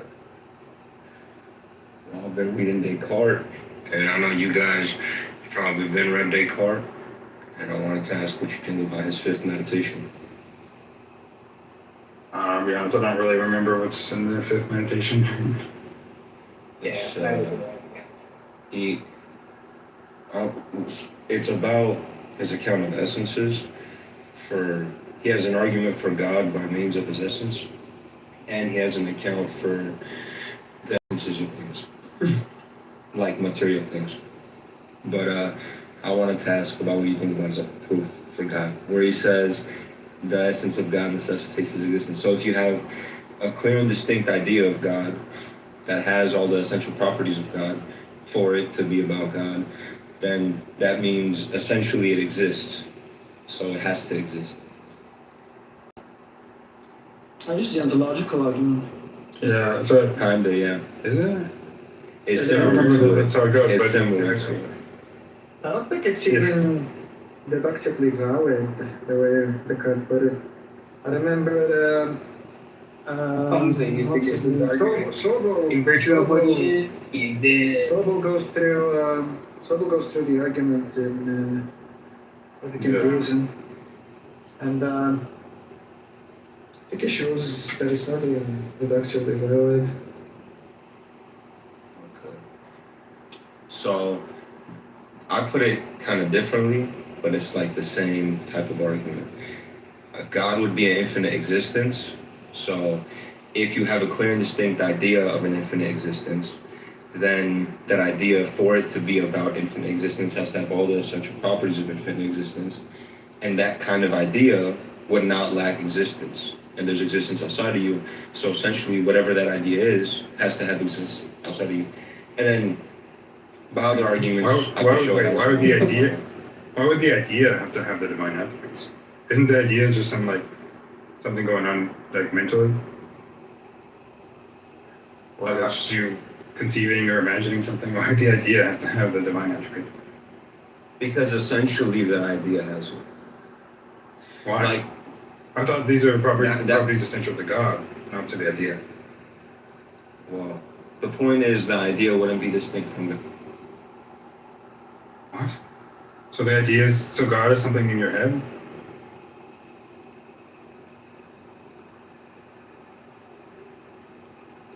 Yeah. Just like another concept or idea. That makes it less. But I think for being charitable, he doesn't mean the idea. He Yo, means Mofo, say what you were saying one more time. Let's we're smoking too. Well, it can't be that the God is not distinct from the idea. I mean, the idea is just something going on in your mind, or it's just something you're imagining or conceiving or something. That's not. So God can't be the idea, right? It makes no sense. God is that's like saying God's a thought in your mind. No. If God exists, he's a different sort of being. Right? No, I'm saying what the idea is about is identical to God. So the idea is distinct in some mode because it's the form of God in your mind, but what the idea is about is not different from what God is. In an extensional sense, that's trivial, right? So if you're talking, but then there's a question of whether the idea is about anything, essentially. Well, that's the, wait, what? But you can't derive that from the concept. Wait, what do you mean so you're saying ideas aren't about things? So well, you don't want to just say everything you have an idea about right? automatically exists. Yeah, it's not what I'm saying though. I'm saying to have an idea about this thing, it has to exist. If it's something that doesn't exist, then it's the idea of something else, and it's not the idea of Yeah, so what's special about this idea compared to like other? Because it's a type of idea that lacks no existence. Hang on, I was talking about the idea not lacking existence? No, it lacks no existence. Yeah, so there's no existence which it lacks, so it has no existence. Yeah, so if the thing, so I can have this idea, right? Say of an maximally great being, and we can derive from that okay, if there's a thing in the world that is a maximally great being, or whatever you're talking, word you want to use to refer to this thing, then here's all the attributes it would have, right? It doesn't lack any of these things, it's infinite in these ways, whatever. Great, right? That's all fine. But you can't get that there is such a thing just from you having that idea. Well, right? If there is not such a thing, and that thing is different from what the idea is about, then that would mean that the idea is not about infinite existence anymore. So, no, yeah, but this, as I said, there's two different readings of this aboutness relation, right? You could think of it you could think of it extinctionally, right? But then it's just a question of whether the thing has to exist for it to be about the thing, essentially, right? But that doesn't mean, in an intentional sense, you're not having an idea of a quote-unquote maximally great being, right? In the same way that, I can have an idea of unicorns, even if it's not about them essentially, because there aren't any. Well, the idea of a unicorn is about a unicorn, because a unicorn is just a composition of other ideas about things. You put those ideas of things together to make this. So it's about a unicorn, and it's a way of speaking in this sort of intentional sense, right? Right. But that's the same thing is true in the mind case, right? Yeah, but the difference is. But you can't infer from the fact that it's about a unicorn or that it's about a god or whatever that there actually is something with those attributes, right? In the same way that you can't infer. So this is the point. Yeah. The idea of a unicorn is the kind of idea it can be about a unicorn, and unicorns not be a thing outside of the idea. Okay. But the idea of God is the kind of idea that does not have that. The idea of God cannot be the idea of God and not exist outside of you because it's an infinite existence. And infinite existence lacks no existence because if it lacked existence, that's just the same mistake. There is. What's the mistake? Well, first of all, the things are exactly the same in this respect, right? Because you can't say that. But the unicorn would have to exist outside because there'd have to be a horned horse or something like that. No, I'm saying one lacks no existence. One essentially, in what it's about, cannot lack existence. So if you're saying what the idea is about is something which does not exist outside of your mind, then that idea is not about infinite existence because it's an idea about something that lacks existence. This is the same mistake that again. Means necessarily to have that idea of God, he has to exist. No, your inference only works on the extensional reading of about, right? But I thought we agreed that you can't infer that it is about something from the concept, that it's about something in that sense. So No, you're. on the intentional reading of Okay, about, you you're can't infer you're that not there was something that understanding, bro. it's about something that would lack that property. You're not But that only makes sense if we're talking extension. Okay, and I'm saying this idea is an idea that you can only have with that external truth.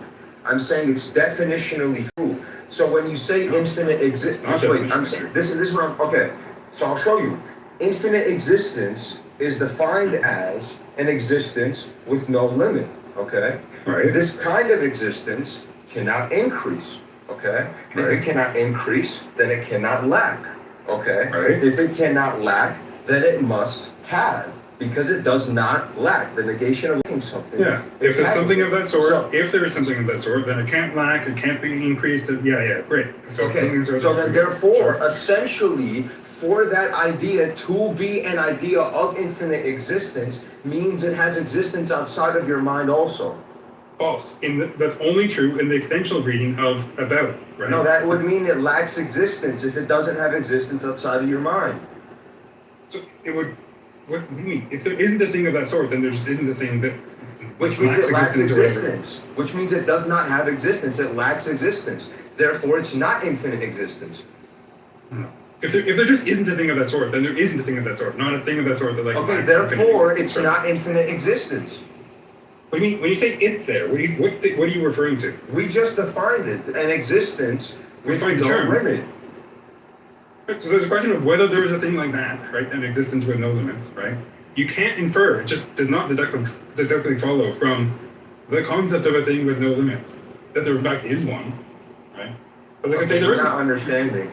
That's not the argument. The argument is that if you have this idea, what the idea is about is the kind of thing that necessarily has existence outside of the idea also.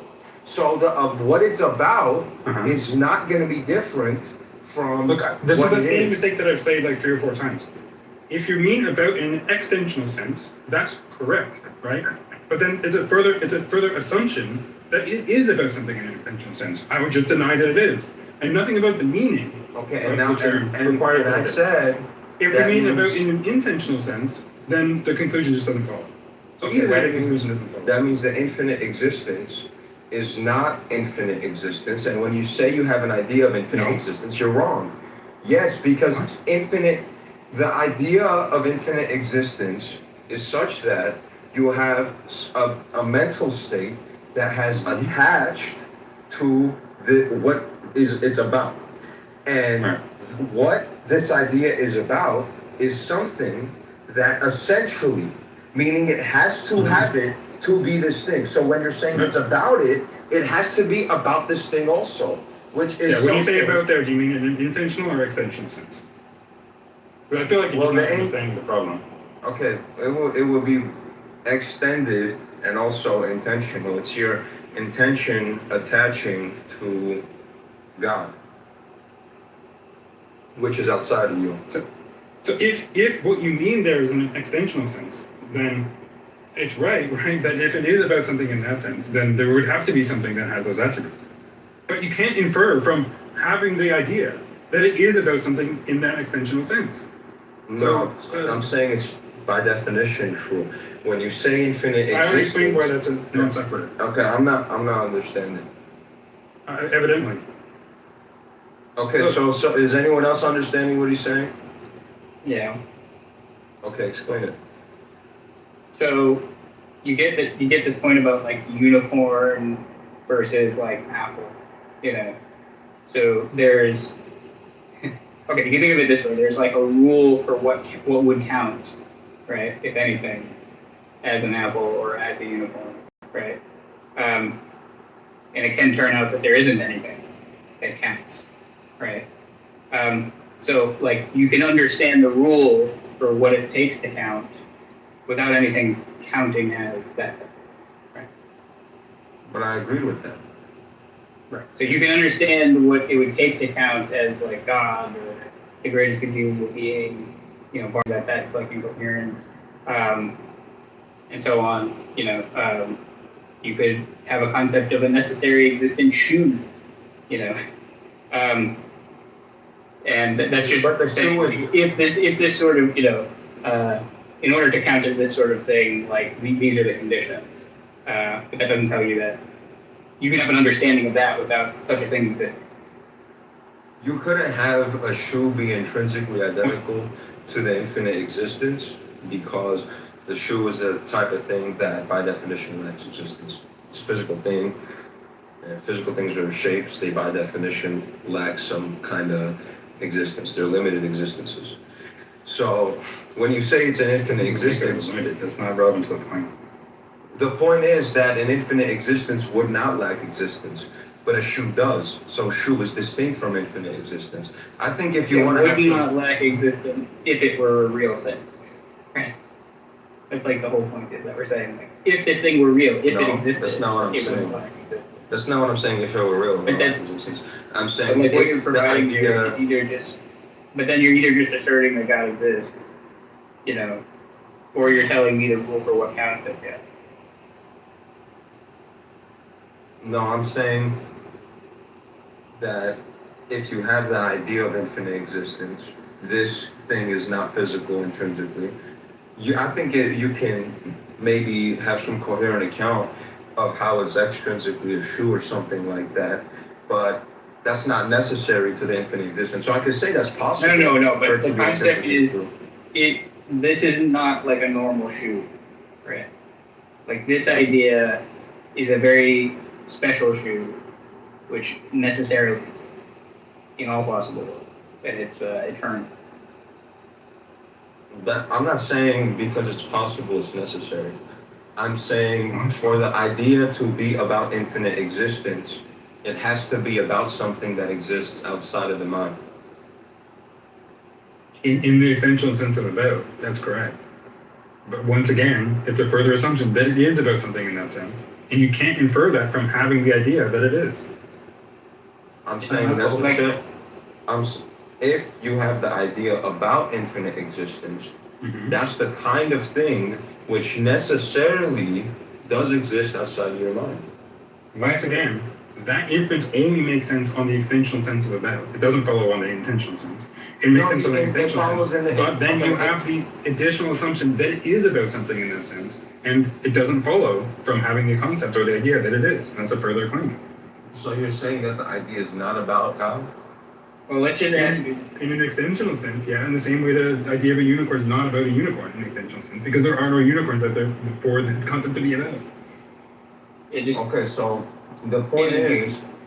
Do you get that, like, do you think it's, like, logically possible that somebody has this idea of an infinite being, or infinite existence, necessary existence, whatever, and that thing doesn't exist? Or do you think that's like a contradiction? Yeah. Okay, like why is that a contradiction? Because infinite He's existence. just gonna repeat the same thing. Because infinite existence. Or Because infinite existence essentially does not lack existence. So what you're referring to, if you're referring to it, it cannot lack existence. why are you supposing that we're referring to it? You're just assuming that there is a thing there. Okay, so earlier when I asked you, you saying the idea is not about God? Would you answer? I said in the extensional sense, it's not about God. In an intention, just this is a claim about the meanings. Okay, so I'm saying what the meaning of the idea is not going to be distinct from what it is outside of the mind. What? But then we're back to the whole thing about the meanings or whatever the concept is being identical to the thing, which is obviously not the case, right? Obviously, God is not an idea or concept in my mind. That's ridiculous. He's identical to what it's about. In an extensional sense, that would be the case, but then we're going back to the extensional reading now, and I explained how that doesn't follow. So You're not understanding what I'm saying. So you keep flipping back and forth between the extensional and intentional reading of about. And either way, it doesn't follow. Because the argument is inferring the external necessarily from the internal. Right. Or the intentional. Mm-hmm. That's the whole point of the argument. I understand you're saying that intentional doesn't lead to the external or extensional. Mm-hmm. But I'm saying this kind of idea necessarily does, because it's the kind of idea that lacks no existence. But the idea itself can lack existence, and so it's just something going on in my head. But if we're talking about what the idea is about, that cannot lack existence, then we have to return to this which sense of about. In the extensional sense, that's true, right? So you can infer that if it is about something essentially, then there has to be something that doesn't lack existence. But that's a claim that doesn't follow from the concept. I'm just going to deny that it's about something in that sense. If we're talking about the intentional sense of about, then it's just a category mistake to say that there have to be a thing that has those attributes, right? That just doesn't follow from it being intentional. So either way, the argument doesn't go through. I'm trying to show that like it has to be one sense of these senses of about, unless you're talking about something wholly different that I don't understand. But either way, the argument just does not go through. So when you say it's intentionally about God, that means what it's about is something that exists outside of the mind, because no, that's not an intentional sense of about then. No, necessarily it is, because it's the kind of thing that doesn't. Look, if we're talking about intentional sense of aboutness, and you're not just citing facts about like what the term means and like stuff like that, then and instead you're saying like, oh, there would have to be this thing that it's about. Back to the extensional sense of about, right? So like about a thing out there that the term. Anyway, whatever. He's like not over, isn't it? I don't know if his phone died or something. It seemed like he was like right in the middle of something, so I imagine he didn't mean. Yeah, that's a painful argument, right? What's funny is that this is not, by far, not the first time I've been through the same point with people before. You listen to that Malpass versus, what is his name? It's like Carlo Alvaro, I think. Yeah, that was. This was like a couple months ago. That was horrible. That was oh my god. Yeah, that's one of the worst I've ever heard. I couldn't believe how hard that guy was. Yeah, that guy was not good. He also did so on that NC podcast as well, though I didn't bring myself to watch it. Yeah, I've seen like a handful of interviews on that channel, so I don't like it doesn't get fed to me in my algorithm very much. Yeah. I did one. I think I watched that thing. It was just about the mostly the creeper stuff, but some related to a couple things in there. Yeah, the stuff Malpass was talking about the other day sounded like a lot of the same kind of stuff to me. I don't know, I'm like fascinated by like how many different facets are perceived to belong to this whole class of arguments, you know? It's kind of interesting that it goes on forever. What was the thing he was talking about? It was like, hold on. The infinite countdown. Oh, it was like the why didn't you finish yesterday shit. Like, Yeah.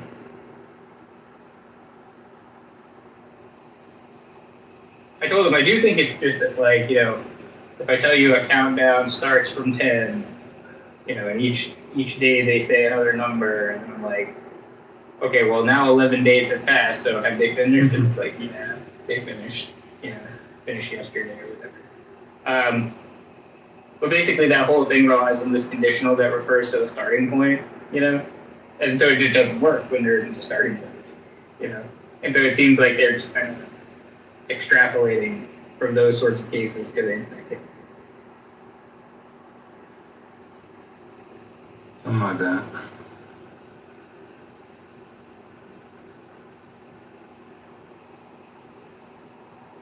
Yeah, Andrew Loco.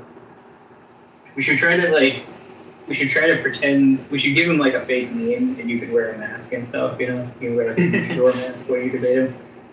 That's right. This is Nacho Libre in debate.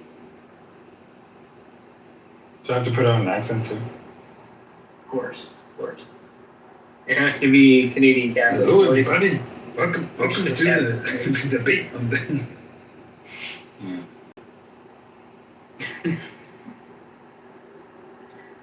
Oh, Jesus. Today we're going to be talking about the conflict. Somebody posted a picture where somebody had like mashed you with Canadian Catholic together. There's like, Well, there was the DDH one that was, I guess not really a mask, but like the face off thing, you know. yeah. This one was like, the main picture was like you sitting in your chair, but then the face is like morphed in basically into like Canadian Catholic's face. And it's like eerie looking. Kind of looks like Leonardo DiCaprio a little bit, you know, when you see Canadians like face on like a normal person's head. Yeah. Like he would have been, if he was in shape, he probably would have been a pretty handsome dude. Unfortunate. Yeah. You got into it with him over reparations. Wait, which side was Jason on? I assume he was on like the anti-reparations team.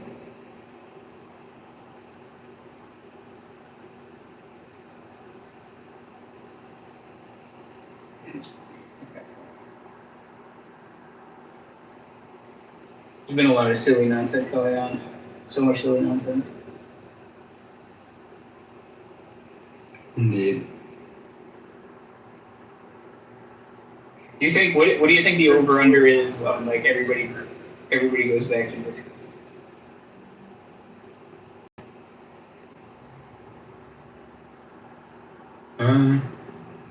Give it a month. Something like that. Maybe. What do you say? No, I just said silly boys everywhere. I'm next to my girlfriend though, so I can't talk much. Oh, you're good. You're good. Roger, you need to wrestle Andrew Loke into debating Destroyer somehow. We need to like. No, you you got the order the wrong way around. I would need to wrestle Destroyer into debating Loke. Wait, I agreed to it. Mason tried to set it up and Loke declined. Oh, right. I tried to set up too, and then he asked what terminal degree you have. Wow. That's Wait, good. did he really say that? That's funny. Wait, let me pull up the message. That's crazy. He knows who he is. He knows who he is. Hang on, one sec. Andrew Loke has responded to Destroyer like 500 times. He said, I asked him this.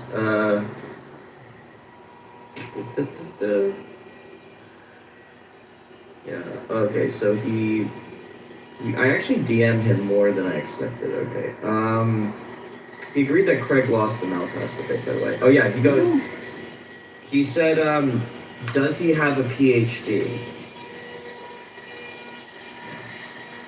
That's crazy.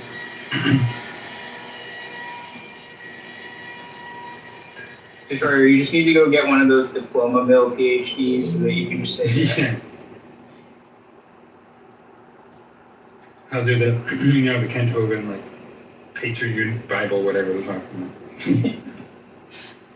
Like, yeah, my, bachelor's, master's in philosophy, my PhD is in, like, bullshitto theology.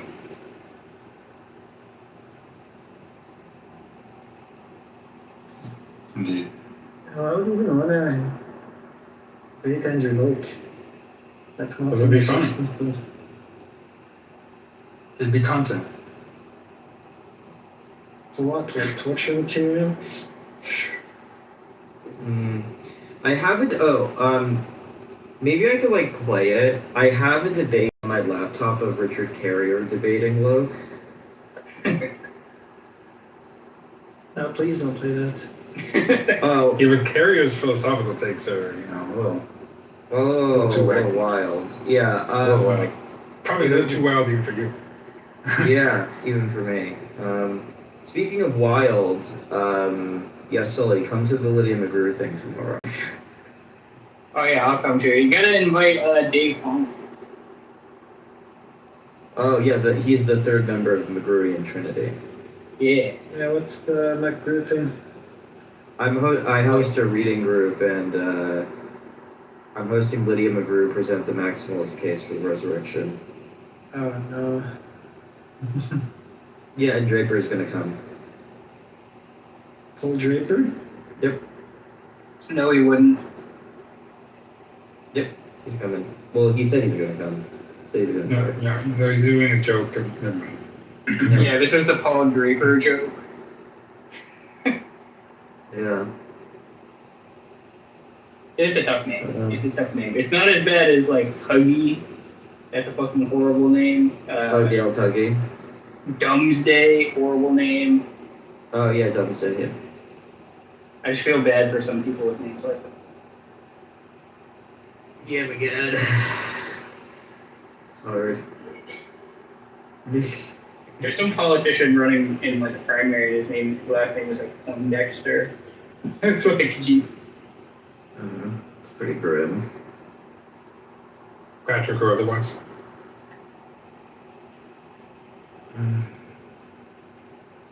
So, what do you think will be the next thing after? What do you think will be if you defeat awesome theistic evidence, Roger?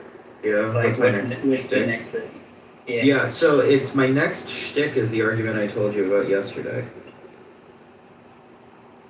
I'm gonna refresh me because I'm forgetting. Okay, so my next shtick is skeptical naturalism. Oh, right, yeah. Oh. Yeah, it sounded interesting. I pacify. So normally, if what I do is because I acknowledge that a lot of my take, it's like throwing spaghetti. You do some reading, you kind of do a bong rip, and then you try to see if your ideas are worth anything. So I run them by a few people before especially Clubhouse.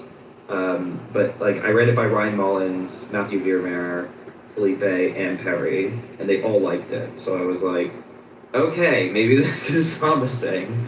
So I think that's the next step. Skeptical naturalism. Yeah, it's an interesting So Detroit, what do you think about this? It's like if skeptical theism works, then skeptical naturalism works, and so you can just be a naturalist and be like, yeah, we're not in a position to think we should, no, like I guess this is going to be a rejoinder to things like fine tuning, right? It's like McGinn's. It's like you take McGinn. McGinn called it transcendental naturalism in 1993, which I think is a terrible name. And he didn't see himself as responding to theists. He was mainly dealing with things like free will, a priori, consciousness, etc., like the general problems of philosophy. But yeah, that's the general idea. Is like, okay, what's good for the goose is good for the gander. If you want to run skeptical theism, I could run skeptical naturalism, and if you tell me like, explain fine-tuning, explain psychophysical harmony, explain free will, explain psychonomic harmony, I could be like, we're cognitively close to the solution, type C physicalist stuff. What do you think about this, Richard? Yeah.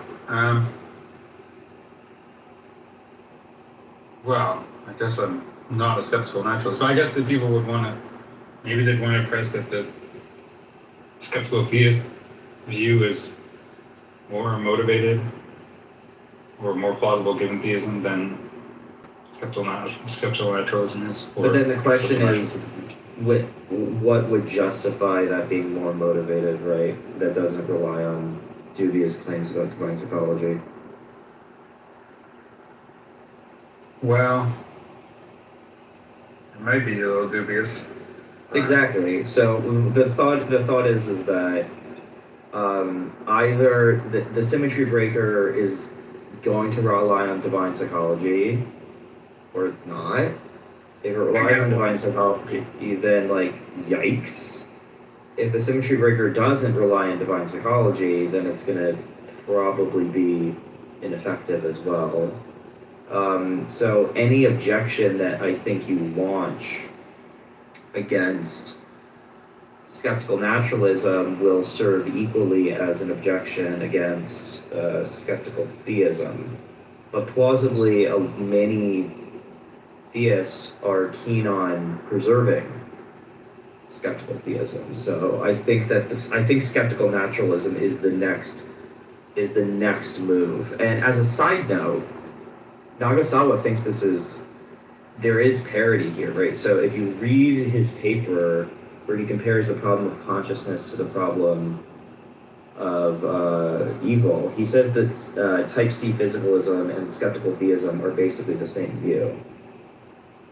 Now, if you think that, the question is, how far can you push that parity?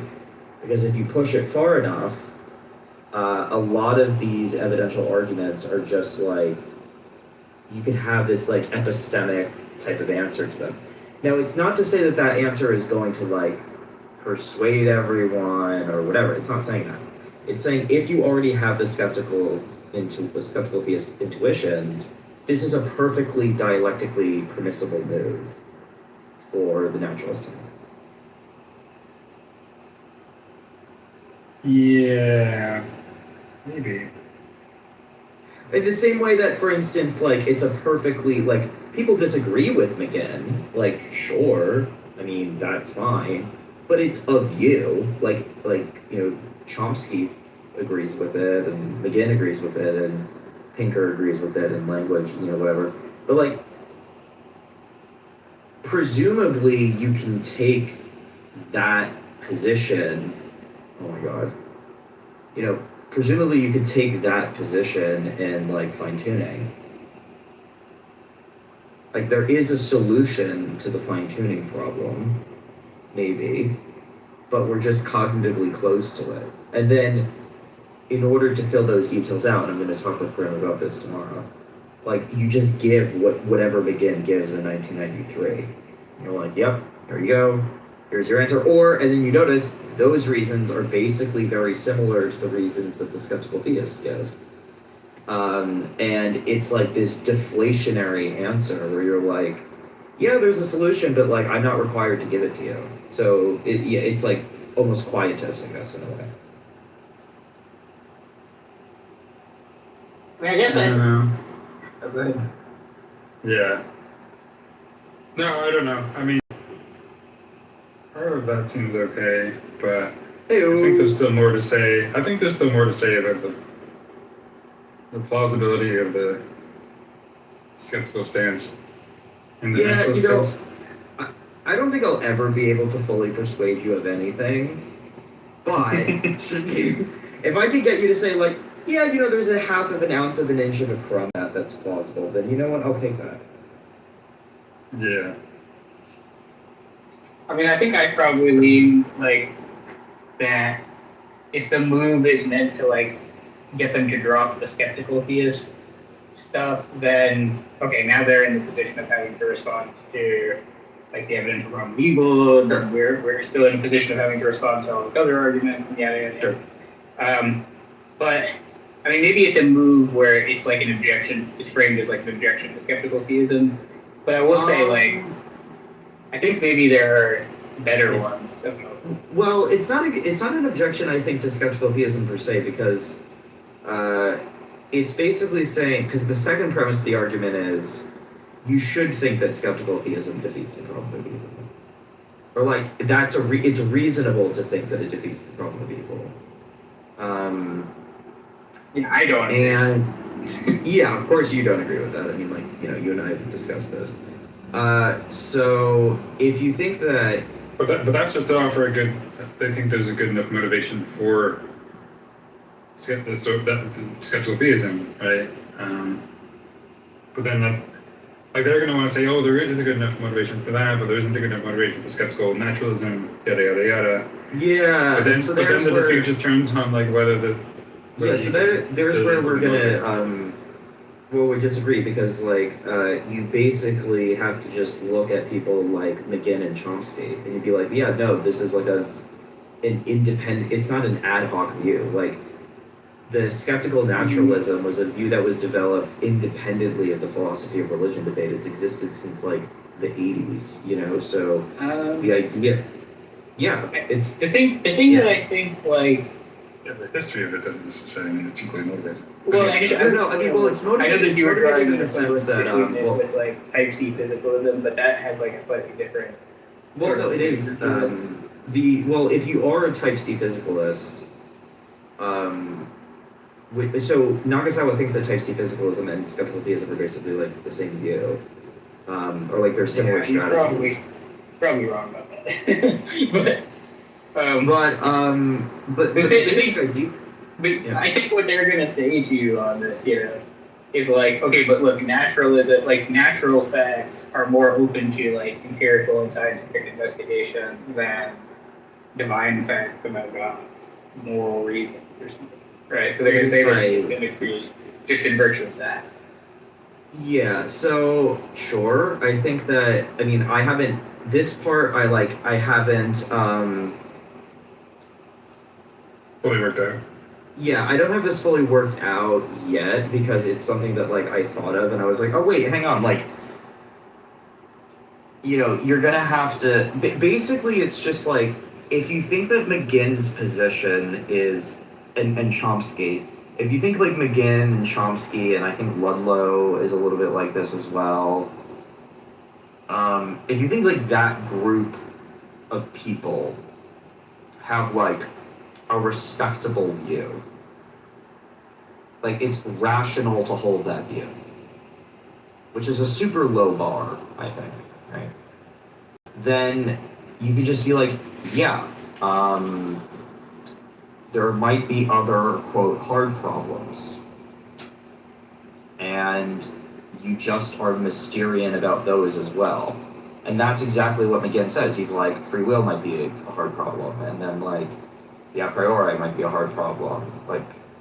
And all this other shit. And then you're yeah, and if you have that kind of view, which is sort of just philosophical pessimism of a kind, at least epistemically speaking, then yeah, it's at least it's a coherent view. It's defended by serious people. So yeah, I don't know. I think it's not a crazy stretch. I think it's coherent. I just think that it's so basically, it's for similar reasons that you're kind of interested in. It's the issue for me with skeptical theism is you're cutting your own legs out.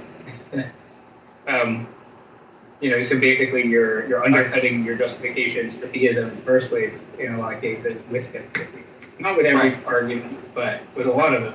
And so that seems to be an issue. And so it's I don't want to adopt a view like that. I don't want to adopt a view where I can't reason in these ways where I have to make a priori arguments only. Yeah, fair. So, I think I'm kind of I'm sympathetic with Perry. I think that his version of skeptical theism is probably right. If you were a theist, I think that that's what you should go for. I think you should be a skeptical theist. A lot of people disagree with that, but whatever. However, I think so. There are two ways of doing this. So one is to go conditional. The conditional way of going is just to say yeah, if you find skeptical theism plausible, blah blah blah, right? The second way of going is just to say independently, look, if you think that type C physicalism is a view, then there are these epistemic responses that are perfectly respectable against, for instance, fine-tuning that the literature has really not canvassed. So I think I would divide the literature into, and again, I like this talk, I think it's useful from Hudson, people who attack the low probability premise, or people Dan, and Sober and whatnot. Sober attacks the high probability premise as well, but and then people who attack the high probability premise, like myself and Neil Nansen to a certain degree, and Nunley as well. And I think that there's this yeah, and then you could also attack. Yeah, okay, yeah, sure. Then you could also essentially my response is that. Yeah, and then but then attacking the prior is sort of independent of the fine-tuning argument, if that makes sense. I attack the prior too with my responsibility argument, so. Well, but I think the point for the fine-tuning argument is that the argument, at least implicitly, requires a sort of constraint on the priors. So I'm attacking that constraint.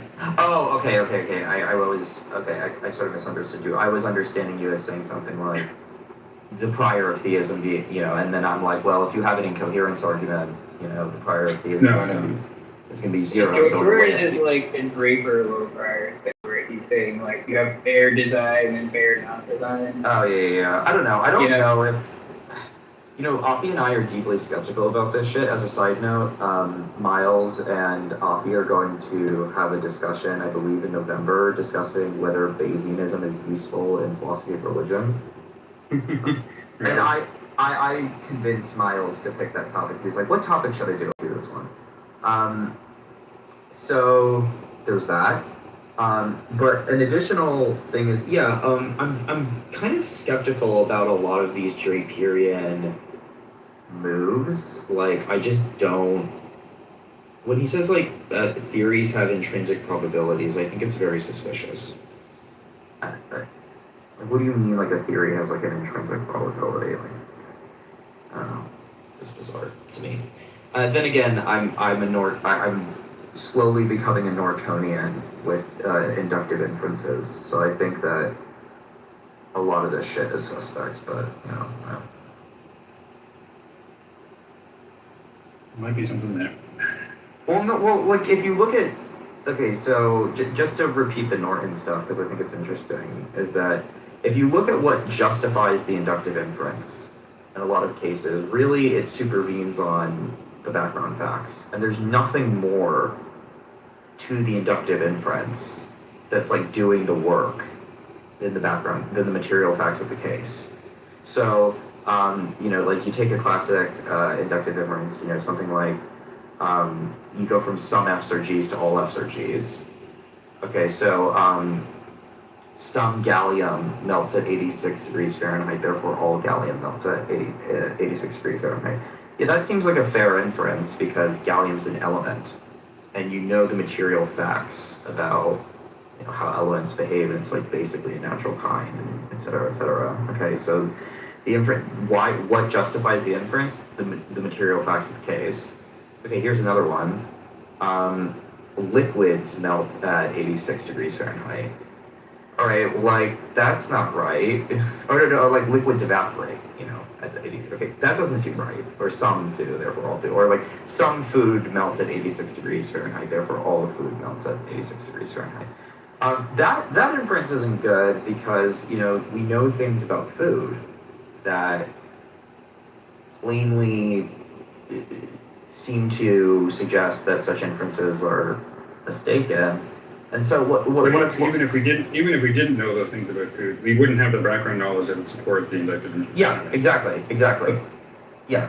So you either don't have access to the background facts that warrant the inductive inference, or the background facts speak against such inductive inferences being valid, right? So, or being applicable, right? So it's one of the two. And what I'm thinking is that in a lot of these cases, it kind of is like with the Bayesians, it's like you have a hammer and everything looks like a nail, but what actually justifies whether the application of Bayesianism is appropriate is whether we have access to the material facts, the domain-specific facts in the case. And in a lot of these instances, for instance, with like theism, I just don't think you do. Like, I just don't think there's nothing there that justifies the application of a particular inductive schema. And so you're just like, we're having this like false level of precision that's adding a mathematical veneer to something that really is unjustified.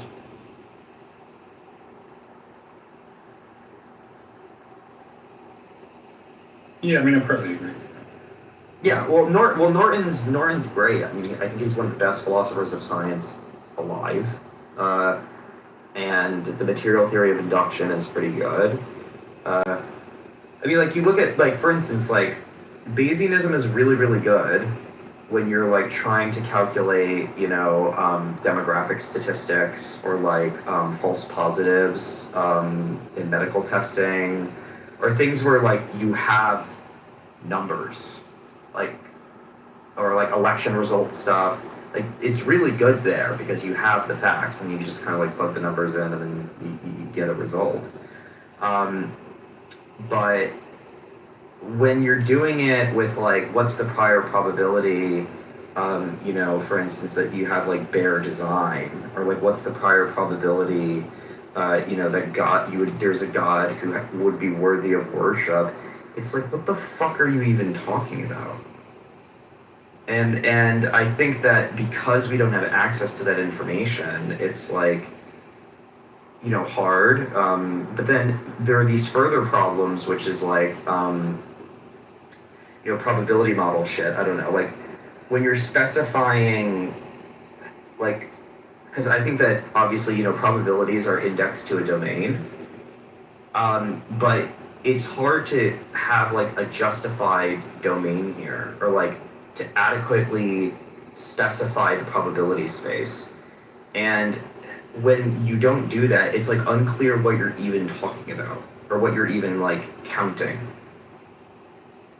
So it feels like what Draper does, which I'm not a fan of, is that he buys too much into this like probability is the magical elixir that's going to save naturalism from the grips of theism.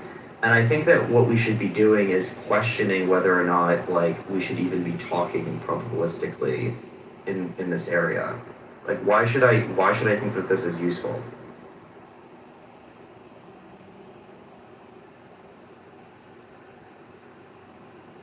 Yeah.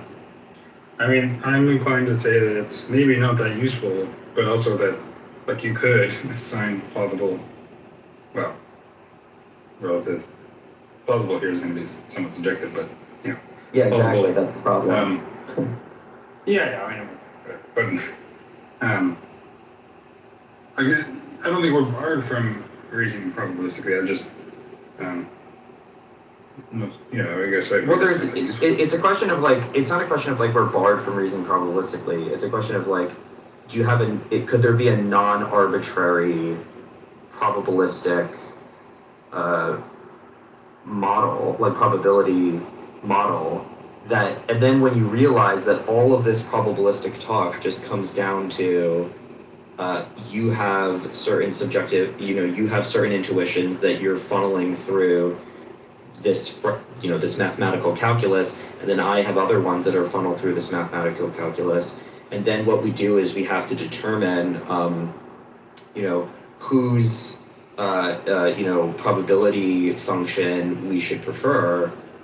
It's just, it's like a little, or like whose probability measure we should prefer. It's a little bit like, okay, well, like, what did the introduction of probability even really do here? Right? Like, all it did was well, take I think they're going to say that, typically you want to say that actually I have certain commitments that are going to be in tension with the assignments that I'm reporting in this case, or something like that. Yeah, I mean, like, yeah, but anyway. So I gotta go. I'm gonna eat, but I'll be back in a bit. yeah, okay, fine. You know what you All right, here we go. Bring Felipe up. Give him mods. Where's Felipe? He was in here for like literally 1 second. By the way, I'm glad that my campaign worked, because now you have mods. Yeah, I made this for his little pop-up for because Andrew kicked me. Yeah, because Andrew's being a little bitch. Andrew, a little bitch. Yeah, no, yeah, there was a whole talk about you in the other room. It was like going on for 30 minutes. no, I'm sure. Andrew is very... Because you were talking about the problem of evil? Yeah. It all, like, popped off because of that. It was very strange. Anyway, Yeah, no, that makes sense. Shit, I lost my train of thought though. Fuck, I had like another thing to say about this whole business we were just talking about. Fuck. Yeah, wait, let me pull up my nonsense, because I recently refined the section of my paper, so I could kind of like summarize it. I was It was like a whole to-do writing it. Alright, so basically, hang on, let me do this. I sent it to you, well no, you're on my emails, but I didn't really specify it in the email. No, actually I did. Anyway, with the inscrutability stuff, the worry is that, like, okay, so there are 3 worries. So, like, take psychophysical harmony as an example. Here's question 1.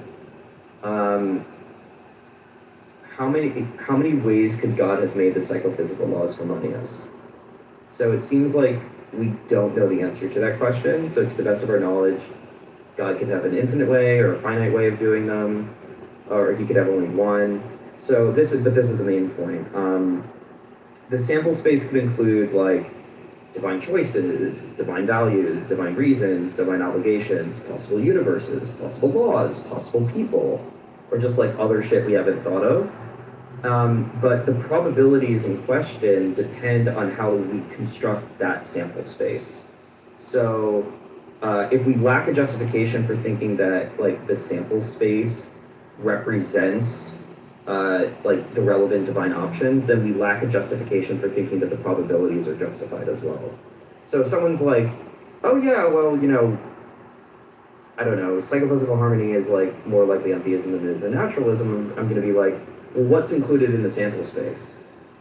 Is it universes? Is it people? Is it thoughts? Is it reasons? Is it all of them? Like, what are you even counting? Yeah, sure. I mean, basically, so it's a problem. The way I look at it is that it's a problem, let's grant that it's a problem. I still think, like, I can play that game and still win. That's kind of how I look at it. Or it's like, yeah, sure, the whole enterprise may be, like, wrought with a bunch of hand-wavy bullshit, you know? But it's like, I can also beat you at the hand-wavy probability bullshit. And yeah, so, like, yeah, that's fair. You know, do you remember when Cameron Petrucci did, like, this video where he made, like, a Bayesian calculator? He started putting that in was so cringe. You could so easily do that the other way, where you just go, like, okay, yeah, so we're going to charitably give psychophysical harmony, like, 1 billion points, and we're going to, you know, we're going to give 1 billion points to fine-tuning, and then it's just, like, go through an enormous list of evil shit or suffering. What about that thing where he posted a YouTube thumbnail, and in the thumbnail, the percentages don't add to 1? Oh, I didn't even see that. That's hilarious. Wait. I'm gonna put it. I'm gonna send you the screenshot of it, and you can maybe, you know, I'll put it as my profile photo. I'll send it to you on Discord. They don't even add to 1. He puts 99.99 and then 0.001. That doesn't add to 1.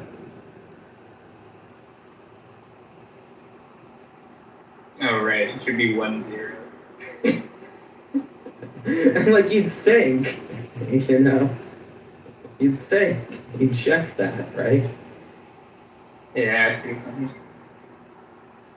The next time he makes a ridiculous Facebook comment, I'm gonna be like, he's like, you don't know how like intellectually serious and complicated the Bayesianism of this. I'm like, yeah, and you can't add that like 99.99. It's 0.01 to get to 1. Yeah, it's pretty bad. Yeah, I mean that's. We're still missing 0.009 here. Yeah, where did it go? Where did the Malaysian Airlines flight go? But I mean, it's a valid. Wait, hang on.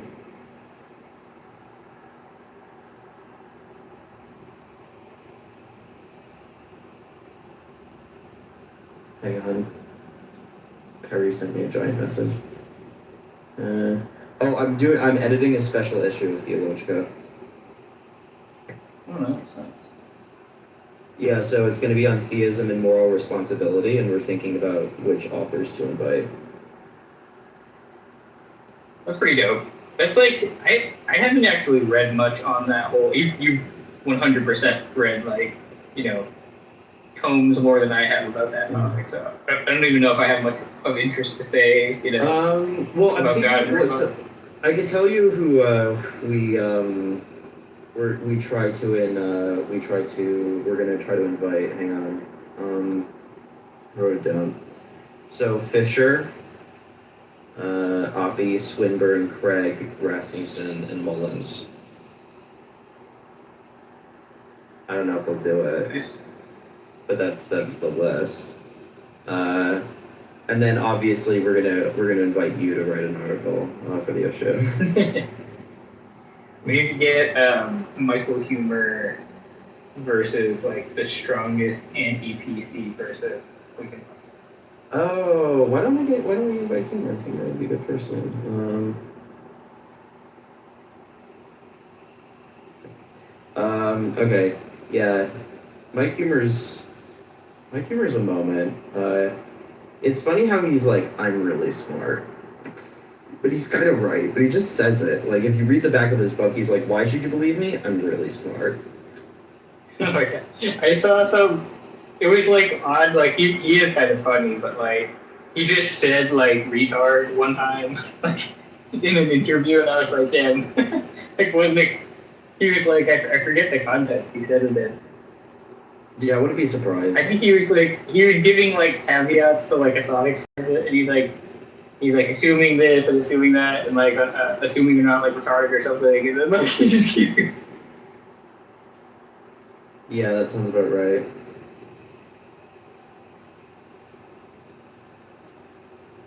Oh god. He does thought experiments like from the hip. He's like a quick draw with his like thought experiments. He's constantly cooking them up. So he's just like, oh, yeah, you gotta reply to me. Here's like 10 thought experiments. Do you want to hear a thought experiment from one of Steve's books? Sure. Wait, let me pull it up. I am a connoisseur of Steve thought experiments, by the way. Here we go. Good thing, okay. I know like all of them. Okay. Teen anal intercourse. The only way for a sick man, this is from Rutledge.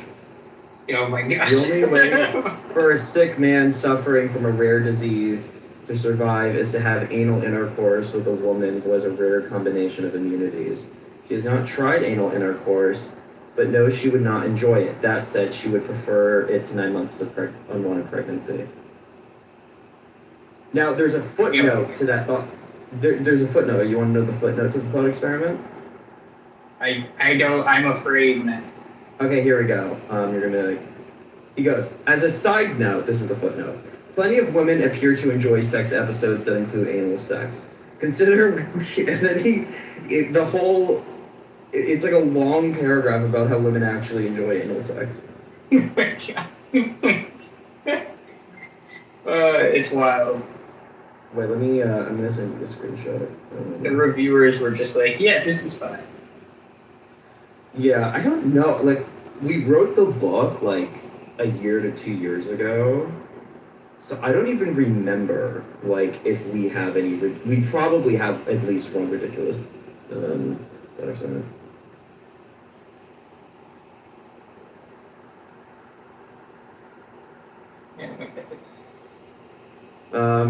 I feel like you should debate Perry. About what, God? About... No, skeptical theism. Oh, is he a skeptical theist? Yeah, that'd be pretty... Well, he's like the skeptical theist. Yeah, I was gonna say, didn't he like write like the SCPR or some shit? Oh, that was Tim Perrine. Tim Perrine. Oh, okay. Yeah. He could have written it as well. He's just. Oh, you know who I was thinking of? I'm thinking of fucking Trent Doherty. I think he wrote the old one. Oh yeah, but then he got canceled because he like got a stupid pregnant or something. Yeah, I'm just getting my people crossed. Yeah. So okay. So yeah, Perry. I actually don't know a lot about him. I've heard him talk a few times, but like I don't know the particulars of it. Hang on, I'm talking to Perry. He said he might come on later. I'm probably gonna have to close this one soon, just because I don't know. It's like if I don't run the room, like there's not a lot of people, so it's gonna be like silent anyway. I gotta hop off first when you say so. Okay. But yeah, I mean, I have like 5 minutes.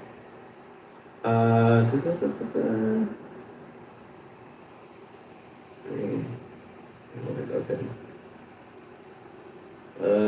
Yeah, because it's not the Andrew Battle Dome. Yeah, when it's a bigger active room, you can like step away.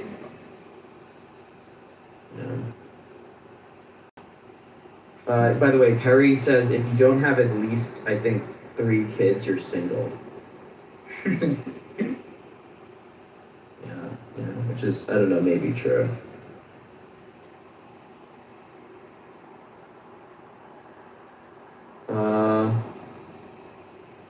Yeah, I'm amping you up to Perry right now.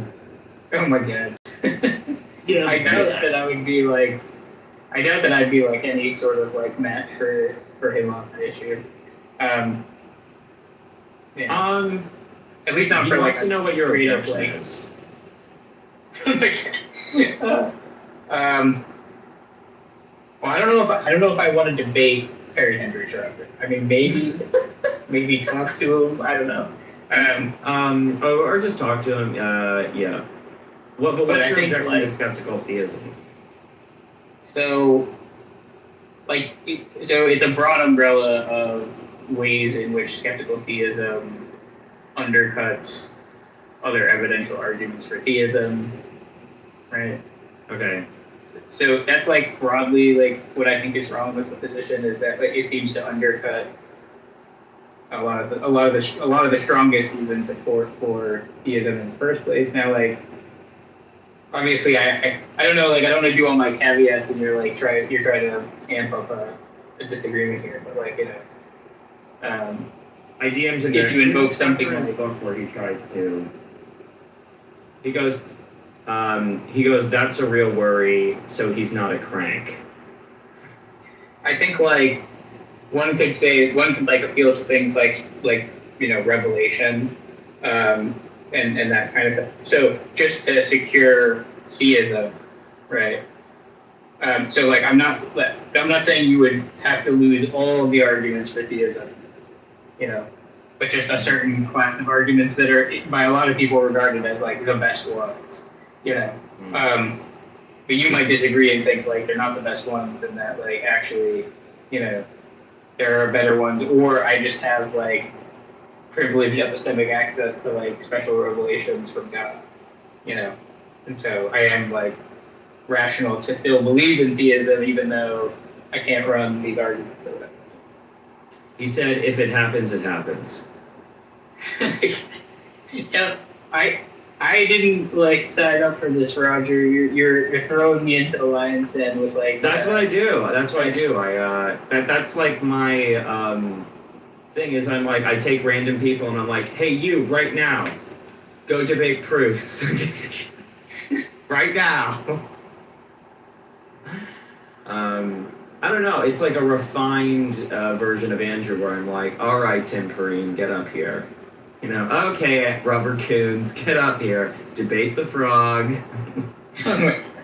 Yeah, I mean, maybe if it was like, yeah, it could be, if it was not just, if I wasn't being singled out as the only like non-professional philosopher in the room, like, if there were Well, like. do you have I don't know, like abortion? Do you have views on that? I mean, I'm pro-choice. Oh, he's radically pro-life. Why are you trying to get me into a fight? Why am I trying to get you into? Because you're smart and you should fucking own it. He goes, here's my attempt to square it. God is maximally great, so we'd expect him to create worlds that resemble him in important respects. This makes it so some natural theology can work if reframed, and also some arguments for atheism. That's what he said. Oh, sorry, what was the very first thing? How about I'll paste it in the chat.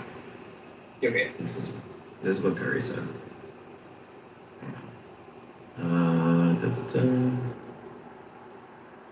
That's Perry.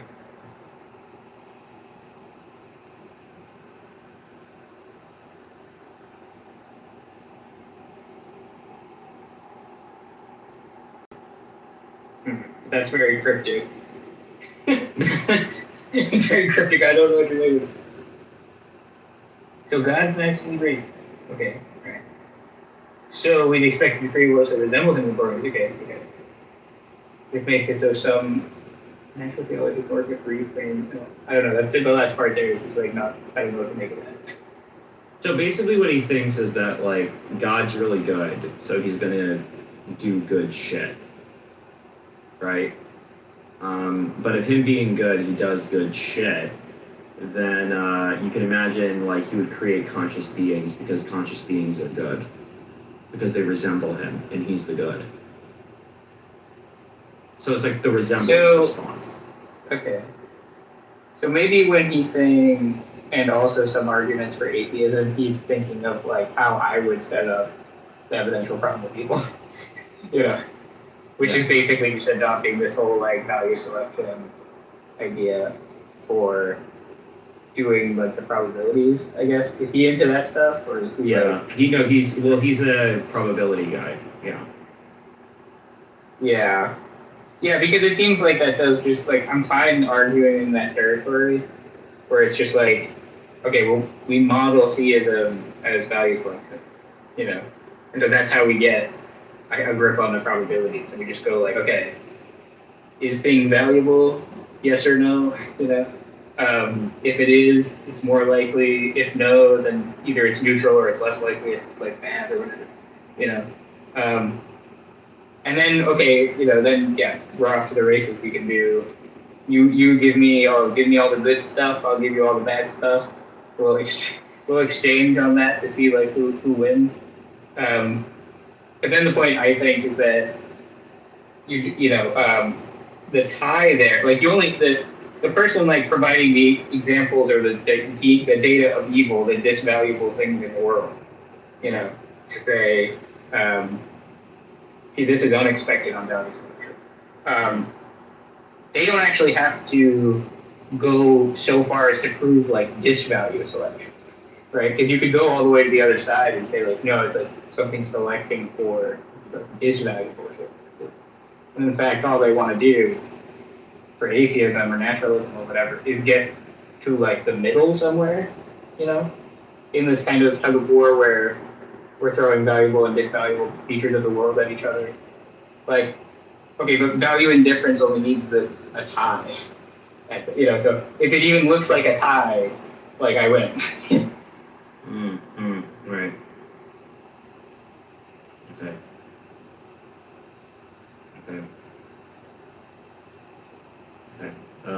Probably a little wordy. I need to. No. I get some. More succinct. Okay. Yeah, that makes sense.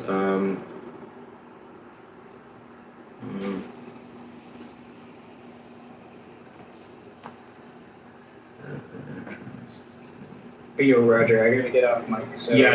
Okay, go do your thing. I'm probably gonna go try to listen in the other room and see if they kick me again. Yeah. Why don't you? Yeah, you can go listen in the other room, and then I can say that you deserve mods. All right. Yeah. All right. Bye.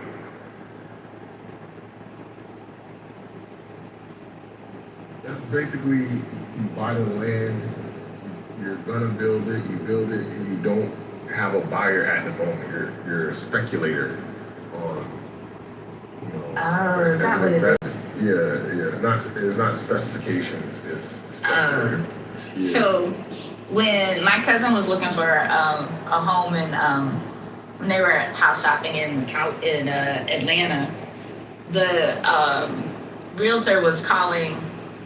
He called in different subdivisions, the newer ones. He would point out these homes, and he would say that's a spec home. And I thought that meant like the homes that were on like the smallest piece of land, where like in the whole subdivision, like it was like a 15 to 20 home subdivision.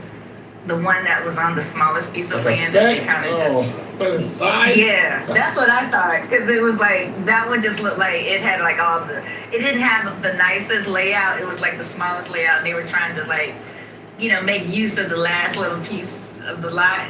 That's what I thought it was, because it seemed like every time she would point out like, oh, that's a spec home, it just seemed like it was the least nice out of all of them, on the smallest piece of land, almost like on a corner or something, where they were like, we can squeeze a home on here, but it's not gonna be the nicest. Yeah, That's those what are, I thought of spec home life. those are investors. So I could build a house for somebody else, or I could build it for myself, not to live in, but to resell. And so if I build it to resell, that's a spec home. Okay. What suburb of Atlanta were they in? Lawrenceville? No, actually, this was like, I don't even know what it's called, but it's like at the intersection of Camp Creek and Cascade, like on the outer sides I don't know, of like that. How far is it from downtown? maybe 10, 15 minutes. It's an old subdivision now, but back then it was fairly new. So yeah, because Camp Creek is all built up now. So but you should have a warranty, and I think roofs, but you could have like a manufacturer warranty on because it'll be, okay, did the installer mess up, or did the product fail? And your product will have a much longer warranty than your installment warranty, and then the installment would be based on the local code customs and whatnot. And if it was a faulty install, then I think you should have some recourse where it's not on you, especially given that like the roof should have like a 20-year life at least. Shingles, 20 to 30-year life for shingles. So we might be able to do something. Yeah, he told me if it had like He told me, yeah, that's what he said. He said he said that they could do something with the tiles, but the install was a little shoddy. So, but I think the tiles I can get. Yeah, I think you're right. I think the tile was like 20 years or something like that. But I think I got to pay for the labor and install. I think that was over. That's what they told me. I don't know. I gotta look into it. I only got that part fixed. But the guy, when he was up there, like, man, I gotta come back and get this whole thing.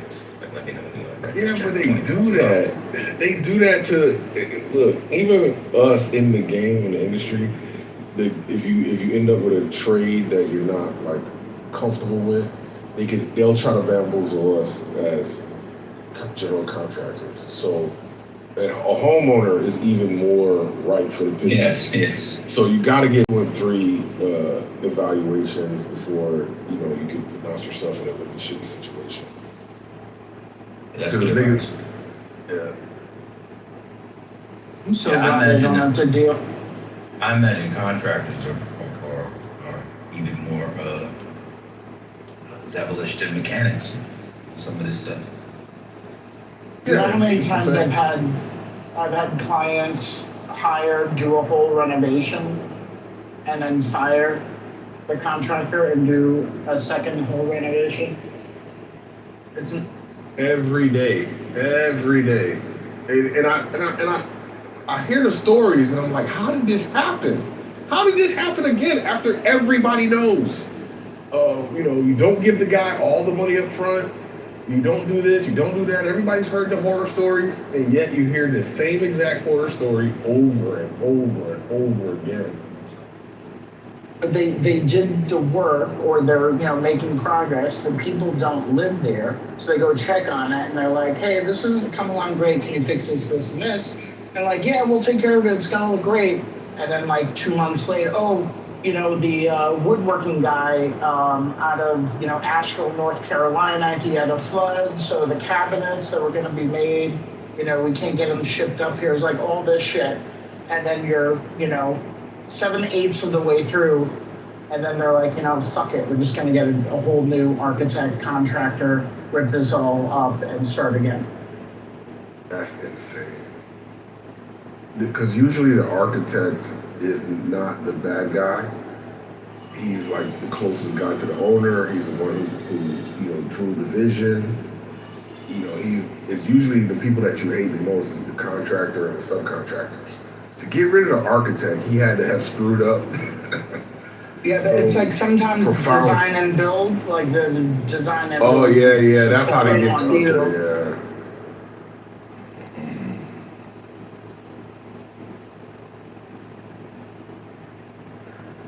Spiritus, have you ever thought, because the cure to a lot of issues, I think, could be a good owner's rep who is the basically the educated liaison between the owner and all the other construction professionals. I will never get involved in that. Have you ever done it? No, I'm never getting involved in that. Oh, okay, I got you. Too much shit that, and a lot of shit I just don't know.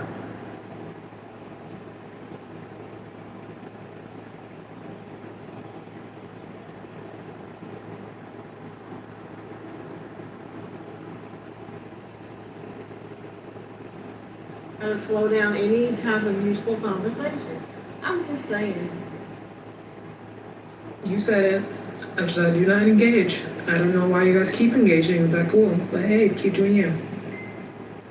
I think people like Norm and Sam, they do know, and they are completely aware. They just don't give a fuck. They just don't give a fuck. Those are the type of white people where you got people like white people like April who don't want to associate with white people like that because they actually make them look bad, you know? And for those who are our allies, you know, they see what it is. And you can tell because they're even tired of the bullshit. They're tired of. He don't make me look bad for shit. Fuck Norm. Look bad. Hell no. Well, when I look bad. I know you're saying fuck Norm. Look bad. That's what they do. Yeah, they make themselves look bad. You're right. But they do make, you know, because it is all white people, just no white people, right? It's just, those kind of conversations don't bother me because I'm not him. I'm not in his group. And his group is, didn't Marlene say it? Ghoul. He's a ghoul. Ghoul. That's what the fuck he is. Ghoul, right. I use that. Well, now that the ghouls are gone, so we're back at the question, did we lose our other Republican? Yeah, Norm. I kicked Norm down the day he left her. I'm talking about Julian. Y'all be Omari's here. Julian's here. Omari's on stage. You got two Republicans. Thank the Lord. Because I mean, what? I wouldn't say I'm a Republican. I'm an independent. You wouldn't say it now. You wouldn't say it now. Oh, I remember you from last year. I remember you voting for Trump and all that shit. No, he said independent can vote for Trump. Is what you Oh, is that what he do? Julian know he a Trumper then. He know he at least a Trumper. Okay, so I don't have a problem with Julian. Oh yeah, you are. You voted for him. You got it. You got this. This one's on you, Julian. You can't get out of it. I don't have a problem with listening to Julian because now he's basically he's better than Norm. That's a. What happened to Lisa? Lisa, what are you doing?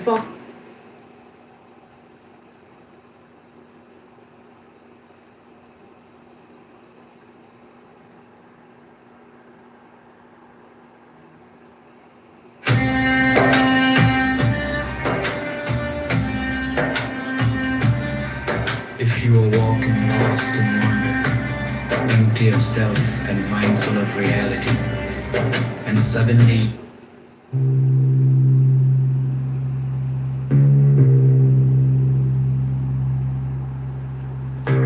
give me the sign of the open eye, a riddle of shadows where whispers lie. The thorny thigh, the maddening cry.